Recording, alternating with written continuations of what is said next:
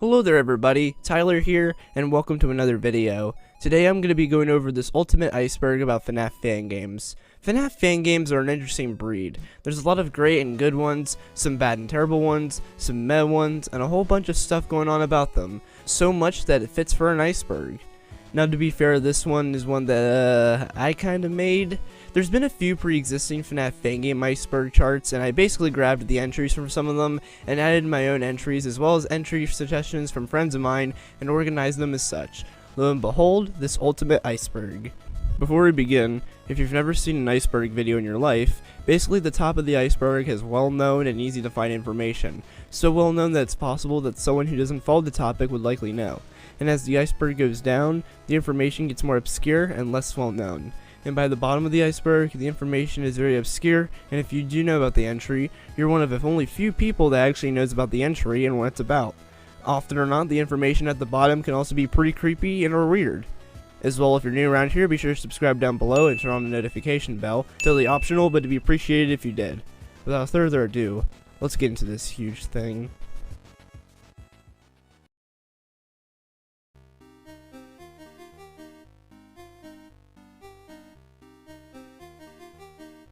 The Fazbear Fanverse Initiative. The Fazbear Fanverse Initiative is a collaboration project that was initiated by Scott Cawthon and announced publicly on August 21st, 2020 for a Reddit post.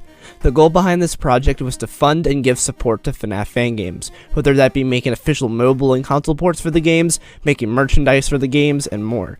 The creators and fangames involved being ML Mako's Finds of Candy series, King Carter's Pop Goes series, Nixon's Joy of Creation series, John O'Crump's One Night of Flumpties, and even allowing Phil Morg, aka Fisnum, to make a funded reimagining of the first Five Nights at Freddy's game called FNAF Plus. The pre-existing Fangame series were getting new games associated with the initiative. The new games being Five Nights at Candy's 4, Pop Goes Evergreen, One Night at Flumpty's 3, and the Joy of Creation Reignited Collection, which are essentially going to be remakes of the Joy of Creation story mode reborn in the original. Since then, only one new game associated with the project has been released, that being One Night at Flumpty's 3. The Fanverse announcement was initially met with praise from both the community and general internet, thinking Scott was being generous by giving these indie creators the ability to monetize their passion projects and their work that was initially all free to experience. Behind the scenes, there's actually a lot that goes into this initiative than the average Joe in the internet would think. Fangames have to be approved by Scott Cawthon. The biggest rules for approval are that the Fangame series must primarily be copyright free, so that when Scott and the Fangame developers would go to sell their fangames and whatnot, they obviously wouldn't be met with copyright complaints. That meant no fangames like Treasure Island or Wario's or Sonic's, for example, can make it because they're fangames that heavily use copyrighted characters as their antagonists, and even settings and stories like with Mactonite and Jollies, for example. The other big rule for fangame approval for the fanverse was that the fangame in question must either have no to little to moderate mature themes, referring to gore, sexual content, language, and all that. That meant fangames like Dayshift at Freddy's, Five Nights at Fuckboys, and Five Nights with 39 were out of the picture, for example. Other aspects of the fanverse's business was that the involved creators had to sign contracts and NDAs, non-disclosure agreements, and team members had to sign release forms for port usage purposes. Nowadays in 2022, the reputation of the Fazbear Fanverse Initiative is mixed among people in the community. Some people still think it's a great thing. Some people think the concept was good, but how it was turning out wasn't the best. And some people just simply think the thing fucking failed because controversies related to people either involved with the fanverse or people that were going to be. The whole thing's a mind hive, I tell ya. Five Nights at Candy's. The Five Nights at Candy series is a soon-to-be quadrilogy of FNAF fangames created by ML Mako, which started in 2015. The Fangame series' main face being Candy the Cat, who the character himself was actually created by Mako before the first game's development even began. Joined with him throughout the series are Cindy the Cat, Chester the Chimpanzee, Blank the Penguin, Old Candy, Rat and Cat, Finny, as well as all of their withered, monsters, shadow, and supposedly fun-time variations. This fangame series is known today as one of the most iconic fangame series of all time, spawning currently 3 games, a remastered version of the first game, and an upcoming 4th game as part of the previously talked about Fazbear Fanverse Initiative. These fangames are often praised by people for the interesting characters and stories, and the unique spins that they each had on the previous FNAF games and their formulas. These fangames are popular for a reason. The Joy of Creation. The Joy creation is not really a series, but more of a set of games created by Nixon. There are 4 games of this. There's the story mode that everyone is pretty much familiar with. There's also Reborn, which is the second most familiar one among people. There's also the Halloween version, and there's the original version. And not to mention, story mode, Reborn, and the original are getting remixed as a part of the Reignited collection associated with the Fazbear Fanverse Initiative. The series' characters are the Ignited animatronics and the Fallen animatronics. Ignited Freddy, Ignited Bonnie, Ignited Chica, Ignited Foxy, Ignited Golden Freddy, Ignited Springtrap, the Fallen Endos, and Creation. The story of story mode specifically centers around Scott Cawthon and his family being attacked in their own home by the Ignited and Fallen animatronics, who were essentially led in by this doppelganger demon from hell named Michael, in an effort to take over Scott's body so he can live out as a human in the real world. There's a total of 5 memories you need to survive, which are basically levels: the bedroom, living room, the office, the basement, and the attic. It's a pretty messed up story, but that's part of the reason why at least story mode was successful. The other reasons for these fan games getting popular was essentially because it popularized free roam FNAF fan games, which at the time were considered revolutionary for FNAF. I heavily recommend these fan games, they're honestly very good. Pop Goes. Pop Goes is a series of FNAF fan games created by a team of people, the director being Kane Carter. There have been a bunch of released and cancelled games associated with this series, and not to mention Pop Goes Evergreen, associated with yet again the Fazbear Fanverse Initiative. The Pop Goes series has been praised to death for the interesting story, original and unique mechanics in the 2016 version's gameplay, the amount of effort put into the games from the team who made them, and the overall noticeably grander scale of this series in comparison to other fan games of its time that was just enough to make it stand out among them. This series follows Pop Goes the Weasel, Blake the Badger, Sarah and Saffron the Squirrel Sisters, Stone the Crow, Black Rabbit, Simon, Gemstone, Gravestone, the Lux animatronics, even the Freddy Fazbear's Pizza Gang, and just a lot of characters. The 2016 version of this game follows the protagonist Strings, who is an AI bot created by the game's phone guy Fritz Glade, testing as a night guard position at Pop Goes Pizzeria. Slowly and gradually into the game, you figure out the truth to a lot about this game's core, especially Fritz's memory, which is a bit fuzzy because, fun fact, Fritz is actually Jeremy Fitzgerald from FNAF 2, and his fuzzy memory is a result of the bite of 87 since he was the victim. Oddly enough, the bite culprit in this fan game's timeline is Toy Bonnie as opposed to Mangle. There's just a lot to this game. While personally, I don't think it's perfect in the gameplay department, hence probably why Evergreen is going to be a thing, this story is honestly interesting and unique enough to make up for it. I heavily recommend these games, even the arcade games. Pop Goes Arcade 2020 is honestly one of the best FNAF fan games out there that doesn't have the usual Survive 5 Nights format, and instead takes a different approach to fan games. FNAF Plus.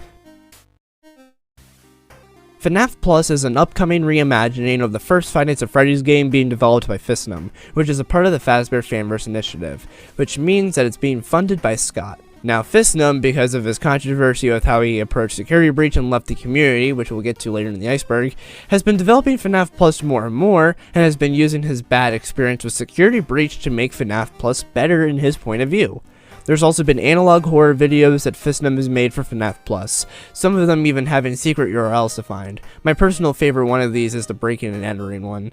Phil has also tweeted development showcases which blew people away because it was the first time it showed actual gameplay of the game. The designs for FNAF Plus have also been criticized a bit for their intentionally creepy looks, which I sorta disagree with if I have to be honest, but overall, FNAF Plus is an upcoming production from Phil because of the aftermath of one of his other projects, which we'll talk about later. One Night at Flumpty's. One Night at Flumpty's is a trilogy of FNAF fan games created by Jonachrome associated with the Fazbear Fanverse Initiative. These 3 fan games are heavily remarked as 3 of the best FNAF fan games because of the parody angle that is taken with these, whether it's the cartoony nature of all of it, the comedy that's present in the game, as well as the engaging gameplay. Now, the reputation of these games have been ruined because of the developer, but we'll get to that later.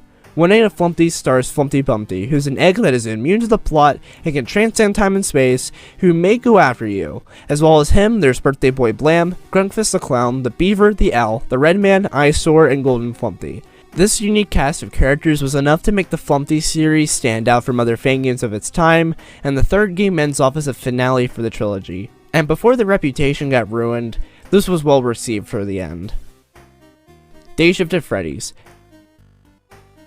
Dayshift at Freddy's is a fan game trilogy created by Direct Doggo. You're playing as an orange man called Jack Kennedy, or Sport. and pretty much these fan games changed the concept of FNAF taking place during the night shift and instead have it take place during the day. And a huge aspect of these fan games that made them get popular was the bad shit insanity and craziness going on that's off the wall. There's also twist after twist in the game's gameplay, like the choice of Joy Nafton, or in this series, Dave's plan to murder the children. And that's just a lot of choices you can make that can get you multiple endings. This game series has also been heavily praised for its well-told storytelling and some of its beautiful endings. These fan games are personally my favorite FNAF fan games of all time, and it's for basically the same reasons that this trilogy has been praised for already. And furthermore, these fan games have spawned a lot of memes in the community, like Old Sport, EF the Fox, Pick Up the Facts, Grand Canyon, etc. There's a lot to these three fan games that make them great in the eyes of the community. Jolly/Jollibees. The Jolly and Jollibees games were fan games created by Ivan G.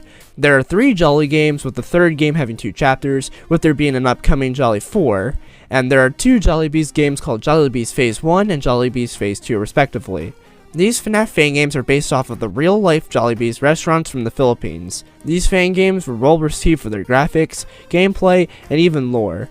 And Jolly was actually considered for the Fazbear Fanverse initiative, but that has a whole story to it which I'll get to later. Unfortunately, the 2 Jollibees games were requested to be taken down by the real-life Jollibees, which I'll get to later on the iceberg, but even though those 2 games are gone, the other Jolly games are still up and can be played and enjoyed to this day. Five Nights in Anime. Five Nights in Anime is a soon-to-be trilogy of FNAF fan games which remake the original FNAF games, but in an anime style, and they have boo. These fan games are criticized heavily in the community for sexualizing the FNAF characters for very obvious reasons.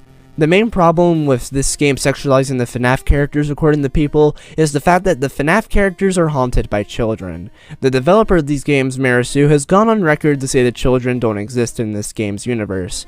However, it doesn't stop the games from being very fucking weird. Final Nights. The Final Nights series is a quad trilogy of FNAF fan games created by Jelly Liam. Each game focuses around certain points in Freddy's history. For example, Final Nights 3 is about the bite of 87 victim in the hospital. Final Nights 4 switches between 1973 as a Fredbear's security guard and the modern day as a paranormal investigator.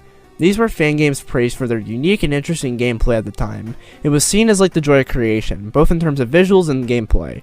These fan games were received so well that Jelly Liam would later even be given the opportunity to be a part of the Fazbear Fanverse initiative with an original fan game. Just goes to show. Five Nights at Treasure Island. Five Nights at Treasure Island is said to be the first popular FNAF fan game, and for that title, it's pretty unique for how it functions as a game. It has all the landmarks that FNAF fan games today would be praised for among the community, all from gameplay and visual perspectives. This game is based off of the Abandoned by Disney creepypasta with photo negative Mickey as the main star. It was the fan game that made way for a lot of FNAF fan games to come, and this fan game eventually got finished as a remake by Radiance in 2020, which the original developer actually assisted with. This fan game is indeed a classic, and even though the original version never got finished, and the original version is kind of poorly aged now, at least we got the remake. Five Nights at Fuckboys. The Five Nights at Fuckboys trilogy is another set of classic FNAF fan games from the early days. It got a redone complete collection version in 2021, but back in the day, these fan games stood out for being very comedic in a memey, edgy way. The dialogue and writing present in these games were so well done, and just like Dayshift and Freddy's, there's a lot of iconic lines in the community stem from this game, like "Inhale my dawn arrangement child." This paved the way for a lot of comedic FNAF fan games to follow, and it can never be ignored. These fan games, as much as they are jokes, did play a significant role in the finding stones of FNAF fan games. Classic fan game remakes. Basically, the Radiance team would sometimes themselves full-on create, or assist others in creating remakes to popular fan games from the 2014 to 2015 era of fan games. the most popular example being the 2020 remake to Five Nights at Treasure Island.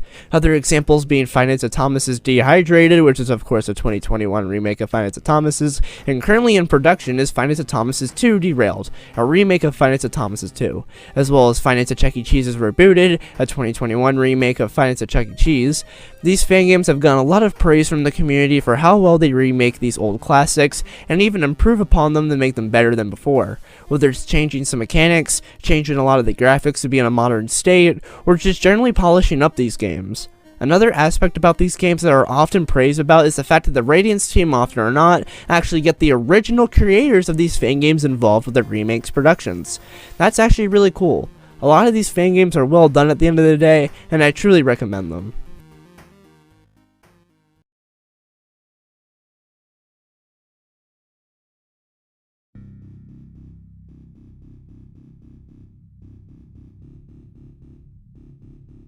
Cancelled fan games. This is probably just referring to the fact that FNAF fan games that were in development pretty often got cancelled by their developers, whether the reasons be motivational loss for the game files, being too busy in personal life, etc. There's many fan games out there that have been cancelled. That includes popular ones. Some examples include Pop Goes 2, Project Box, 1 Week of Flumpties, Sinister Turmoil, The Return of Freddy's 5, and much more. It's also noticeable how for a lot of fan games before they get cancelled, they're either heavily delayed or in development hell. It's strange. John Crime's cancellation. So this entry is about how on November 8th, 2021, the developer of 1 of Flumpties, John Crime, was outed as a child groomer that dated a 14-year-old girl at the age of 20. Basically, the victim in this situation came forward on Twitter about what Jono did, but the only pieces of evidence provided were screenshots that looked somewhat fake. The initial response from the community was that these allegations were lies. However, unfortunately, John Crime made a statement and confessed that this was true, and the victim made a response afterwards to basically leave her and Jono alone. This disappointed a lot of people because of how great the 1 of Flumpty series was, and how a lot of people played the first 2 games back in the day in a nostalgic way. John Crime officially left the community, and ever since his cancellation for being a pedophile, he has never made a statement or anything. He just disappeared. This has also caused certain things like the egg collection getting cancelled, Flumpty's merch getting cancelled, and overall, the reputation of the Fazbear Fanverse initiative started to sink. John Crime's cancellation has done significant damage in the community, completely ruining the victim forever, ruining the reputation of 1 of Flumpty's and the Fazbear Fanverse initiative, and even John Crime himself. I can only assume it is this high on the iceberg because of how big the backlash and controversy was in this community. Fistnum's controversies. So Fistnum, the developer working on FNAF Plus as a part of the Fazbear Fanverse initiative, has been in several controversies with the FNAF community. Some examples being how he harshly criticized Jelly Liam's Final Night series, how he has harshly responded to certain YouTubers like Dawko, accusations of him being ableist and anti-autism despite the fact he has worked with many non-divergent people in the past and even currently, and there is by far Fistnum's biggest controversy with the community, which was how he responded to Security Breach, the latest entry in the official Five Nights at Freddy's franchise. He essentially hated it, and he made a statement regarding that and how even though he was still going to work on FNAF Plus, he'd be leaving the FNAF community. This made people question whether or not to support FNAF Plus, because FNAF Plus was now a FNAF fan game being made by someone who isn't a fan of FNAF. This controversy has also led people to believe that Fistnum was actually the reason for Security Breach turning out to be bad, as people have said because of how Fistnum would tweet #ShowFNAFSB before the game's release in an effort to rush Steelwool, which some said because of Phil's influence, it worked, which made more people pissed at Phil. This is a very touchy subject because of the divides and rumors in this community, and have made a lot of people angry on both sides. It's unfortunate. Five Nights at Wario's. Five Nights at Wario's is a FNAF fan game series developed by WW Wario. This game basically takes Nintendo characters and adds a FNAF spin to them. There are currently 6 games in this series, plus 5 remastered versions for the first 5 games. Five Nights at Wario's 1-4, Five Nights at Wario's Origins, and 5 Shows at Wario's. These fan games also have a lot of lore within this series, which has been explained in a video on the developer's channel. Now, these fan games have been criticized for the photoshopped images for graphics, and for the reuse of the original FNAF series' gameplay with the first Wario's game. But the thing is, these games are gameplay over graphics, and that's what the developers intended the series to be. These fan games don't really deserve the flack they get, in my opinion. 1 Week at Flumpty's. 1 Week at Flumpty's was a cancelled third game in the One Night at Flumpty series by Jonachrome.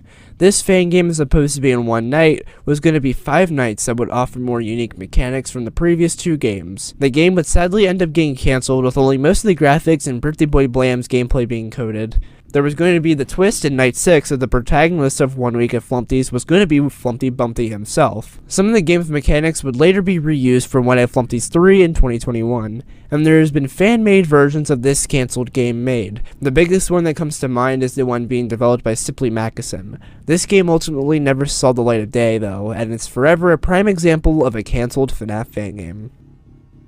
Five Nights with 39.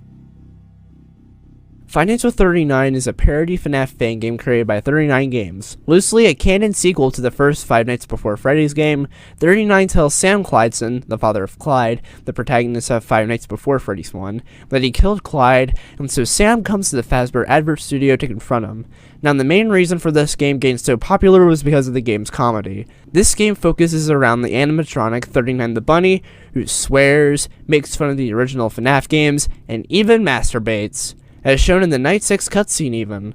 This fan game was played by big content creators like Markiplier and ETH Goes Boom, and this game got so much eyes that it got an anniversary remake, an RPG called Five Ventures with 39, an upcoming game called Five Nights with 39 Impurity, and not to mention Five Nights with 39 2, which is still in development.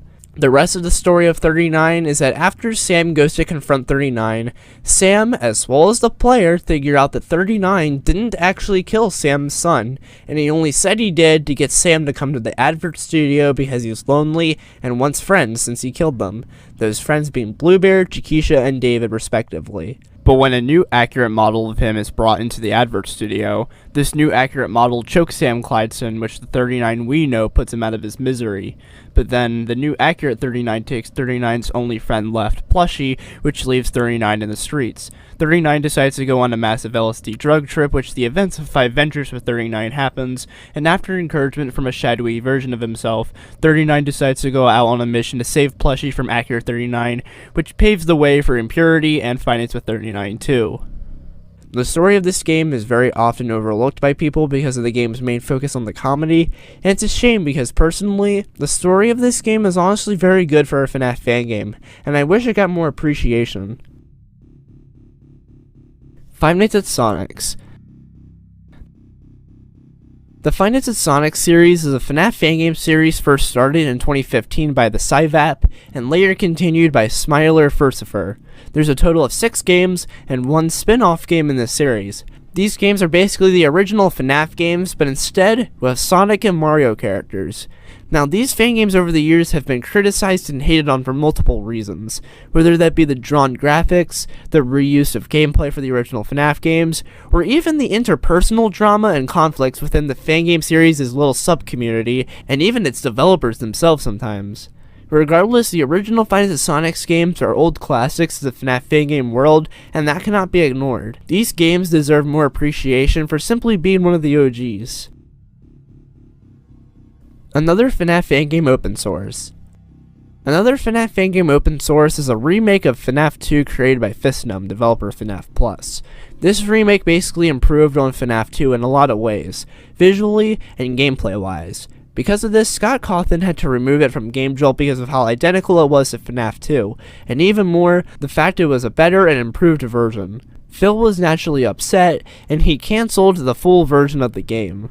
However, Phil and Scott came up with a compromise, and that compromise ended up becoming FNAF Plus, a reimagining of FNAF 1 that was associated with Scott's, at the time not yet announced, Fazbear Fanverse initiative. So thanks to this cancelled and deleted game, we wouldn't have FNAF Plus. It's very insane. Baby's Nightmare Circus. Baby's Nightmare Circus is a FNAF fan game created by Mixlass. This fan game basically takes the Funtime animatronics from Sister Location and turns them into Nightmare animatronics.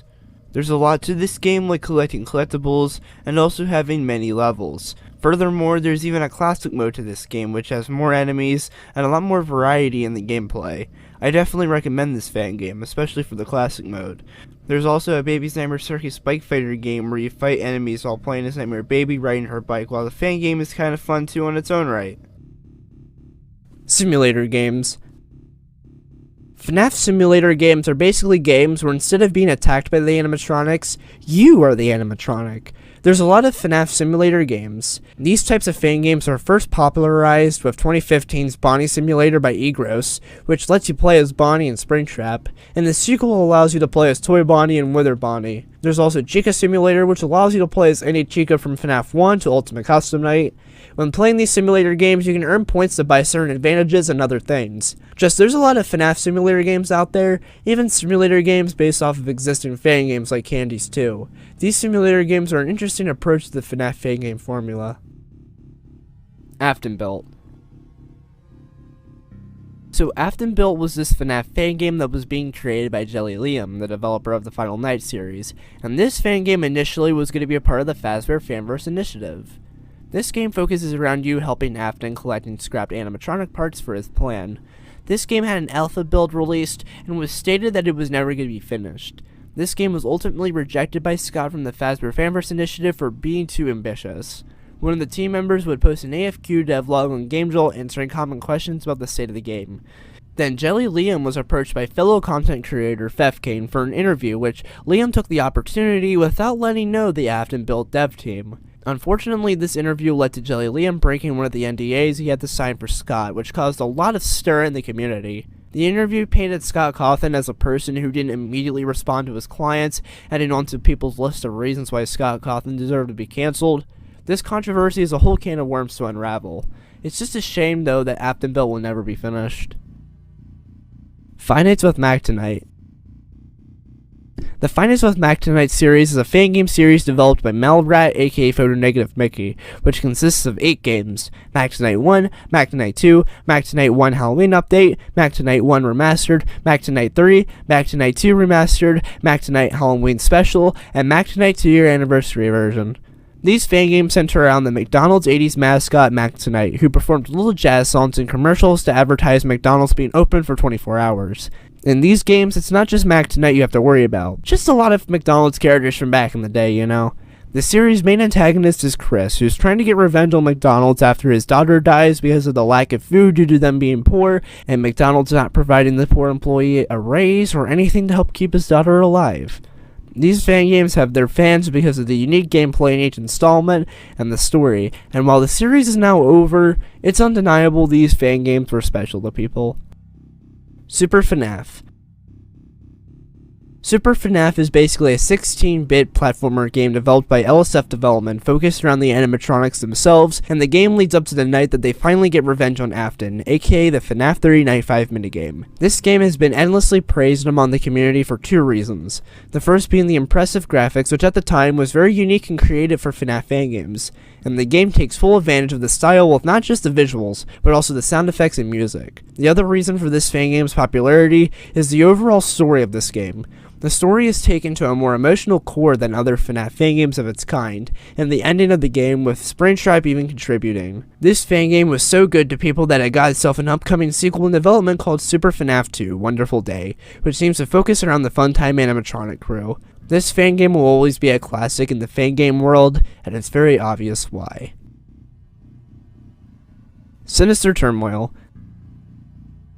Sinister Turmoil is a cancelled free-roam FNAF fan game originally being developed by UHQ Games, and later being developed by Angus Games. Now, this game was going to focus around the Sinister animatronics, as well as Prototype and Circus animatronics. There have been multiple versions of this game in development, but ultimately, the whole project got cancelled. However, a short version of what the game was going to be like was released called Sinister Turmoil Sewers, which focused around you surviving in the sewers from Prototype Mangle. This cancelled fan game was said by the community to offer something new to the free-roam fan game formula, which was why the cancellation of the base game came as a disappointment to some. LEGO FNAF. LEGO FNAF is pretty much a fan-made creation of the first Five Nights at Freddy's game, but in Legos. It was created by Rollo20, and basically this contains the first 6 nights of FNAF 1 and a custom night with challenges. You can collect stud Legos throughout the game, whether it's beating knights or even honking Freddy's nose each time you're playing a night. And with these collected stud Legos, which you can actually lose if you lose all 3 lives in the game, you can buy stuff from the shop, which consists of trophies, skins, Easter eggs like Sparky, and even tools and plushies that can actually help you in-game. This Fangame was instantly praised by the community for turning everything from the first game and making it into Lego sets that you would build in real life. It captures the feeling really well, like you built the entire map of FNAF 1 from Legos, and the cameras look like you took pictures of the sets. Even with this very well done remake from Legos, you actually need to own FNAF 1 on Steam before you can actually play, which the purpose is to avoid legal conflicts with piracy. They're also making a FNAF 2 Lego version as well, which I'm personally excited to play. Five Nights Before Freddy's. Five Nights Before Freddy's is a duology of FNAF fangames created by 39 Games. The first Five Nights Before Freddy's game even being a precursor to Five Nights with 39. The first game revolves around Freddy Fazbear's Pizza reopening its stores, and you need to spend the next 5 nights at the Fazbear Advert Studio watching over and maintaining the animatronics before they get shipped to Freddy's for the grand reopening. And Five Nights Before Freddy's 2 revolves around a shipping truck destined to the new Freddy's establishment crashing and the animatronics being stolen, which then they start roaming the forest. The protagonist and his compadre on the walkie-talkie, who serves as the game's phone guy, is being blackmailed to go to the cabin each night to watch over the animatronics, which all comes to a head at the end of the game. Now, these 2 games are known in the community as being associated with Five Nights with 39. Hell, the first game literally uses almost the exact same location, and the phone guy in the game has a similar voice to 39, even though it's the same voice actor, 39 Games. It's a shame because personally, these 2 games have better gameplay than 39, and the story is still something underappreciated with these 2 games. Grizzlies. So Grizzlies is a FNAF fangame created by Lester Tellas, which is a remake of the 2019 fangame Devious Minds. This fangame is basically known for being the first political FNAF fangame, the political aspect coming from the game's lore. This game was first popularized through Fisdom streaming the game on his YouTube channel, and ever since then, this fangame has become an ironic joke among the community. The fangame even has its own catchphrase, which is literally, "It takes guts." This game is also a meme for being a game where you actually don't need the cameras to beat the game. This fangame is honestly something to behold for its wholly ironic meme material.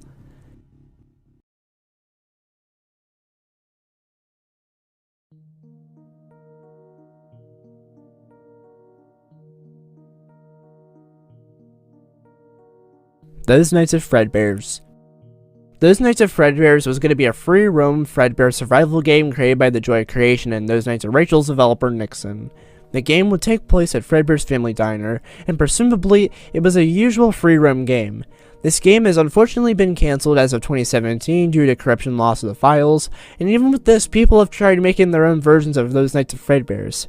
However, on the Joy Creation Story Mode Anniversary Q&A video, there was a teaser at the end for a remake of a certain game. Tyler Ulstrom. Tyler Ulstrom, or BFP Films, is known as the main developer behind the Return to Freddy series. This dude is extremely controversial, and that's because this dude is very scummy. To start off, he makes very weird and questionable choices when it comes to developing his games. There's also a lot of weird shit from him associated with his game development that's just odd. As a person, he's also a shithead. He would lie about his girlfriend being his sister. He would attempt outrageous shit like trying to work at companies like PlayStation. And not to mention how he faked suicide at one point for Return to Freddy's 4. This dude is just so stupid it actually hurts my soul. Tyler Ulstrom is a name in the FNAF fangame community that whenever he's brought up, he's bad news. Rip-off mobile games. This is probably referring to the abundance of rip-off FNAF games on app downloading platforms like the Google Play Store. A lot of these games are poorly made from a quality point of view, often have in-app purchases which the prices can be ridiculous, and even one of these rip-off games having certain terrible content in it which we'll unfortunately get to later in the iceberg. Android ports. This is probably just referring to how there's a lot of Android ports for FNAF fangames, both official and unofficial. Some fangame developers have made official Android ports for their fangames, for free of course, and would put them with the PC version on the GameTroll page. There's also a lot of people who would port the fangames and make unofficial Android ports of the fangames, regardless if the developer would care or not. But most of the time, the original developer of the fangame wouldn't really care as long credit was given and was put out for free. 1A with a Box. The 1A with a Box series is the series first created by Bubby and then taken over by Remedus. The games are basically one, but sometimes some extra nights, even including a custom night, and 90% of the characters are boxes. Literally boxes. The whole series is a meme too. There's memes everywhere. It's the most meme-filled FNAF fan game, and yet the gameplay is still enticing for a lot of the games. I personally think Gay Location was the series' best game for its meme usage and its gameplay, which the series does a good job balancing. Despite the memes, it's a good FNAF fangame series in all honesty. Endless Inside. Endless Inside is a FNAF fangame which was made infamous because of the fact that it was somehow greenlit onto Steam and costed actual money to get the game, despite it being a fangame. No permission from Scott, the Fazbear Fanverse initiative didn't exist yet. There was no reason for a FNAF fangame that honestly really does look like a sister location fangame to be on Steam. Hell, apparently even the developer denies it's a sister location fangame. I'm sorry, but it is, and it shouldn't be on Steam. And to this very day, it hasn't been removed. It's still on Steam for $8, which is more than FNAF 1. Regardless if you like the game itself or not, it's factually a sister location fangame that should be free on GameJolt like the others. Pyro Illusion. Pyro Illusion is an upcoming FNAF fangame by Demeco. This game is usually on a lot of people's excitement list because of how impressive the graphics look. However, this fangame has been in development for a while, and it still hasn't been released. Not a lot is known about what the gameplay and story is, which does worry some people because they assume the game will be graphics over gameplay. I hope not, because this fangame has potential. Jollibee's removal. So Jollibee's, as you already know, is the other technically fangame series by IVNG. Unlike Jolly, which just used the real-life restaurant of Jollibee's as an inspiration and a base, this fangame is actually about the real-life establishment.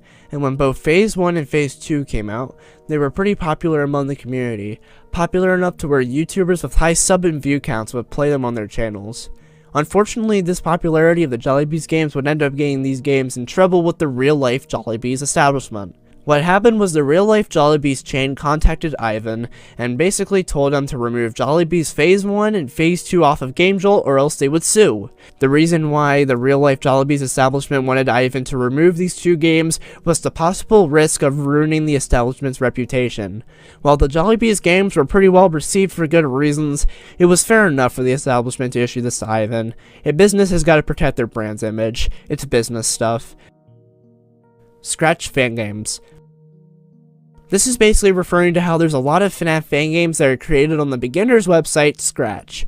Basically, a lot of people that are wanting to learn how to develop a fangame, or a game in general, will go to make their first fangames on this website. A lot of these fangames are looked down upon in the community, but I think it's important to know that Scratch is a learner tool, and you need to understand that a lot of FNAF fangames on Scratch are literally just beginners trying to learn game development. Fangames at Freddy's Showcases. The Fangames at Freddy's Showcases are a live stream showcase of trailers for upcoming FNAF fangames in the community. These streams started in 2020 and are hosted on the Fangames at Freddy's YouTube channel.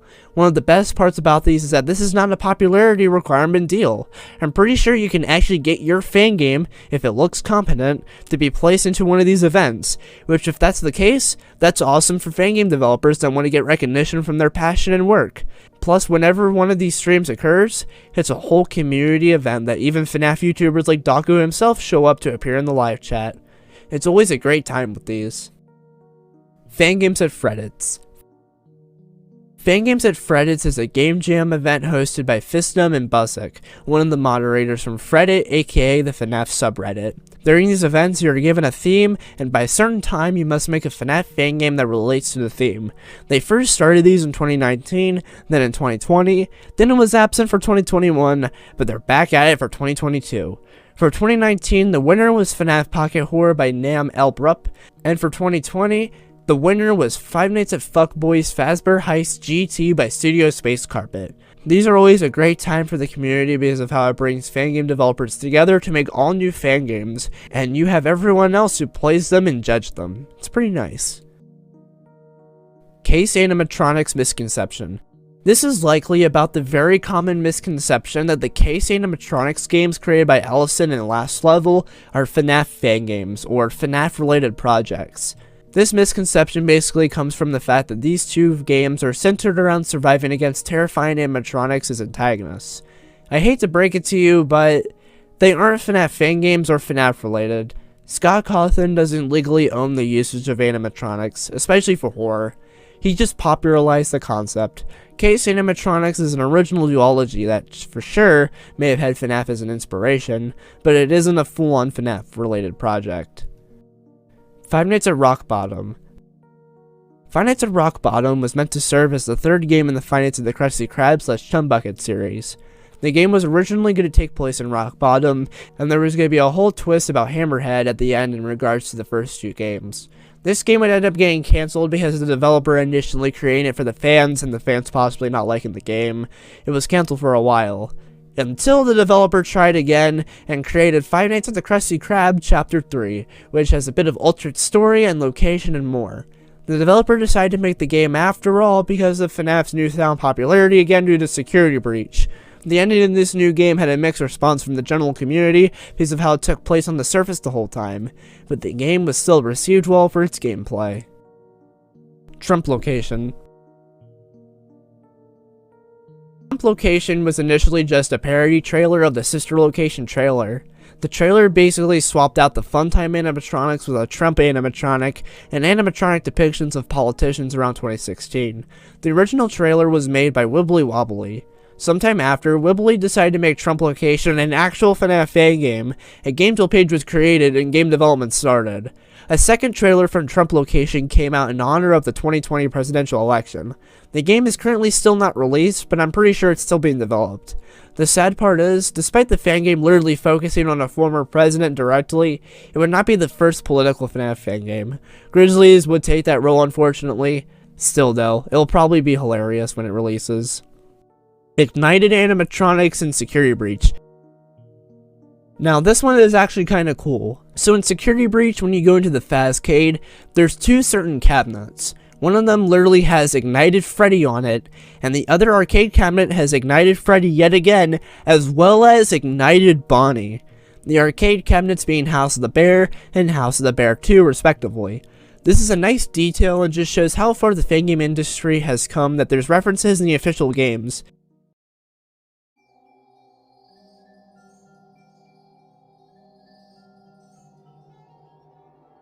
Jolly rejected from Fazbear Fanverse. So this one is sort of hilarious. Basically what happened was when Scott Cawthon was reaching out to the current Fazbear Fanverse Initiative developers to be included in the Fanverse, Scott actually contacted Ivan G, the creator of the Jolly series. Scott wanted to include Jolly as a part of the Fazbear Fanverse Initiative, and while not confirmed, it's highly likely Scott also wanted Ivan to make a Jolly 4 to simply accommodate with how the other Fanverse developers involved were making new fangames for this initiative. Before Ivan even responded to Scott, he posted an image on Twitter of Withered Jolly from Jolly 3 Chapter 1 with a PlayStation controller, which was serving as an ambiguous teaser to the Fazbear Fanverse Initiative's existence and the fact that Jolly got included in the Fanverse. Obviously, what was in the image was a nod to how the Fazbear Fanverse Initiative games were possibly going to get console ports made of them. However, Jolly would soon be pulled from the Fanverse. The main reason of which was that when Scott approached Ivan for this, Scott didn't realize that the characters and setting of Jolly were directly based off of Jollibees, which, as you know already because of an earlier entry on this iceberg, or possibly even before you saw this video, it's a real establishment from the Philippines and its characters are indeed copyrighted. Scott would later realize this, thankfully, because of other Fanverse developers letting him know about the copyright, as well as the teaser, and that ultimately would lead to Ivan and Jolly's removal from the Fanverse. Just looking back at this is just so funny in a very stupid way, and clearly I'm not the only one, because believe it or not, FNAF Plus developer Fistnum made a parody image of this silly teaser by replacing Withered Jolly with Ronald McDonald, another copyrighted character from another food establishment. Just all around a really funny but stupid story about the behind the scenes prior to the announcement of the Fazbear Fanverse initiative. Pop Goes and candies are canon with each other. Kane and Emil have confirmed on multiple occasions that Pop Goes and Fancy Candies take place in the same universe. They both take place in a universe where only the first 3 FNAF games happened. And in the office for the cancelled Pop Goes finale, there would be Dat Taste soda from Fancy Candies too. Even though they're in the same universe, it's unlikely Candies and Pop Goes are going to interact in a huge way as said by Kane on Twitter, but we can only dream that these 2 iconic FNAF Fangame characters met or crossed paths somehow, some way. Pop Goes Spring Bonnie and Help Wanted teaser. Okay, this is funny.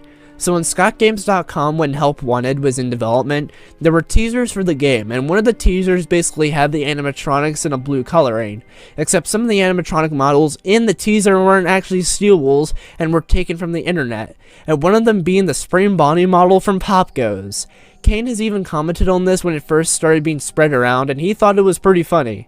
The teaser would later be changed, of course, when Scott and Steelwool took notice of the mistake they made.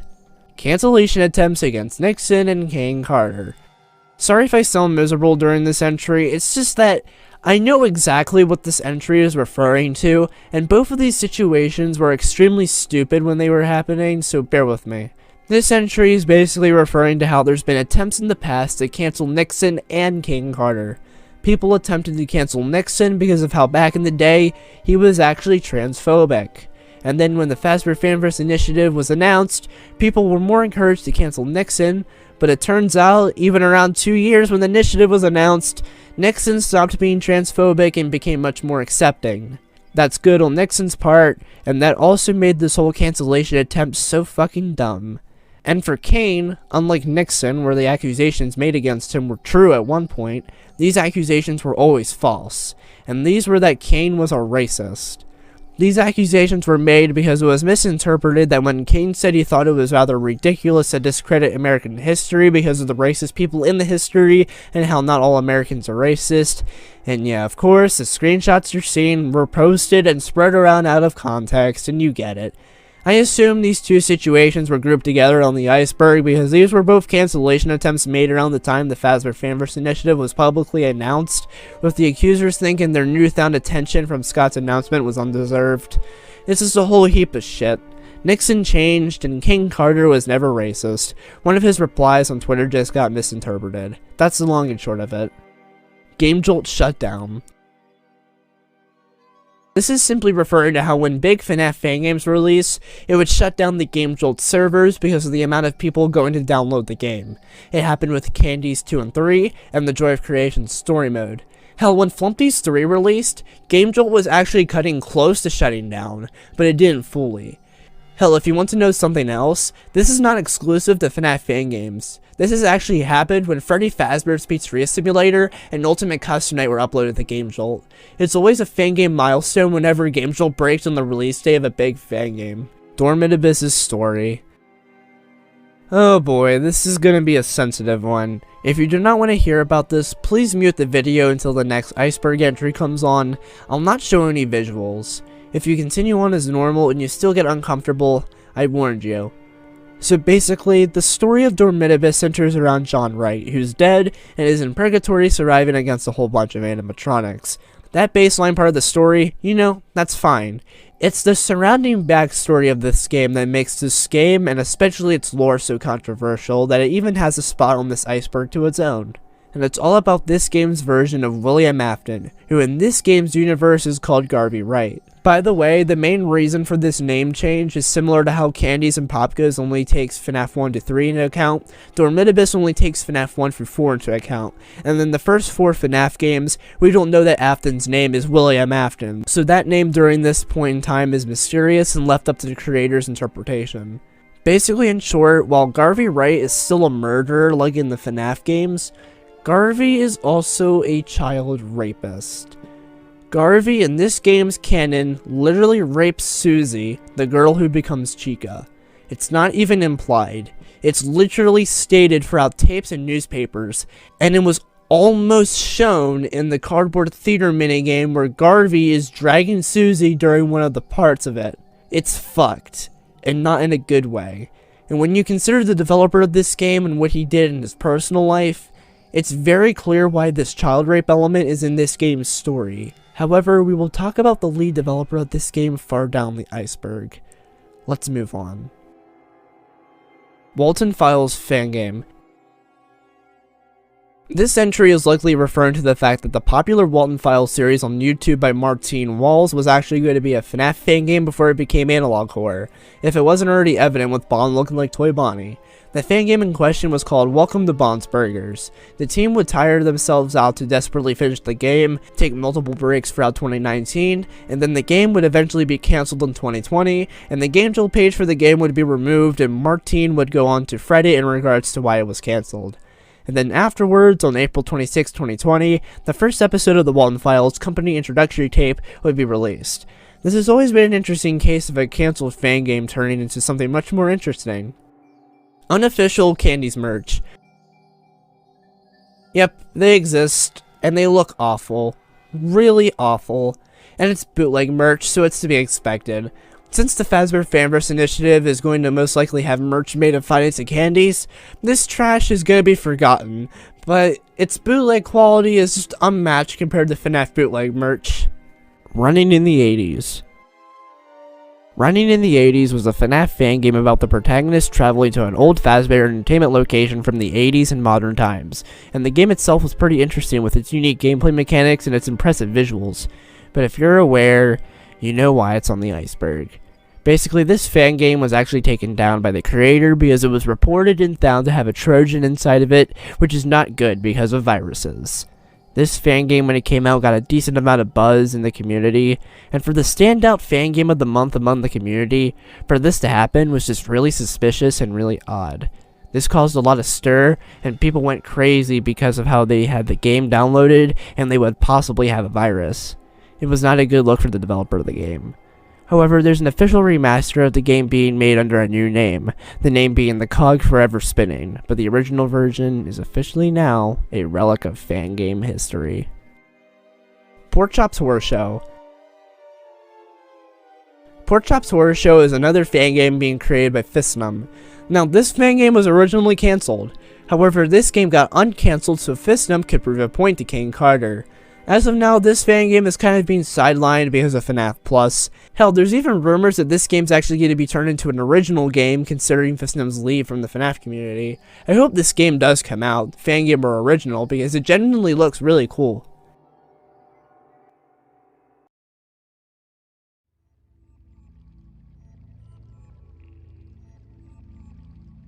Kellen Goff in Dayshift of Freddy's 2. Basically, the voice actor of Funtime Freddy, Molten Freddy, Fredbear Glamrock Freddy, and the daycare attendant from the FNAF franchise, Kellen Goff, basically agreed to voice a character for a certain ending in Dayshift of Freddy's 2 by Direct.io. This character in question being the Golden Bear Scrotum, which the ending in question being the Golden Bear Scrotum ending, respectively. Peter tries to get Jack to dance in the suit to entertain the children, but then the suit actually wakes up and he bites Jack. You have provoked the Golden Bear Scrotum! Leaving the ending screen on Jack in the hospital bed with a bitten head as the ending description plays, and lo and behold, there is Kellen Goff's credit.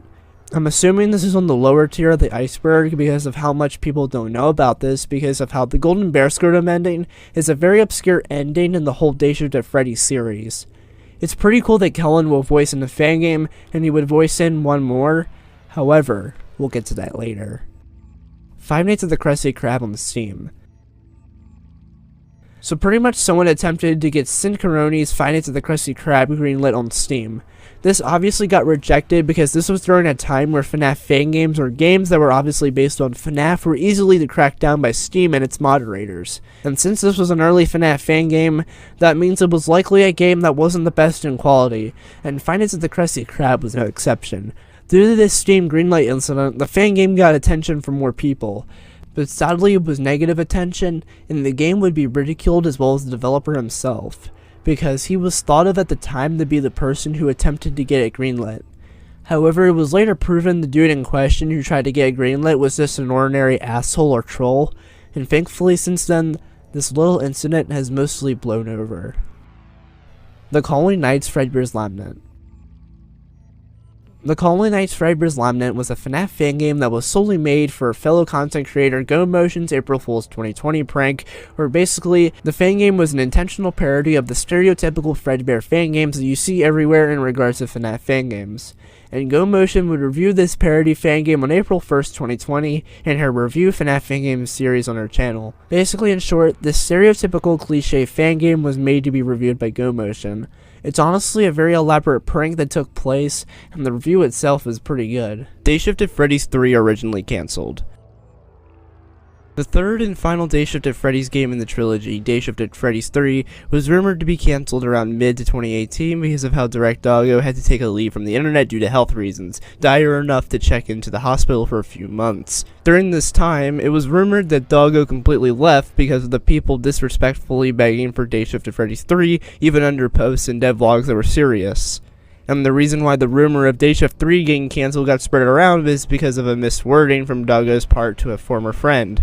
Thankfully, Doggo got better and he returned to the internet fully, including continuing the development of Dayshift at Freddy's 3, which I'm glad its cancellation was just a rumor and it actually released, because this game is personally my favorite FNAF fan game of all time. Those Nights at Rachel's 2 original.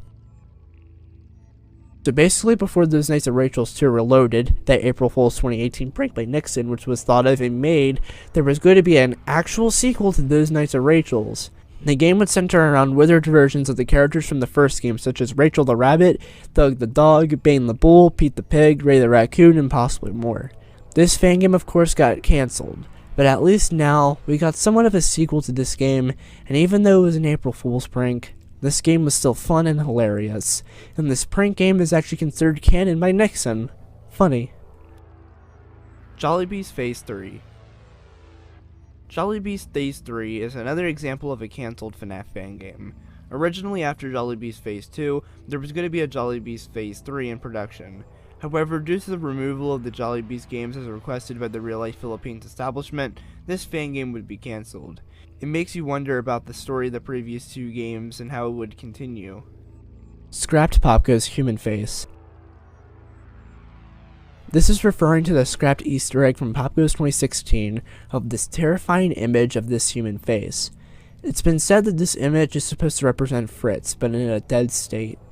This scrapped image can still be found in the last box of the scrapped content section on the game's extra menu, which doesn't even have a name or label, it's just a black box. It's honestly very creepy and disturbing. Ugh. Five Nights with Max Night 3 Original.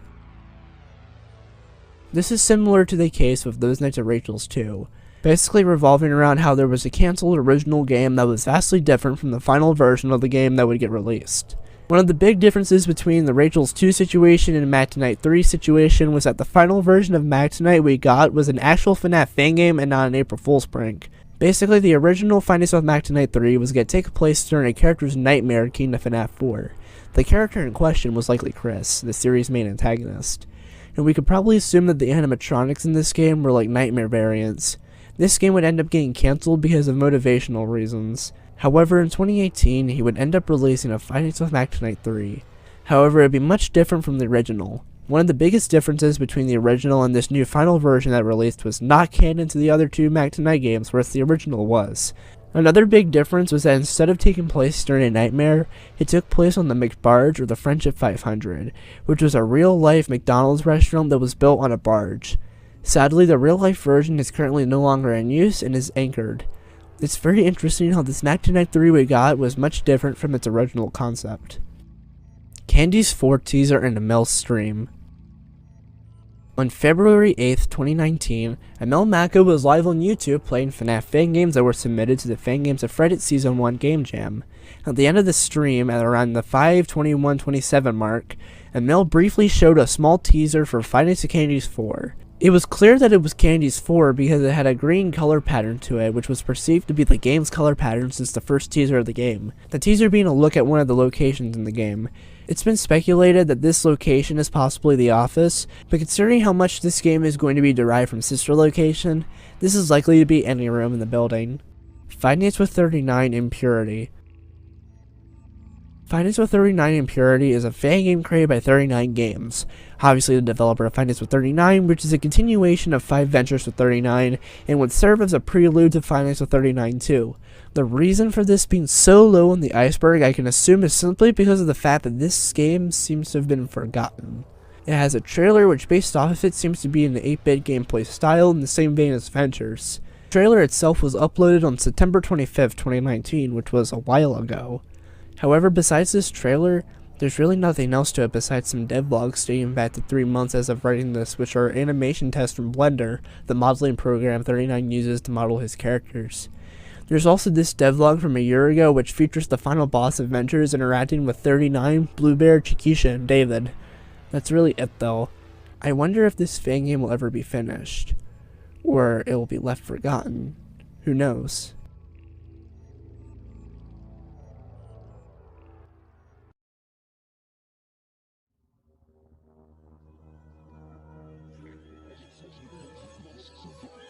Emil Mako killed a man. This is the only entry in the last layer of the iceberg that is a complete lighthearted joke.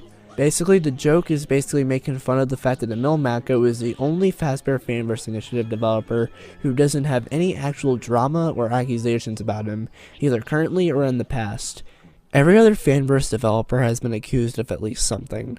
King Carter for racism, Nixon for transphobia, Visnum for being ableist, and Jonacrim for pedophilia. Because of Emil's rather perfect record, one may say, it's become an inside joke in the community that Emil Mako committed murder on a man. It's honestly pretty funny considering the context. Kellen Goff and Pop Goes 2. Official FNAF series voice actor Kellen Goff yet again was going to lend his voice in a FNAF fan game. Except this time, instead of a game that was actually released, this was for a fan game that ended up getting cancelled. The fan game being Pop Goes 2. Kellen Goff was slated to be the voice of Simon. However, the role would end up being taken by Kane himself, so Kellen then was either going to voice Pop Goes the Weasel, Blake the Badger, or Stone the Crow. Since this game ended up getting cancelled, not much else is known. Fangame's canon to FNAF. It has been debated upon for a long time that the FNAF fangames are canon in the official Five Nights at Freddy's universe. One of the biggest pieces of evidence is that the Five Nights with Mr. Hugs game the toy Freddy plays in Ultimate Custom Night, even though it could be perceived as a typical FNAF game parody, some people took it as FNAF fangame representation in official FNAF. If you think that's the only piece of evidence that some people provide, allow me to provide two more. One in Security Breach, and one in Fazbear Frights. The Security Breach one were already covered earlier in the iceberg, which is Ignited Freddy and Ignited Bonnie on arcade cabinets in the Fazcade. But it makes you wonder, what other fan games are canon in the FNAF universe? Candies? Pop Goes? Flumpties? And the other big piece of evidence people provide, Fazbear Frights number 5, Bunny Call. More specifically, the second story, In the Flesh. The Springtrap's revenge game created by Matt, a game developer, who seems to be a fan. Very interesting in regards to fan game canon. Interesting indeed. Fun Times at Homer's 3 teaser with the N-word. Fun Times at Homer's is a FNAF fan game series created by Nick Pearson, which is based on the TV show The Simpsons. There are currently 2 games of this series and an upcoming 3rd game, which the development of which has been paused. There's a lot of drama surrounding this game series and its creator. One of the few examples being how the creator would make fun of players who aren't good at his games. However, what this entry is referring to specifically is how for one of the teasers for the halted Fun Times at Homer's 3, the N-word can be seen. Not in the teaser image itself, but in the GameJolt tagline that was below it, which sadly is now lost to time because it was removed. This understandably got some backlash from people. The developer Nick went on to say he did it because he thought it would be funny. Everyone was still pissed, including Smiler Fucifer, the lead developer of Five Nights at Sonic's Maniac Mania. Nick would use Smiler as a scapegoat excuse by claiming that Smiler would say the N-word 2 times without hesitation and nobody would get pissed at him. Some people are still pissed about this to this very day. This goes to show that even teasers for FNAF fan games can cause so much uproar and anger. And controlled anger? Who knows? The Pair. This entry is referring to how on June 10th, 2022, it was anonymously revealed that Fangame developers Raymond, Jr.'s developer, Ultra Knight, Chomper's developer, and Mechless, Project Readjusted developer, had a secret group chat called The Pair, which was created for malicious intentions. Their intentions were to use their recognition in the community to manipulate people and to get power on GameJolt and Fangame development teams, so they can leak private information about FNAF fan games, fanverse included, and their developers like full names, Facebook profiles, and other personal info in a big file on 4chan. The motivation for this is currently unknown. What's even more worrying is that it's not just Fangame developers. Scott Cawthon's private wedding video and many pictures of him and his family that were not public are in this group chat. Kane Carter eventually came out with a response on Twitter to clarify the situation in more detail. He also informed Scott about all of this going on about him. As well, screenshots of The Pair started to surface, which had proof of them planning these Fangame leaks and information doxing, as well as using transphobic and sexist slurs against critics of their games, and being misogynistic to women, especially towards Popgo's artist and Kane's girlfriend, Turntail. Speaking of Popgo's and Kane, Ultra Knight had a very spiteful attitude towards Kane and would intentionally target him for these leaks and personal info doxing. These three developers even went as far as to purposefully trying to make old accounts to bump down fan games that were on the GameJolt's FNAF Best section they considered unworthy and moved up their own games. As well, this whole situation has even led Raymond to leave the FNAF community after Junior's and Chomper's getting cancelled. It's very unfortunate that these trusted developers would attempt to do something like this. It's horrible. It's even more horrible that the work of the dev teams will now be overshadowed by their terrible directors, especially Chomper since that game got cancelled. What's even more baffling was that Chompers and Juniors were both considered for the Fazbear Fanverse initiative, and Juniors would get a sequel from that, but because of this, Scott rejected them because of the whole situation. It's all very fucked. The first FNAF fan game. One of the absolute biggest misconceptions in the whole FNAF fangame industry among people is that Five Nights at Treasure Island is the first FNAF fangame. Believe it or not, Treasure Island is not the actual first. It was just the first popular fangame. There has actually been multiple fangames before Treasure Island's release, and through a lot of time and energy dedicated to looking back on the news section of GameJolt to get the very first FNAF fangame, it was eventually found. The first Five Nights at Freddy's fangame is Freddy Fazbear's Pizza Massacre, releasing on November 6, 2014. The fangame is basically revolving around you shooting SFM models of the FNAF 1 animatronics at Freddy Fazbear's Pizza. Now this game is your typical shooter game, just admittedly not in the best quality. However, this shooter game was the first of so many games to follow. It's kinda sad. It's kinda heartbreaking. This game's been sorta forgotten. I saved these next two for last. The reason being, these two entries are ones that make me feel the most uncomfortable out of all of them. Nothing else on this iceberg comes close to these two. These two entries can only be described as twisted, fucked up, sickening, heartbreaking, awful, and criminal. Five Nights at the Haunted House. This is a very messed up one. So as you probably already know, there are shitty ass mobile FNAF games on the Google Play Store, some of them even costing money, and to an extent they count as FNAF fan games. However, there's one of those in that category that stands out for the wrong reasons. That one being Five Nights at the Haunted House. This game was given attention when YouTuber Andy Matronic made a video playing these terrible mobile FNAF games and played this one and discovered the absolutely horrible truth about this game. This game, at the beginning before the night starts, it cuts to newspaper articles you would expect in a lot of FNAF games or fan games to have. However, there are two newspapers in this game that use two actual missing people, and not just missing, but are confirmed to be deceased. This is not a joke. This is real. The first newspaper of which depicts Suzanne Bombardier, a real 14-year-old girl who in 1980 was kidnapped, sexually assaulted, stabbed to death, was reported missing, and was found dead in a river a week later. And the second newspaper of the two depicts Tammy Niver, a real 24-year-old woman who was a mother of 2 young children who in 1993 went missing and was murdered. These were 2 actual missing people that were murdered in presumably very brutal ways. And to think that their impact and contributions to the world all amounted to them being victims of a fictional burnt-down location incident that now haunt the place's plot point in a shittily made FNAF mobile game is absolutely disgusting, revolting, sickening, terrible, offensive, and upsetting.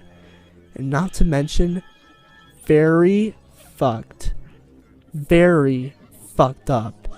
At the very least, this game was taken off the Google Play Store because of this. Justice well fucking served. This game sickens me.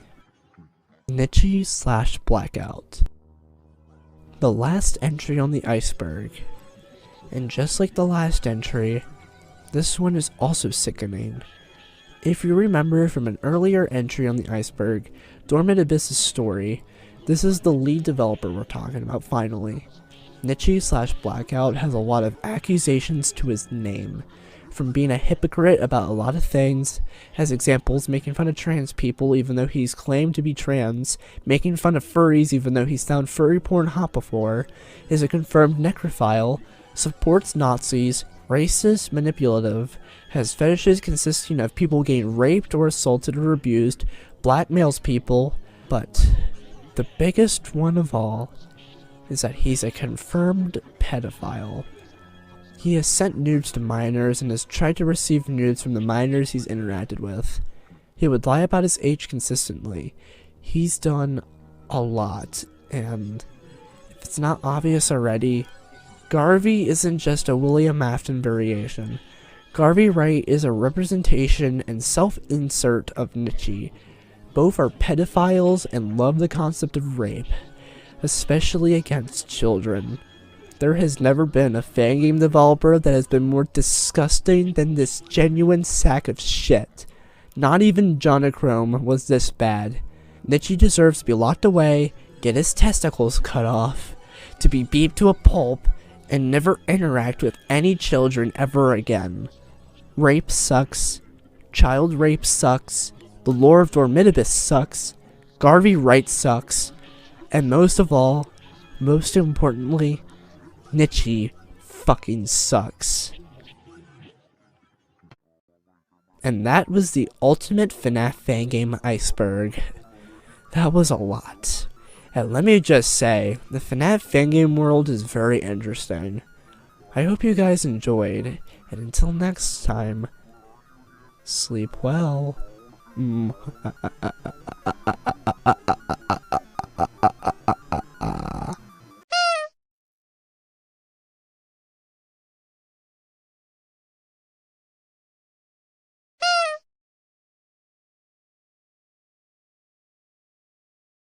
Y'all didn't expect an iceberg like this, now didn't ya? I have strangely always found controversies and drama in the FNAF community really interesting. Like, weirdly interesting. Mostly because you wouldn't expect all of this from an indie horror franchise like Five Nights at Freddy's. However, FNAF does have a lot of drama and controversies in its community. And with this, I'm going to be as unbiased as possible. I'm going to try my best to state both sides of an issue and not try to favor one. Obviously, if it's something like pedophilia, a certain side is going to be favored, but for most of this is going to be just me stating the facts and details and not giving out my opinions and personal beliefs. Anyway, yeah, I've made a FNAF Fangame iceberg video, so I have my experience with covering icebergs. If you've never seen an iceberg video in your life before, basically the information is categorized by how well known or obscure a topic is. The top of the iceberg being topics that the general public, even outside of the FNAF community, community has most definitely heard about, and the bottom of the iceberg being topics that only select people are going to know, and hell, maybe even people in the FNAF community will not even get. This iceberg was formed and created by me and a group of friends working together, so this was all a collaborative effort. Before we begin, be sure to subscribe down below and turn on the notification bell. As well, be sure to become a channel member if you wish to see all sorts of behind the scenes, announcements, and etc. of my content. All totally optional, but it'd be appreciated if you did. Without further ado, let's get right into this.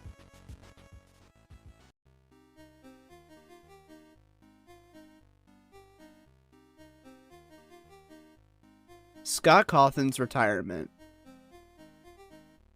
This is without a doubt the most infamous controversy among the FNAF community. Essentially, what happened was that on June 10th, 2021, the creator of the Five Nights at Freddy's franchise himself, Scott Cawthon, had his political donations and records leaked online, and he was found to be donating to Republican politicians who are extremely infamous for being anti-LGBTQ. A lot of people were upset at Scott, especially people in the LGBTQ community. There was also people who still supported him though at the same time. A hashtag #IStandByScott would trend on Twitter to highlight this support. All of this would end up getting to Scott's head though, because a few days later, he would post on ScottGames.com a message of him officially announcing his retirement from game development and how he wants to focus more on his family. And just like that, everyone thought Scott left. Now, of course, Scott has somewhat remained in the community to speak about things when needed, but in terms of being the main man of the community, he's not really that anymore. This whole controversy is some of the most division that you'll ever see in the FNAF community, and arguably one of the most divided controversies on the entire internet. Nobody knew whether to believe or not if Scott Cawthon was LGBT-phobic. Some further assumptions and accusations were made about Scott too after this. One of the most infamous examples being that his profile picture for so many years was meant to resemble a swastika all along. This accusation was instantly dunked on by many people. To this day, this controversy is still brought up by both the people who are against Scott, the people for Scott, or people in the middle. It's still relevant to this day, and like I said in the beginning of this entry, this remains as one of the most infamous controversies in the entire Five Nights at Freddy's community.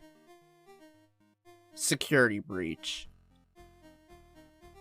As of writing this script, Five Nights at Freddy's Security Breach is the most recent game in the Five Nights at Freddy's franchise. When it was released, it was met with very mixed reception. There were people who absolutely loved the game and considered it one of their favorite FNAF games, whether it be for its visuals, its characters, and more. However, there were also people who disliked it or flat out hated it, and there are a variety of reasons cited for these strong negative opinions. The first and most common complaint are the amount of bugs and glitches that were present upon launch and are even still in the current version of the game. As well, Security Breach is accused of missed potential with aspects like Vanny not being explored all too much. The game was even accused of being rushed, and scrapped content is littered throughout the game's files. Another complaint people have with the game is the whole kid-friendly approach this game took that is unlike the first few FNAF games where they had a dark and grim environment. Basically, the colorful visuals and the personality-filled main animatronics being the main reasons cited for that claim. The other huge critique that people have in regards to Security Breach is the Afton ending in this game, where basically William Afton comes back yet again as Burntrap, and the Blob is there too, but while not confirmed, it's still theorized that it's the murdered children incident victims, as well as the Pizzeria Simulator souls besides Afton. This was heavily criticized for how it was possibly the reason why Vanny was shafted heavily in the game, basically like a why bring Afton back for the 100th time when Vanny could use more screen time to develop as a quality villain. The reason is usually stated for why Afton came back in the first place is fan service. This ending was heavily regarded as the moment where a lot of people in the FNAF community officially considered FNAF lore terrible, quote unquote, and the final straw moment for the criticisms against the FNAF lore building over time. Security Breach is a very controversial game among the FNAF and indie horror community in general, and there's a lot of people hoping that the Ruin DLC will quote unquote save Security Breach. Illumix. Illumix, as a lot of you may know, are the people behind the game Five Nights at Freddy's AR Special Delivery. Led by CEO Karen Sinna, these guys are infamous among the FNAF community, arguably more so than Steelwool. Their most recent issue is over the fact that they straight up abandoned FNAF AR after the release of Funtime Freddy in December 2021, only having small blasts from the past events. What made FNAF fans extremely disappointed was the lack of announcement or communication from them. Illumix dropped FNAF AR without telling anybody, and people saw it as unfortunate because of some of the things that Illumix promised to add into the game that they ended up not adding, like Lefty and the Glamrocks. However, there was a lot of people happy that Illumix was no longer working on FNAF AR because of how they would go to treat the Five Nights at Freddy's franchise when they were still making stuff. FNAF AR itself would go on a massive decline in quality in the eyes of a lot of people over the months because of an update released in May 2021 that people blame for single-handedly ruining the game. More bugs, more pay-to-win / progress bullshit, all this stuff. There's also the fact that a lot of the time they were accused of being greedy for once again their pay to progress / win decisions in the game. The skins being so lazy and obvious they were made for cheap cash. Melted Chocolate Bonnie usually being the most pointed to example in how it was a lazy reuse of another skin, Chocolate Bonnie. As well on the topic of laziness, reuse workshop animations to boot, Illumix was also infamous for ignoring community feedback for a long time whenever massive amounts of glitches and issues were made a fuss about. Illumix would also allegedly mistreat the voice actress for Ballora, Michelle Amos, by requesting her to voice lines for Ballora's addition to FNAF AR, but would bail on her at the very last second. It's implied that Michelle Amos was heavily disappointed. And then there's the absolutely infamous, maybe even real, maybe fake, but a lot of people believe it's real image where there was a Glassdoor review from an ex-Illumix employee accusing Illumix of being a toxic, overly chaotic, and daft madhouse of a company to work at, and Kieran, the CEO, does terribly at her job and also is extremely inexperienced. She doesn't like video games despite being a video game company, and their most successful product ever being a video game. And she would also apparently be so dishonest and would straight up lie to her employees. If this is true, this obviously makes Illumix a much worse company than people already said it was, and a lot of people believe it because of the other greedy actions they've been accused of that are seen as 100% true. Illumix and FNAF AR slowly seem to become irrelevant to the overall FNAF community as time goes on, and people don't know whether they should be sad or celebrating. Theft King. Theft King is heavily regarded as the most controversial YouTuber in the Five Nights at Freddy's community for a multitude of reasons. Starting off with the main reasons in order, his first true controversy in a way was not really FNAF related, but still indie horror related. Basically, Theft would make videos criticizing Poppy Playtime and its developers, Mob Games. Mob Games, especially for the actions they've done in the past, such as NFTs and cyberbullying a minor. However, Theft would randomly be approached out of nowhere by Mob Games, and he would backtrack and start supporting Poppy Playtime, also out of nowhere. His next biggest controversy would be in regards to the cancelled Fanverse pitch game, Aftonville, which we'll get to later in the Iceberg in more detail. But essentially, Theft King would interview the developer of the game, Jelly Liam, and it turned out this interview broke Jelly Liam's NDA. After he heard and realized about this, he requested for Theft to take the video down, but he refused. Then, Theft's next big controversy would end up being the biggest one that would be the one that got him ultimately cancelled for a good bit. Basically, Popgo's developer, Kate Carter, would tweet out a meme in regards to the rise of videos that state that the Fazbear Fanverse initiative was dead and cancelled and a bad idea, obviously being made for clickbait purposes. The most popular offenders of this being Sheep Rampage and Theft King. Kane and everyone else was brainlight to this issue because of how much of the Fanverse's reputation was getting ruined by these clickbait videos, that being possible because of how impressionable young children and teenagers are, which is estimated to be the typical age group demographic for Theft and Sheep Rampage's videos. Now, Sheep Rampage will get to later in the Iceberg, but Theft King got upset at this tweet. Long story short, despite the fact that Kane never explicitly stated it was Theft had a fit about what was being said. This led to Theft King making a video called An Open Letter to Kane Carter. In the video, he would say how he has always respected Kane in his work, as well he would show examples of him not being negative about the fanverse, and furthermore, he would go on to talk about stuff like how apparently Kane ignored Theft King's DMs, which was proven to be false. As a response to this video, Kane seemingly posted his response in the form of a twitlonger that provided a YouTube link. When you pressed on the link, however, it turned out to be a FNAF Rickroll, which was created by Fisnum. Fisnum has used this video before as a troll response to criticism that he's received as not proper criticism. This received a mixed response among the community. People thought it was hilarious and thought Theft King deserved it. Other people thought Kane was representing the fanverse in a really bad way by doing this. This troll response would lead Theft King to starting a 5-hour live stream where he would basically play Popgo's 2016 but also talk about the situation. Kane and some of his fans would start basically sending donations with messages meant to either be criticism or jokes at Theft King's expense. Kane would also post on a second Twitter account, Popgo's Lost and Found, evidence of Theft and Kane talking and accusing him of fake crying on stream, and he would try to get Theft to look at it on stream so his audience would be aware of what's truly happening. Near the end of the stream, however, Theft King would say something that would be considered one of the most controversial and worst things to ever be said by an influencer in the FNAF community. I think Kane Carter is a vindictive, evil person. You know, I'm not religious, but like if there was a hell, Kane Carter will burn for eternity. Like that's straight up the kind of person I think he is. He's vindictive and likes to see people suffer. While this little quote and moment here got some laughs and memes created, ultimately this would be seen as the final nail in the coffin to Theft Kane's reputation. Most people in the FNAF community stopped liking Theft after this. Theft Kane started losing subscribers, but the whole Kane Carter controversy was what made him by far the most controversial YouTuber in the entire FNAF community. The Pair.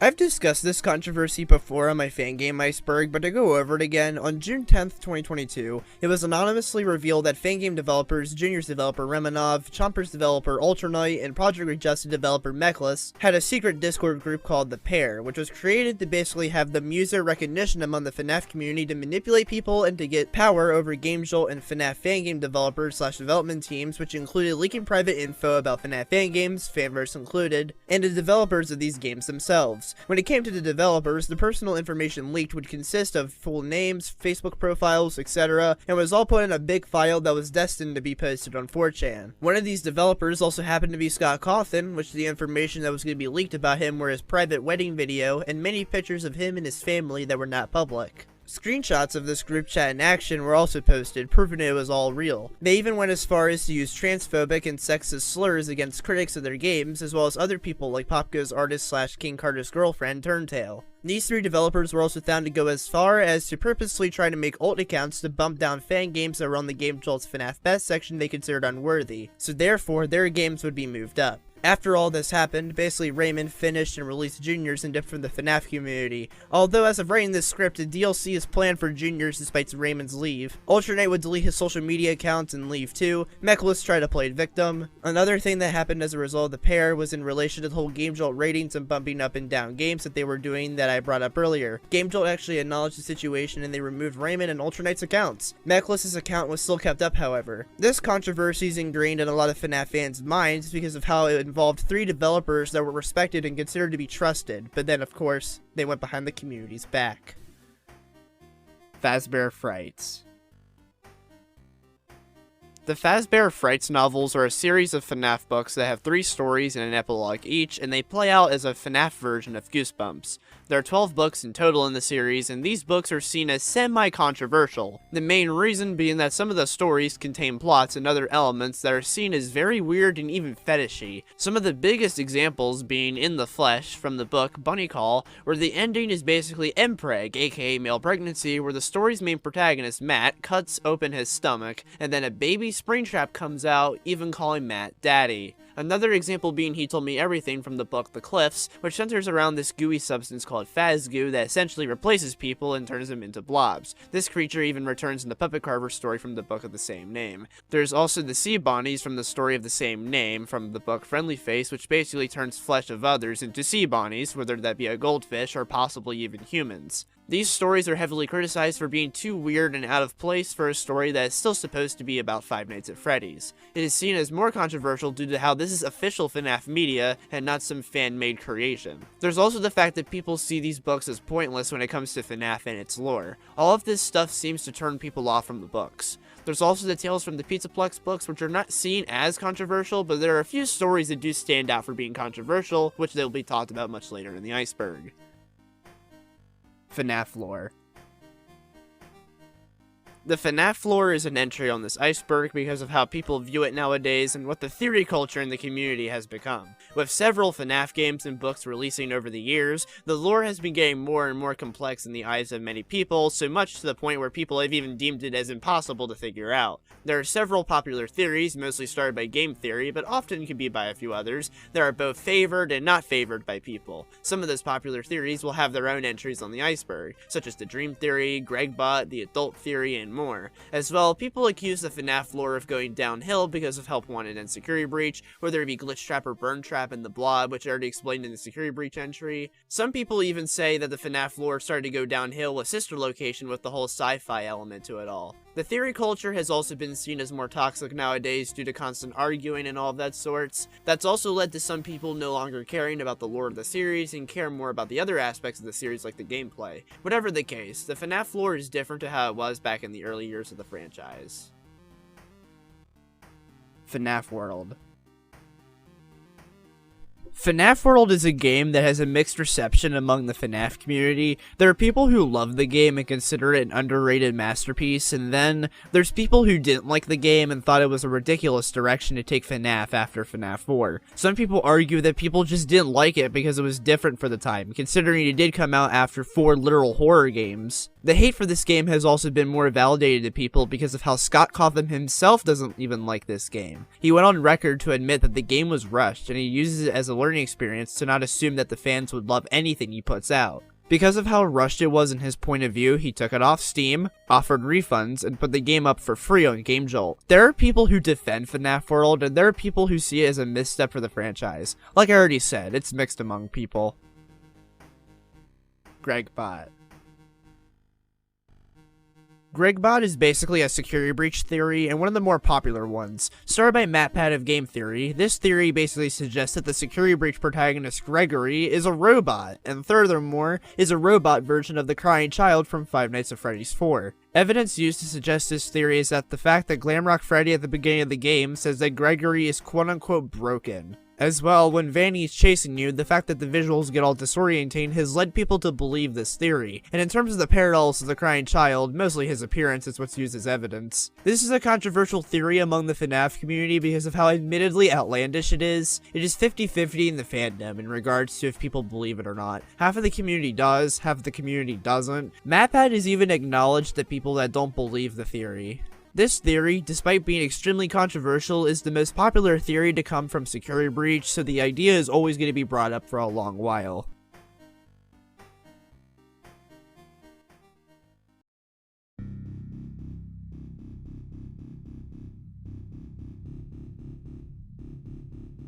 Jonochrome.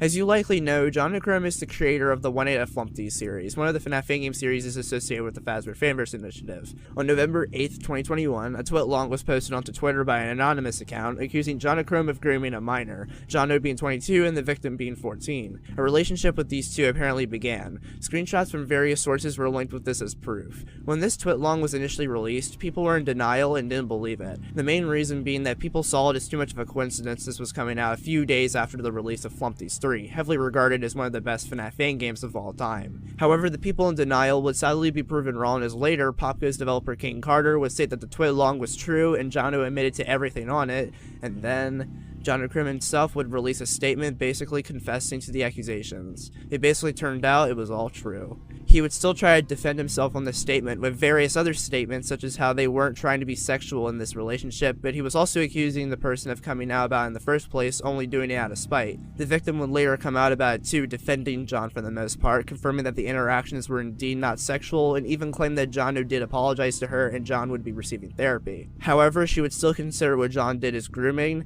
Afterwards, Jono would further apologize and would leave the internet saying he might return someday, and that was it. This controversy was extremely divided in the FNAF community. There was one side that defended John, believing he didn't do anything wrong, and or that they were glad he was seeking therapy for his past mistakes, and there was the other side that completely shamed John for what he did, declared him a pedophile and child groomer, and were happy he left. Some people even saying that his responses came off as guilt-trippy and insincere. Most people seem to be on the latter side of claiming he's a pedophile, and this unfortunately would somewhat ruin the reputation of 1/8 of Flumpty's. Again, this happened not too long after the third Flumpty's release, which was met with a lot of success. So these true allegations just soured a lot of success the game could have had without the allegations, and people would go as far as to say this would ruin the reputation of FazBear Fanverse initiative, but I'm personally not going to go that far. Regardless, Jonochrome is gone for right now, seeking therapy, and to this day in the FNAF community, this controversy is still talked about. Funko.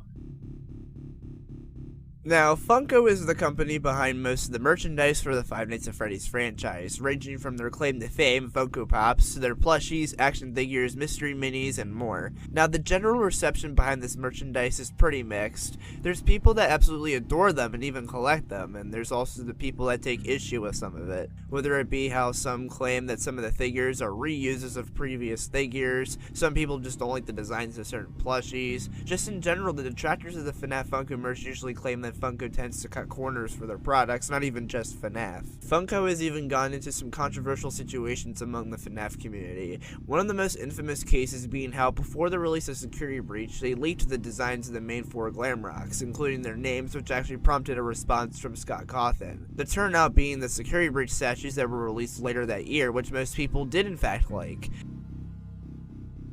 Niche. I've also touched on this in my Fangame Iceberg, but I'll of course go over it again. So Niche, also known as Blackout, is the developer behind the infamous FNAF fangame Dormitibus. Dormitibus was, and still is, infamous among the FNAF community for its story involving the girl who becomes Chica, named Maria in this game's universe, was raped to death by Garvey Wright, this game's version of William Afton. Nearly shown in the Cardboard Theater minigame, explained in newspapers and tapes. There's this hot 15-year-old that was part of the kids' friends group. You know, it was fun. She screamed, but nobody heard her. It was so much fun. It's a story a grand majority of the FNAF community are against, it being enough for people to declare this game one of the worst FNAF fan games of all time. However, what made this game's lore worse was that it turned out the person who developed the game and wrote the story, Niche, was also a pedophile just like Garvey. Dude has a lot of accusations to his name, like hypocrisy, blackmailing, manipulating, but pedophilia and his fetishes were by far his most major ones and the ones that would end up getting him cancelled and exiled from the FNAF community. These fetishes included rape and murder fetishes and necrophilia, the attraction to dead bodies. And then, the pedophilia. He would have disgusting and sexual interactions with a 12-year-old, even sending inappropriate pictures and straight-up nudes, one example being of his ass. Allegedly, there was also other minors that were victims to Niche's disgusting behavior. This is going to be one of the only entries on this iceberg where I'll be biased and say that what Niche did was extremely fucked up and his cancellation from the FNAF community was deserved. Hopefully the Dormitibus remake that everyone is talking about, which won't have Niche's involvement, will fix the story issues people had with the game before, and yeah. Fistnum.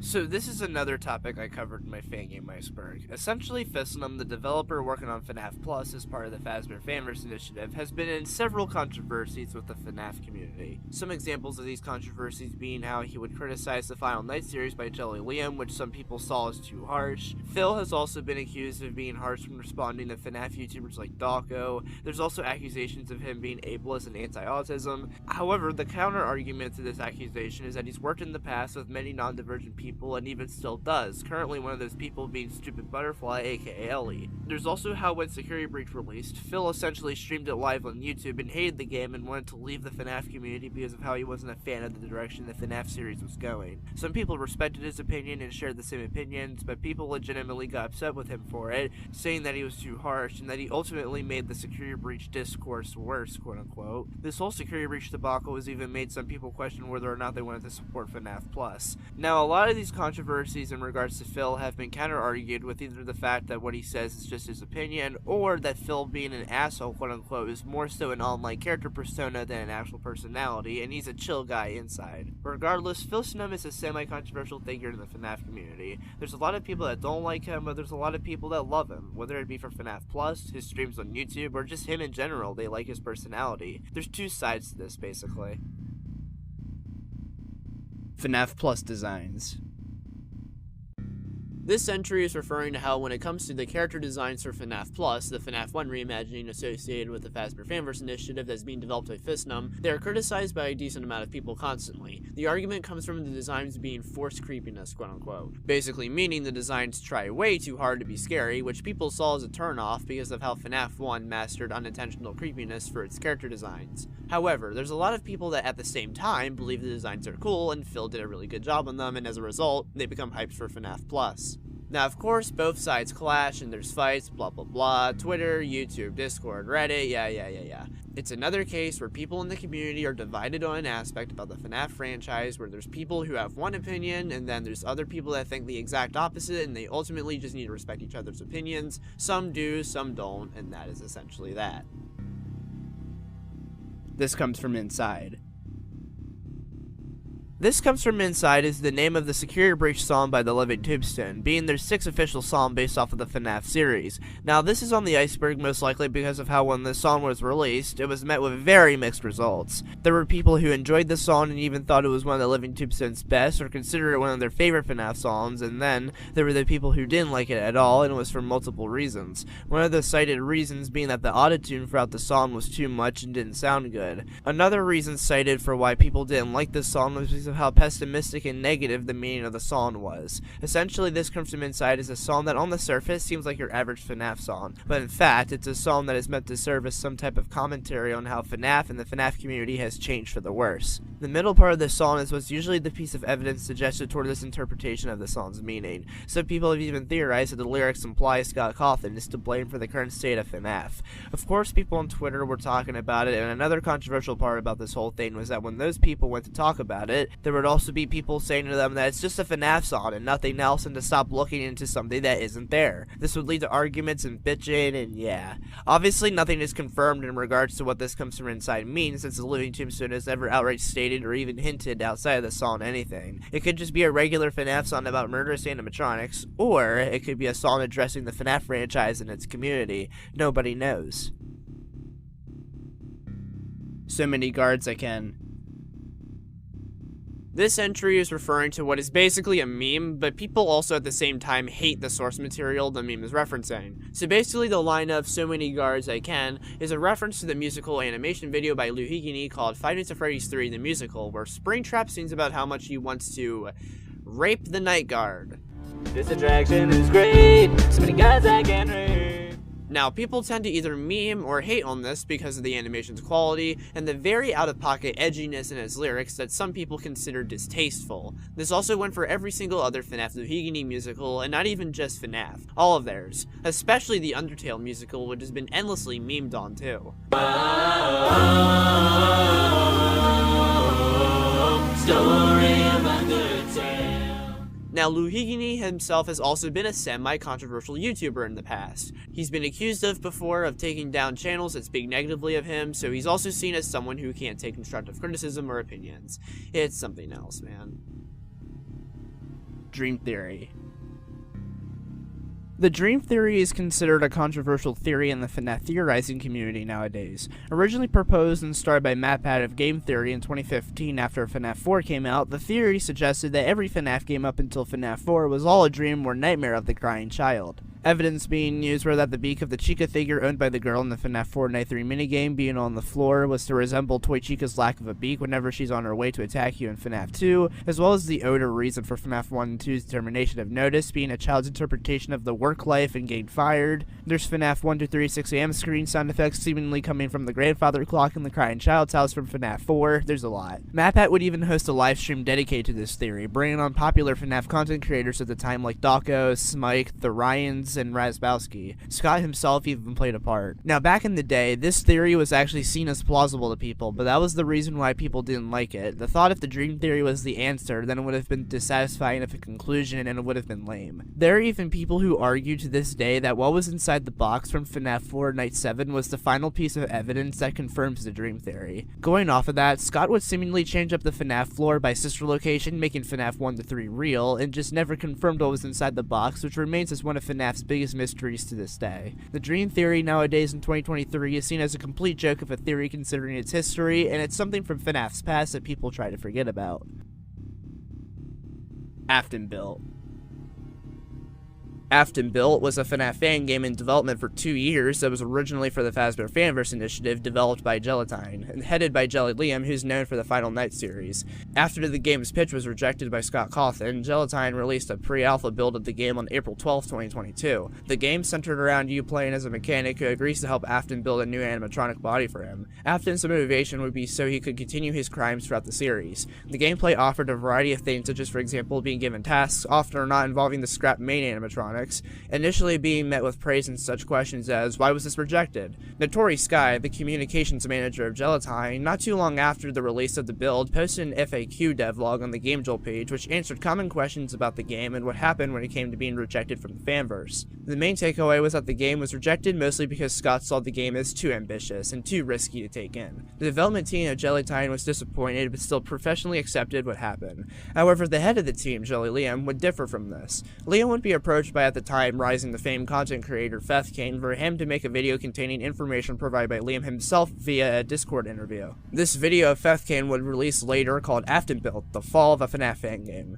Some of the statements and claims Liam made in this video would paint Scott Cawthon and the fanverse in a negative light, and he would end up regretting some of the things he said. Enough regret to where he would try to convince Fangame to cut out some of those statements he regrets saying. Fangame would agree to one of those requests, that being the removal of the word Discord due to how it revealed ClickTeam and Gelatine would communicate via Discord. Liam would sign an NDA, a non-disclosure agreement, when pitching Aftonbuilt to the fanverse, basically a contract. And the true controversy started coming in when it was realized by people that Liam broke his NDA with that Fangame video. Somebody contacted Kane Carter about this, who would then speak with Liam, where Liam admitted to breaking his NDA. In this conversation, it was shown that Liam thought the worst that could happen legally for breaking an NDA was a cease and desist letter, which Kane was quick to point out that for breaking an NDA, it can be far worse in consequences if Scott were to take action. Later on, one of the members of Gelatine, IVGM, would come out about how the interview that took place between Feft and Liam was done without the approval of the Gelatine development team and didn't support what Liam was saying and doing. Disappointed about their reputations being put to stake because of their lead, Liam would then eventually go to Fangame requesting to remove the video for the whole legal consequences thing, and as a last-ditch effort, Liam would lie to Feth about the fanverse developers and ClickTeam threatening to get him in trouble. Feth, without permission, took something meant just for Feth to see only, made a pinned comment insulting the fanverse developers by calling them clowns. Liam would make a public apology to everyone involved as well as the community and would leave from the community for a whole while for personal reflection. Feth would make a statement in the response to the apology saying that the people holding Liam accountable should be ashamed, and Fang's video on Aftonbuilt would prove to be a success. However, around 4 months later, when Feth would be the center of controversy in the FNAF community, Liam would apparently delete screenshots from the interview except for a few and screenshot those and post them as an effort to apparently defame Fangame. That ended up being a whole other can of worms. The Aftonbuilt controversy remains as one of the most infamous controversies in the community because of the events that went down, especially when it comes to the fanverse. It's a mindfuck. Five Nights in Anime. Five Nights in Anime is a FNAF Fangame series created by Mirasu, which centers around turning the FNAF animatronics, including the whole game of FNAF 1, into an anime style, and basically these games are considered controversial due to how sexualized the animatronics are, uncensored and openly shown boobs and everything. Outside of being seen as just weird, some people have even seen a bigger problem, that being the sexualized animatronics are haunted by children. Mirasu has gone on record to state that the children don't exist in the game's universe, but regardless, people still either don't respect the game or they just poke fun at it. Mando Pony. Andrew Stein, known as Mando Pony, was a music artist on YouTube who had their hand in making a decent amount of FNAF songs that were popular with a lot of people, especially in the older days of the franchise. Songs such as Survive the Night, Just Gold, Balloons, Noticed, and even the Chica song. In 2020, he would be exposed and accused of having pedophilic and sexual relations with minors, cheating on his wife, gaslighting, and other things. This included nudes being sent to the minors in question, some even confirming that the accusations were in fact true due to how they show Andy himself in these pictures. A lot of people were extremely disappointed in him, especially since Andy created some iconic music from back in the day. A lot of that music too is either unlisted or had comments disabled. It's still in some FNAF fans' minds to this day, and it's pretty clear to see why. Springtrap's jump scare.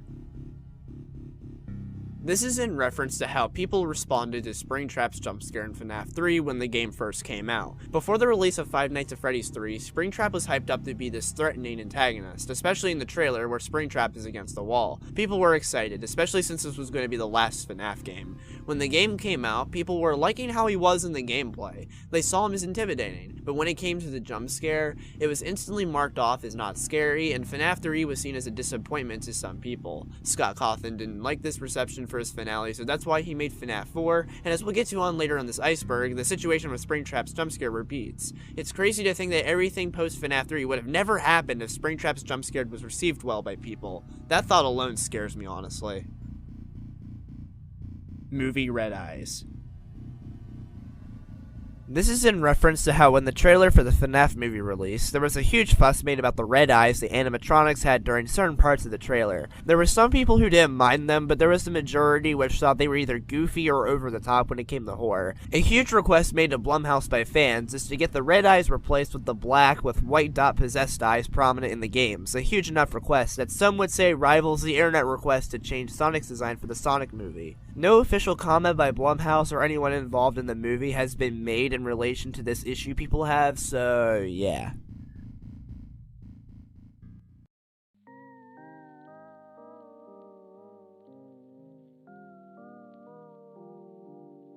Lady Fissy. Amy C. Chatavari, famously known as Lady Fissy, was one of the official artists for the Five Nights at Freddy's franchise, hired by Scott Cawthon to create various art for the series, such as the teaser for the Twisted Ones, the menu for Pizzeria Simulator, the covers for Fazbear's Fright books, etc. However, Lady Fissy is universally disliked among the FNAF community for a multitude of reasons. Those reasons include openly outright transphobic statements being said by her, making fan fictions where Afton's a pedophile and necrophiliac towards the bodies of his victims, confessing to literally enjoying lolicon, shotacon, and other forms of child gore, anti-Semitism, and much more. For years, Fissy would be constantly called out for these actions, and something would never be done up until 2023. The hate for Fissy got so strong and enough that around early 2023, a hashtag was made and spread around Twitter, #FireLadyFissy, as an effort to encourage Scott to fire her from the series.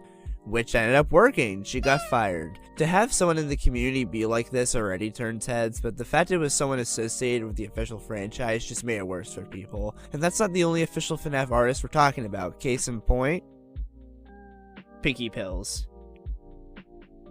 Claudia Schroeder, famously known online as Pinky Pills, is another official FNAF artist hired by Scott Cawthon to work on art for the franchise. She has done artwork for Pizzeria Simulator for the ads and Fruity Maze illustrations. She's done artwork for Ultimate Custom Night for the Toy Chica cutscenes. She's done a decent bit. In terms of why people don't like her, basically Pinky has been accused of tracing, and she's also worked on some rather questionable NSFW content. Unlike Fissy though, there has never really been a proper call to arms by the community to get her fired, but yeah. FNAF artists being controversial is something that isn't on everyone's FNAF controversy bingo card, and some people say Scott should have done a better job when checking out these people to hire them. King Carter racism. This one is a tricky one. So over the years, King Carter, PopGo's developer, has been accused of racism, like apparently discrediting American history. However, the most infamous case being in November 2022, where at first, the situation wasn't even about racism. He basically made comments on the Mangles gender debate, which people perceived as transphobic. During the heat of this outrage, it was dug up and revealed to the Twitter masses that King Carter, a white man, has said the N-word multiple times, admitting this to Fistum, even by outright stating he said the A ending variant of the word 22 times in his DMs with Phil. Kane has even said statements like this, which made the situation worse. The black community associated with the FNAF community voiced their complaints as well as other people in the community. This prompted a public response and apology from King Carter, which received a mixed reception of people who thought his apology was sincere versus people who thought it wasn't and undermined the issue at hand. Other things were discovered, like apparently a SoundCloud profile of Kane's, which allegedly had a lot of material with the N-word on it, and people called it an obsession thing. There's people that believe he's a racist, but there's a lot of other people who don't. It's basically up to the interpretation of you to form what you think is going on. Nixon transphobia. So basically, this controversy stems from statements that Nixon, the creator of the Joy of Creation series associated with the Fazbear fanverse, used to make regarding the topic of transgender people. Nixon has gone on record to state things like outright saying to a transgender woman that they're not a woman. There's screenshots of this through both Discord and Twitter. People were obviously upset by this, however there's also the fact that Nixon has since gone back on these statements and is no longer transphobic, admitting so when asked by fellow user and friend of mine, Spongy124, for a statement. There's people that believe it's great that Nixon changed and support him now, but there's also people that believe he hasn't changed, or whether or not he has, he still does not deserve support along with the Joy of Creation series as a whole. Again, just like the King Carter racism, it's up to you on what your opinion on the matter is. It's very divided. Tyler Ulstrom. Tyler Ulstrom is known as the developer of the original Return to Freddy series. He's for sure one of the most infamous names in the entire community. He's up there with Nietzsche and the Pear People almost. Basically, as a rundown of what he's done, he's attempted to steal Candy the Cat from Emil Mako as an effort to copyright the character so he could use Candy for his own stuff, even renaming Candy as Sugar to get by. This can be seen in the first Return to Freddy's game. He's also done some of the illegal and stole Scott's code from previous FNAF games to use in his own work. He has faked his own death for publicity and attention for the fourth Return to Freddy's. He's generally an asshole to anybody who rejects any help and also constructive criticism, calling his critics jealous haters. And there's this stuff regarding him and his ex-girlfriend who he has claimed was his sister and that they've sexually interacted with each other. He's even gone as far as to play soft inserts of himself and his ex in his games that were considered to be weird in their portrayals, even post-breakup. This man is frowned upon in the FNAF community and is someone a lot of people do not like and do not miss.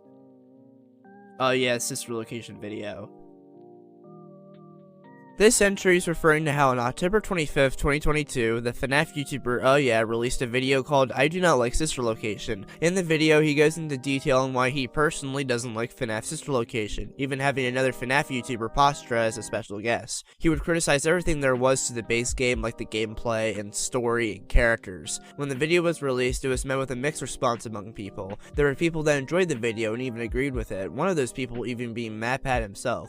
Recently, I think it's the Yeah channel who did like an hour-long review of Sister Location being like, I don't like that one. And I'm like, I never did either, so I'm glad that someone else is actually seconding me on that one. However, there was an extremely noticeable amount of people that started endlessly hating on Oh Yeah for his video, from tweets to YouTube comments to even videos. One of these people criticizing Oh Yeah was someone notable too, that being one of the former moderators of the FNAF subreddit, Misco. He would say how Oh Yeah is a mediocre nobody YouTuber and his video was bad and was full of unoriginal points, even though he also claims in his tweet he didn't watch it. Funnily enough, fan vs developer Fistum would release a video titled Oh Yeah Sister Location video has some interesting comments, where he would poke fun at the comments being sent at Oh Yeah's way to dunk on him for his video. The whole thing calmed down, of course. Oh Yeah even made a video on FNAF Sister Location's custom night to kick off 2023, which was actually positive. Some people in the FNAF community have different opinions from others, and this situation really shows that.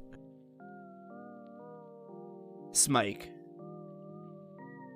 Smike is a name that most y'all have definitely heard of. He was known back in the 2014 and 2015 days of FNAF for his top 10 facts videos as well as his teaser videos and more. He's also somewhat known for his Skyrim content before he made content on the FNAF series. Smike is considered an extremely nostalgic FNAF YouTuber to a lot of fans in the community, and Smike unfortunately doesn't really upload anymore. However, there's been a decent amount of controversy tied to this man, as he was also somewhat hated back in the day, believe it or not. Whether it be people claiming his content was quote-unquote easy to make, people claiming some of the facts in his top 10 facts videos being kind of interesting in a bad way. And FNAF number 8 is that Toy Freddy, well, you know, he's kinda, fat. I mean, come on, you know, come on, what can I say? He's gained a few pounds. I mean, look at him compared to the other animatronics.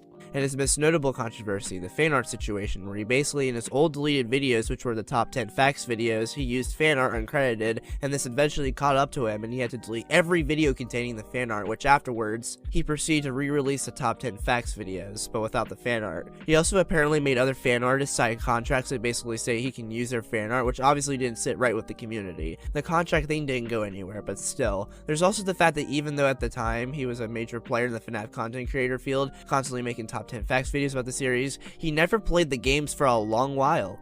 Hey, what's up guys, it is Mike here, and welcome to my very first Five Nights at Freddy's Let's Play. Now I do have to admit something to you guys, I've never actually played Five Nights at Freddy's before. Yeah, this didn't sit right with people either, but oh well. Despite all this, Smike is still a mostly respected figure in the community, and whenever there's signs of him making a return, people usually get excited, so he isn't completely hated, as in the hearts of many FNAF fans. Eludum. Eludum is a primarily FNAF YouTuber who's been in the community since the beginning of the franchise's inception, having nearly 5 million subscribers as of me writing this script. However, despite being one of the original YouTubers in the community, he is usually nowadays considered not such a great YouTuber in the eyes of the FNAF community, and it's usually not because of the person making the content, more so the content itself. The content of Eludum's channel, and has always been for years, are no commentary videos on mostly FNAF, but also on other indie horror games, especially as of lately. Whether these no commentary videos be see gameplays, jumpscare compilations, a look at the extras menus, and more. And usually these videos would be mass uploaded in the span of literal hours. His content is seen as a content farm, quote unquote, which are usually defined as content on a YouTube channel where the sole point of it is to milk the ever-living fuck out of a certain topic for views and money, whether it be internet drama, news, or even media like games or movies or shows. Five Nights at Freddy's is no stranger to content farms given its popularity, and Aludum's channel is usually seen as the biggest example of a FNAF content farm. There's some people that don't see it as a bad thing entirely, while some people are critical over it. Freddy in Space 2 teaser. Basically, this entry is referring to how before the release of Freddy in Space 2, there was a teaser for the game on scottgames.com which showed a teaser of Space Freddy and Roxanne Wolf. What was so controversial about the teaser was how they were drawn. Roxanne Wolf was given huge honkers, and Glamrock Freddy was given a bulge. How interesting. Character Encyclopedia. This entry is concerning the FNAF Character Encyclopedia book that was released on February 7th, 2023. The purpose of this book is to detail information on literally every character in the FNAF franchise. Well, not really. Yeah, one of the main reasons why people heavily criticize this book and tear it apart is the absence of multiple characters, some that are literally important in FNAF. The biggest examples being Michael Afton and Fangame, which people question why they and other such characters aren't in it since really minor in comparison characters like the FNAF AR skins, book characters, and minor game characters like Egg Baby or Magician and Little Joe. Another thing this book is criticized by the community for is misinformation. One example is how Bonbon's page states that he appears in FNAF 3, which is not true, and he actually first appears in Sister Location. People say that for a book they claim could have been of use for various purposes, it was ultimately a disappointment to them. Pogo's Pizzeria.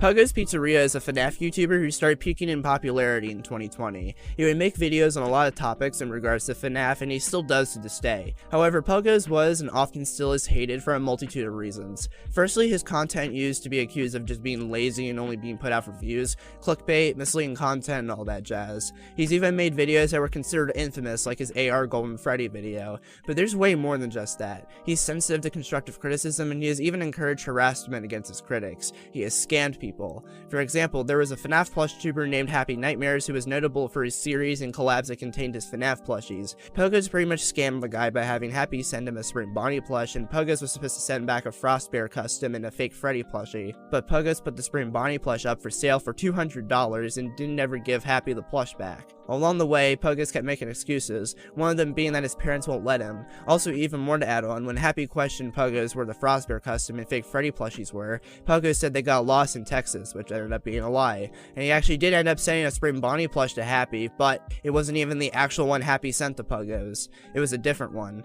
Pogo's has gone on record to be transphobic as well, one example being him showing his disgust for a transgender person joining his Discord server around the time. As well on his Twitter, he would respond to Illumix and the FNAF AR Twitter accounts when he didn't get his way, which was considered rude. He was also found to be abusing his editor at the time, Woofy, and he has even actively stolen money from his parents' bank account and using that as payment to Woofy for his editing.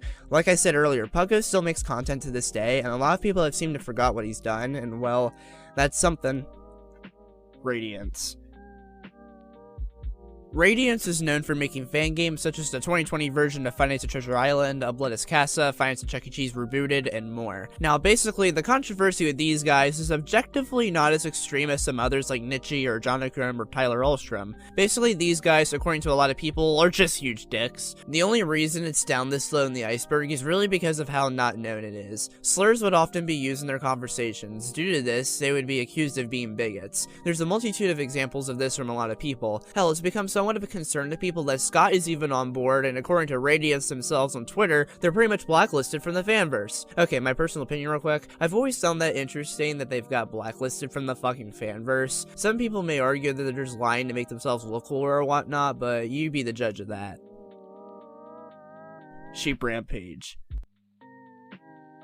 Sheep Rampage is a YouTuber that covers a variety of topics in the indie horror genre, especially FNAF. Spanning nearly his entire YouTube career, he's always been accused of by multiple people in the FNAF community as a clickbaiter in the same vein as Fethking. Sheep was also one of the main people behind the Fazbear Fanverse's dead and cancelled videos that kept being made. However, after the controversy involving King Card and Fethking, Sheep was quick to make a response on his community tab on his channel, addressing and acknowledging the criticisms made against the Fanverse videos he was making, and believe it or not, this response of his was mostly seen as mature, which was said to be very unlike how FNAF acknowledged his criticisms. Sheep is still making videos to this day that is considered clickbait, but ultimately, due to what he's proven with his response from previous criticisms, people at the same time acknowledge that Sheep still has likable qualities to him after all. Squimpus McGrimpus grooming accusations. Now, before I begin this entry, I'm going to real quick state again that the victim is not going to be said or shown by name in this video, and is solely going to focus on Squimpus himself, all just to help in making sure this situation doesn't become a quote-unquote spectacle like the victim wished in their call-out. Just as a fair warning, Squimpus McGrimpus is known for creating FNAF VHS, which was basically the series that kicked off the FNAF analog horror subgenre on YouTube. His videos were considered high quality, and even at first were still some of the best FNAF analog horror content among people, whether that be people found it genuinely creepy or its iconic moments like Criminal.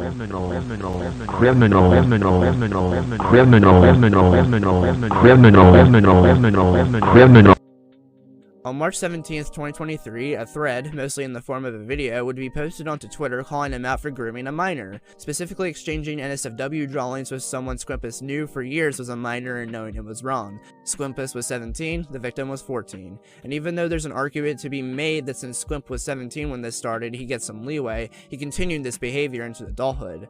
Like, it went as far as it eventually being Squimp being 20 and the victim being 16. He even confessed to it on a private friend server. There was also even a power imbalance because of the victim being a fan of his work. As well, there were allegedly other victims. It's just that the highlighted one in the initial call-out thread that got popular, well, is the only highlighted one.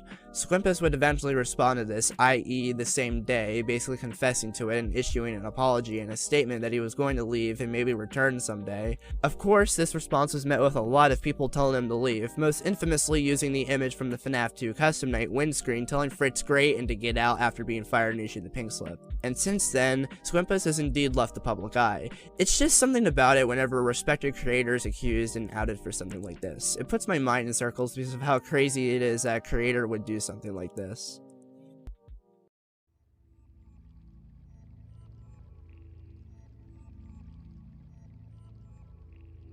Martine Wall's death.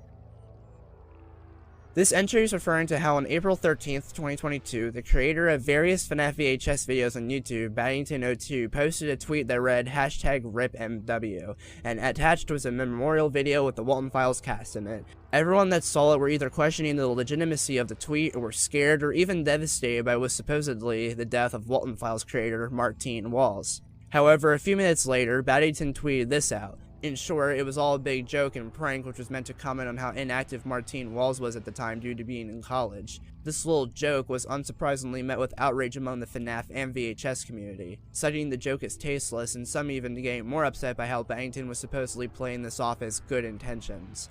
This situation would wake Martine up from his inactivity to make a response which wasn't directly towards Baddington, but the response was still obviously prompted because of his prank. A lot of people were upset at Baddington for this, especially Squimpus McGrimpus, who was the original creator of the FNAF VHS series, and basically who popularized the concept of FNAF analog horror in VHS. Baddington would remake Squimpus' original videos in his own flair, which were popular. Squimpus would reply to the prank saying, "I don't want to see you remaking any of my videos anymore," with Baddington replying with, "Understandable." However, the videos are actually still up, but nonetheless, this situation would overall leave a severe black mark on Baddington's career.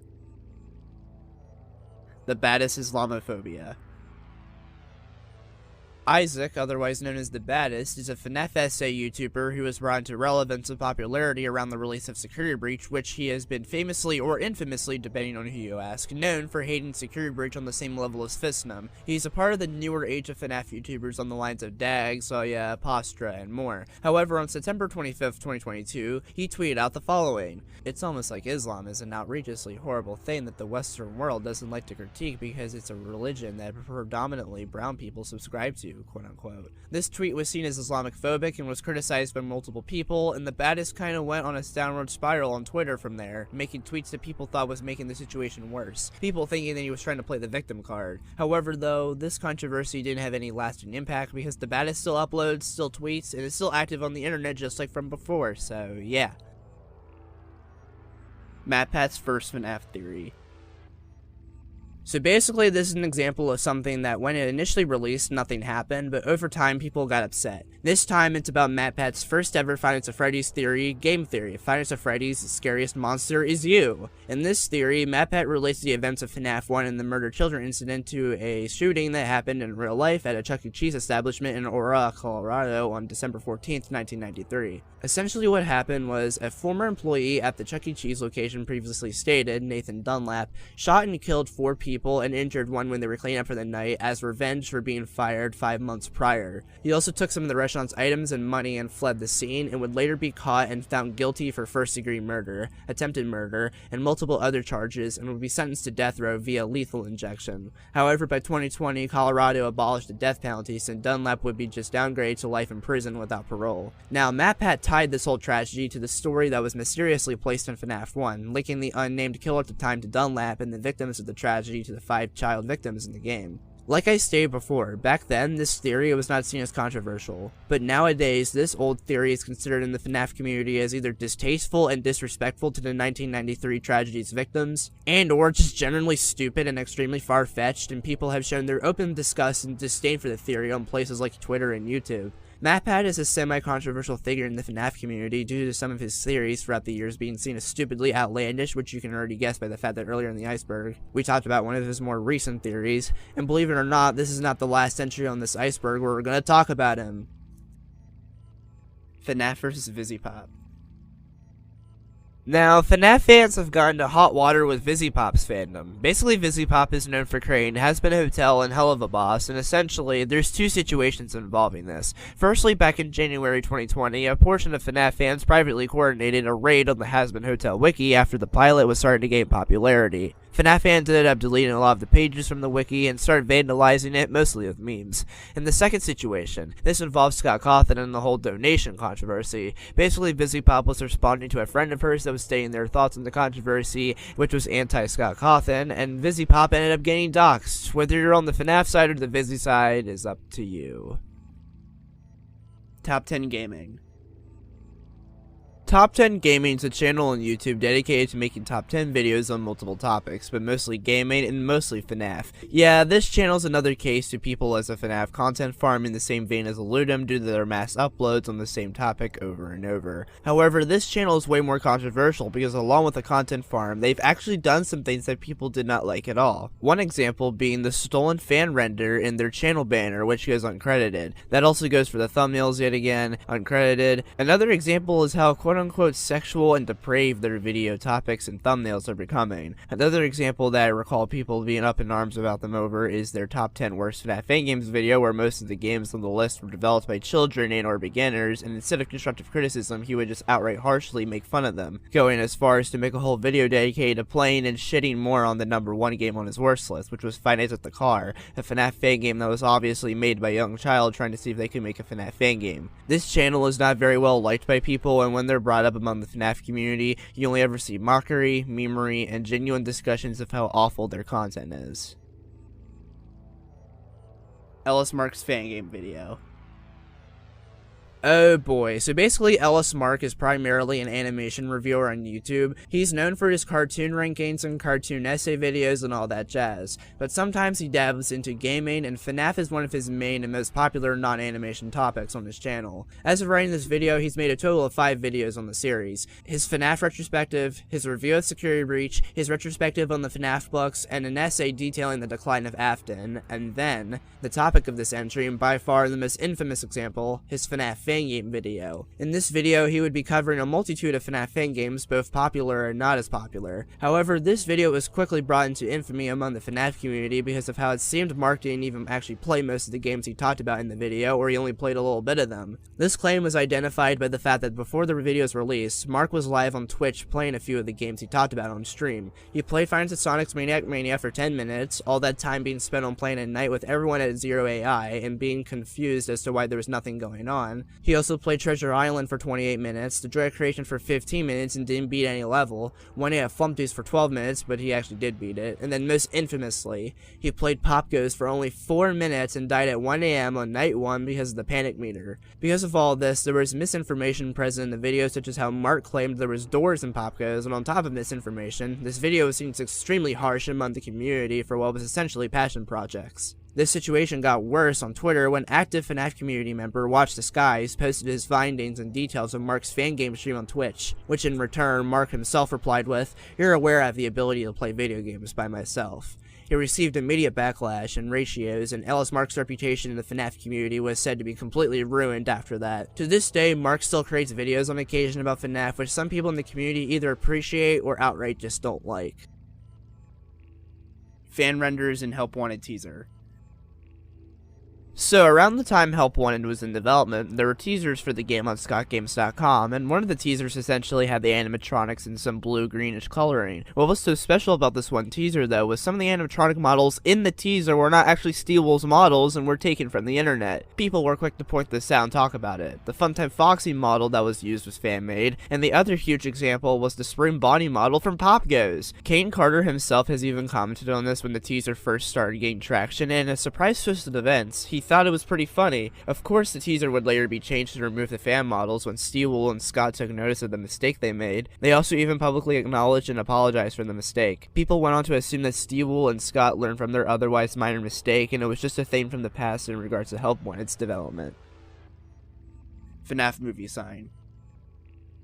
This entry is concerning the community's response to the Freddy Fazbear's Pizza sign that is going to be used in the FNAF movie. When the sign got revealed to the public, it was met with immediate backlash from people, claiming that the gloves on Freddy aren't suitable for him, people just saying the design in general looks terrible or is drawn awfully. Hell, it's even been accused of being traced from Lady Fissy. There's also people that claim this to be a complete overreaction and that it's not going to make or break the movie. There's even an argument made that the reason why it looks the way it does is to emphasize the fact on how Fazbear Entertainment is a corner-cutting company. That's really all there is. It's only this far down due to how obscure the hate for this movie sign is, usually only found on Twitter.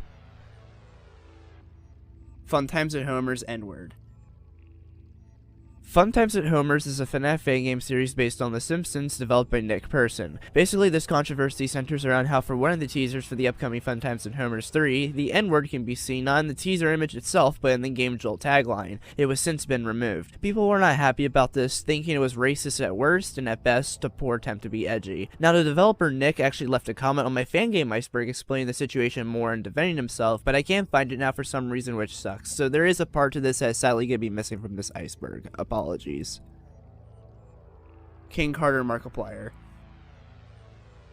Basically, Markiplier uploaded a video of himself playing Locked in Sewer, which is a FNAF fan game with only slightly above 200 followers as of me writing the script. King Carter took notice of this and also saw a clip from Markiplier detailing how he doesn't know what FNAF Plus or the Fazbear Fanverse initiative is.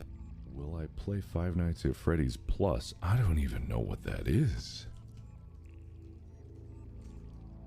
What is that? What is that?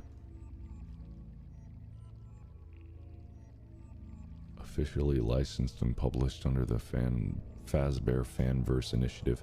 I don't know anything about that. Kane decided to tweet asking who in Markiplier's supposed team is letting them know about Locked in Sewer, but not the Fanverse or Plus. Then Markiplier proceeded to reply to Kane, asking him about Kane thinking Markiplier has a team. Kane then started to get defensive. This led to numerous amounts of replies and eventually harassment and death threats to Kane that he eventually privated his Twitter account and blocked numerous others. The general consensus in the community was that while Kane didn't deserve much death threats and harassment, he shouldn't be crying about what Markiplier plays on his channel, especially when it comes to games created within the brand he's a part of. It's complex, and as of writing this script, this is the most recent controversy that happened in the FNAF community. Adult Theory. This theory is one of the more older but still controversial theories, this being sister location related, and this theory coming up before the release of the game. The theory actually being created by Popco's developer himself, Kane Carter. The theory goes is that the Funtime animatronics from sister location were meant to be used as adult entertainment and were basically animatronic strippers and prostitutes. The main evidence that was used was the booking schedule that existed around this time to tease sister location. This theory is highly controversial due to how crazy people thought it was. Consider considering FNAF was never a series like this. What made people more crazed was the overwhelming amount of support this theory still received. Obviously it ended up not being true, but this is a 2016 FNAF community relic at its finest. Kane Carter Finance of Warriors. This controversy basically centers around how Kane Carter, back in late 2021, expressed his disdain for the Five Nights at Wario series. Kane saw people making Fangame tier lists and people praising the graphics of Wario's, which he heavily disagreed with, and made somewhat of a meme parody image where it's a Wario model with Shutterstock watermark image, obviously satirizing how the graphics are basically stock images. The developer of Wario's, WW Wario, responded to it, and basically him and Kane had a back and forth. When this happened, some people thought Kane had a right to his opinion, whereas other people were upset because of how Kane's a fan versus developer. It should be a good influence. It was another divided case. PewDiePie FNAF 4. This entry is referring to PewDiePie's reaction to the fourth game in the Five Nights at Freddy's franchise. The thing is, like, everyone wants me to play this game to get scared, but after 4 games, I don't know what to tell you. You know there's just gonna be jump scares. If there's something else than that, then maybe I'll be scared, but it's like, if you know what to expect, then 4 times, then they're just kind of like over. Go away. I don't know.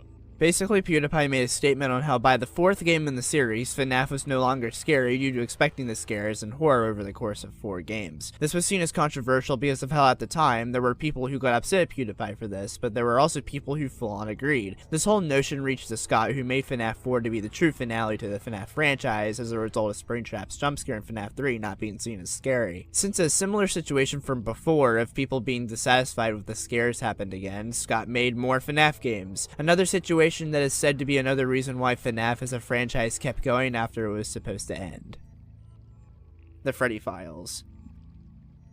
The Freddy Files is the name of a small sub-series of official FNAF books that basically serve the purpose of being general guides to the series, whether it be detailing characters, giving gameplay tips, lore hints, and all that jazz. There would usually be a new book in this sub-series whenever a new FNAF game releases, or even multiple across the span of a few years. They also even cover the FNAF novels. There's a total of 4 books in this series: the original Freddy Files, which centers around FNAF 1, the sister location, including the Silver Eyes and Twisted ones, the Freddy Files Updated Edition, which adds on Pizzeria Simulator, Ultimate Custom Night, the Fourth Closet, and even the Survival Logbook, FNAF The Ultimate Guide, which adds on Help Wanted, Special Delivery, and every Fazbear's Fright book except for Felix the Shark, and the final being the Security Breach Files, which unlike the previous books where it still has the previous games and novels from the previous book of that respective book, this one literally only focuses on Security Breach. Now, the reason why these books are seen as controversial and infamous is because of how extremely often it is found that these books include fan renders of characters. This literal attack map of Ultimate Custom Night from the updated edition of the Freddy Files being a huge example. Fan renders are heavily present throughout, Freddy, Bonnie, Rockstar Chica, and Trash the Game being some examples,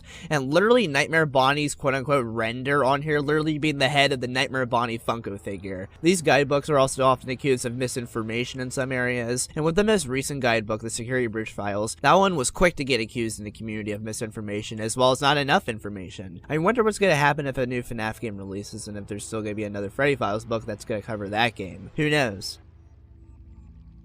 FNAF movie trailer leak. On May 6th, the official trailer for the Five Nights at Freddy's movie got leaked online. How it got leaked was basically that the trailer was shown during a survey that was supposed to track general interest in upcoming films. However, the person recorded it and posted it. Their survey ID was displayed on screen, which could get the person in trouble, basically breaking their NDA. Everyone was up in arms about this. There were people who decided to take a look at the trailer even in its quality, and there were people who refused to see it and decided to wait for Blumhouse's eventual official release of the trailer in HD. Scott Cawthon himself would even address this on Reddit by stating how upset he was about the leak, but he was excited for people to see the finalized trailer with sound effects and VFX. And he was also being thankful of the people who decided not to spread around the trailer in its current state. With all this though, turmoil of course occurred, and the person who leaked the trailer even got harassed and received death threats, so yeah.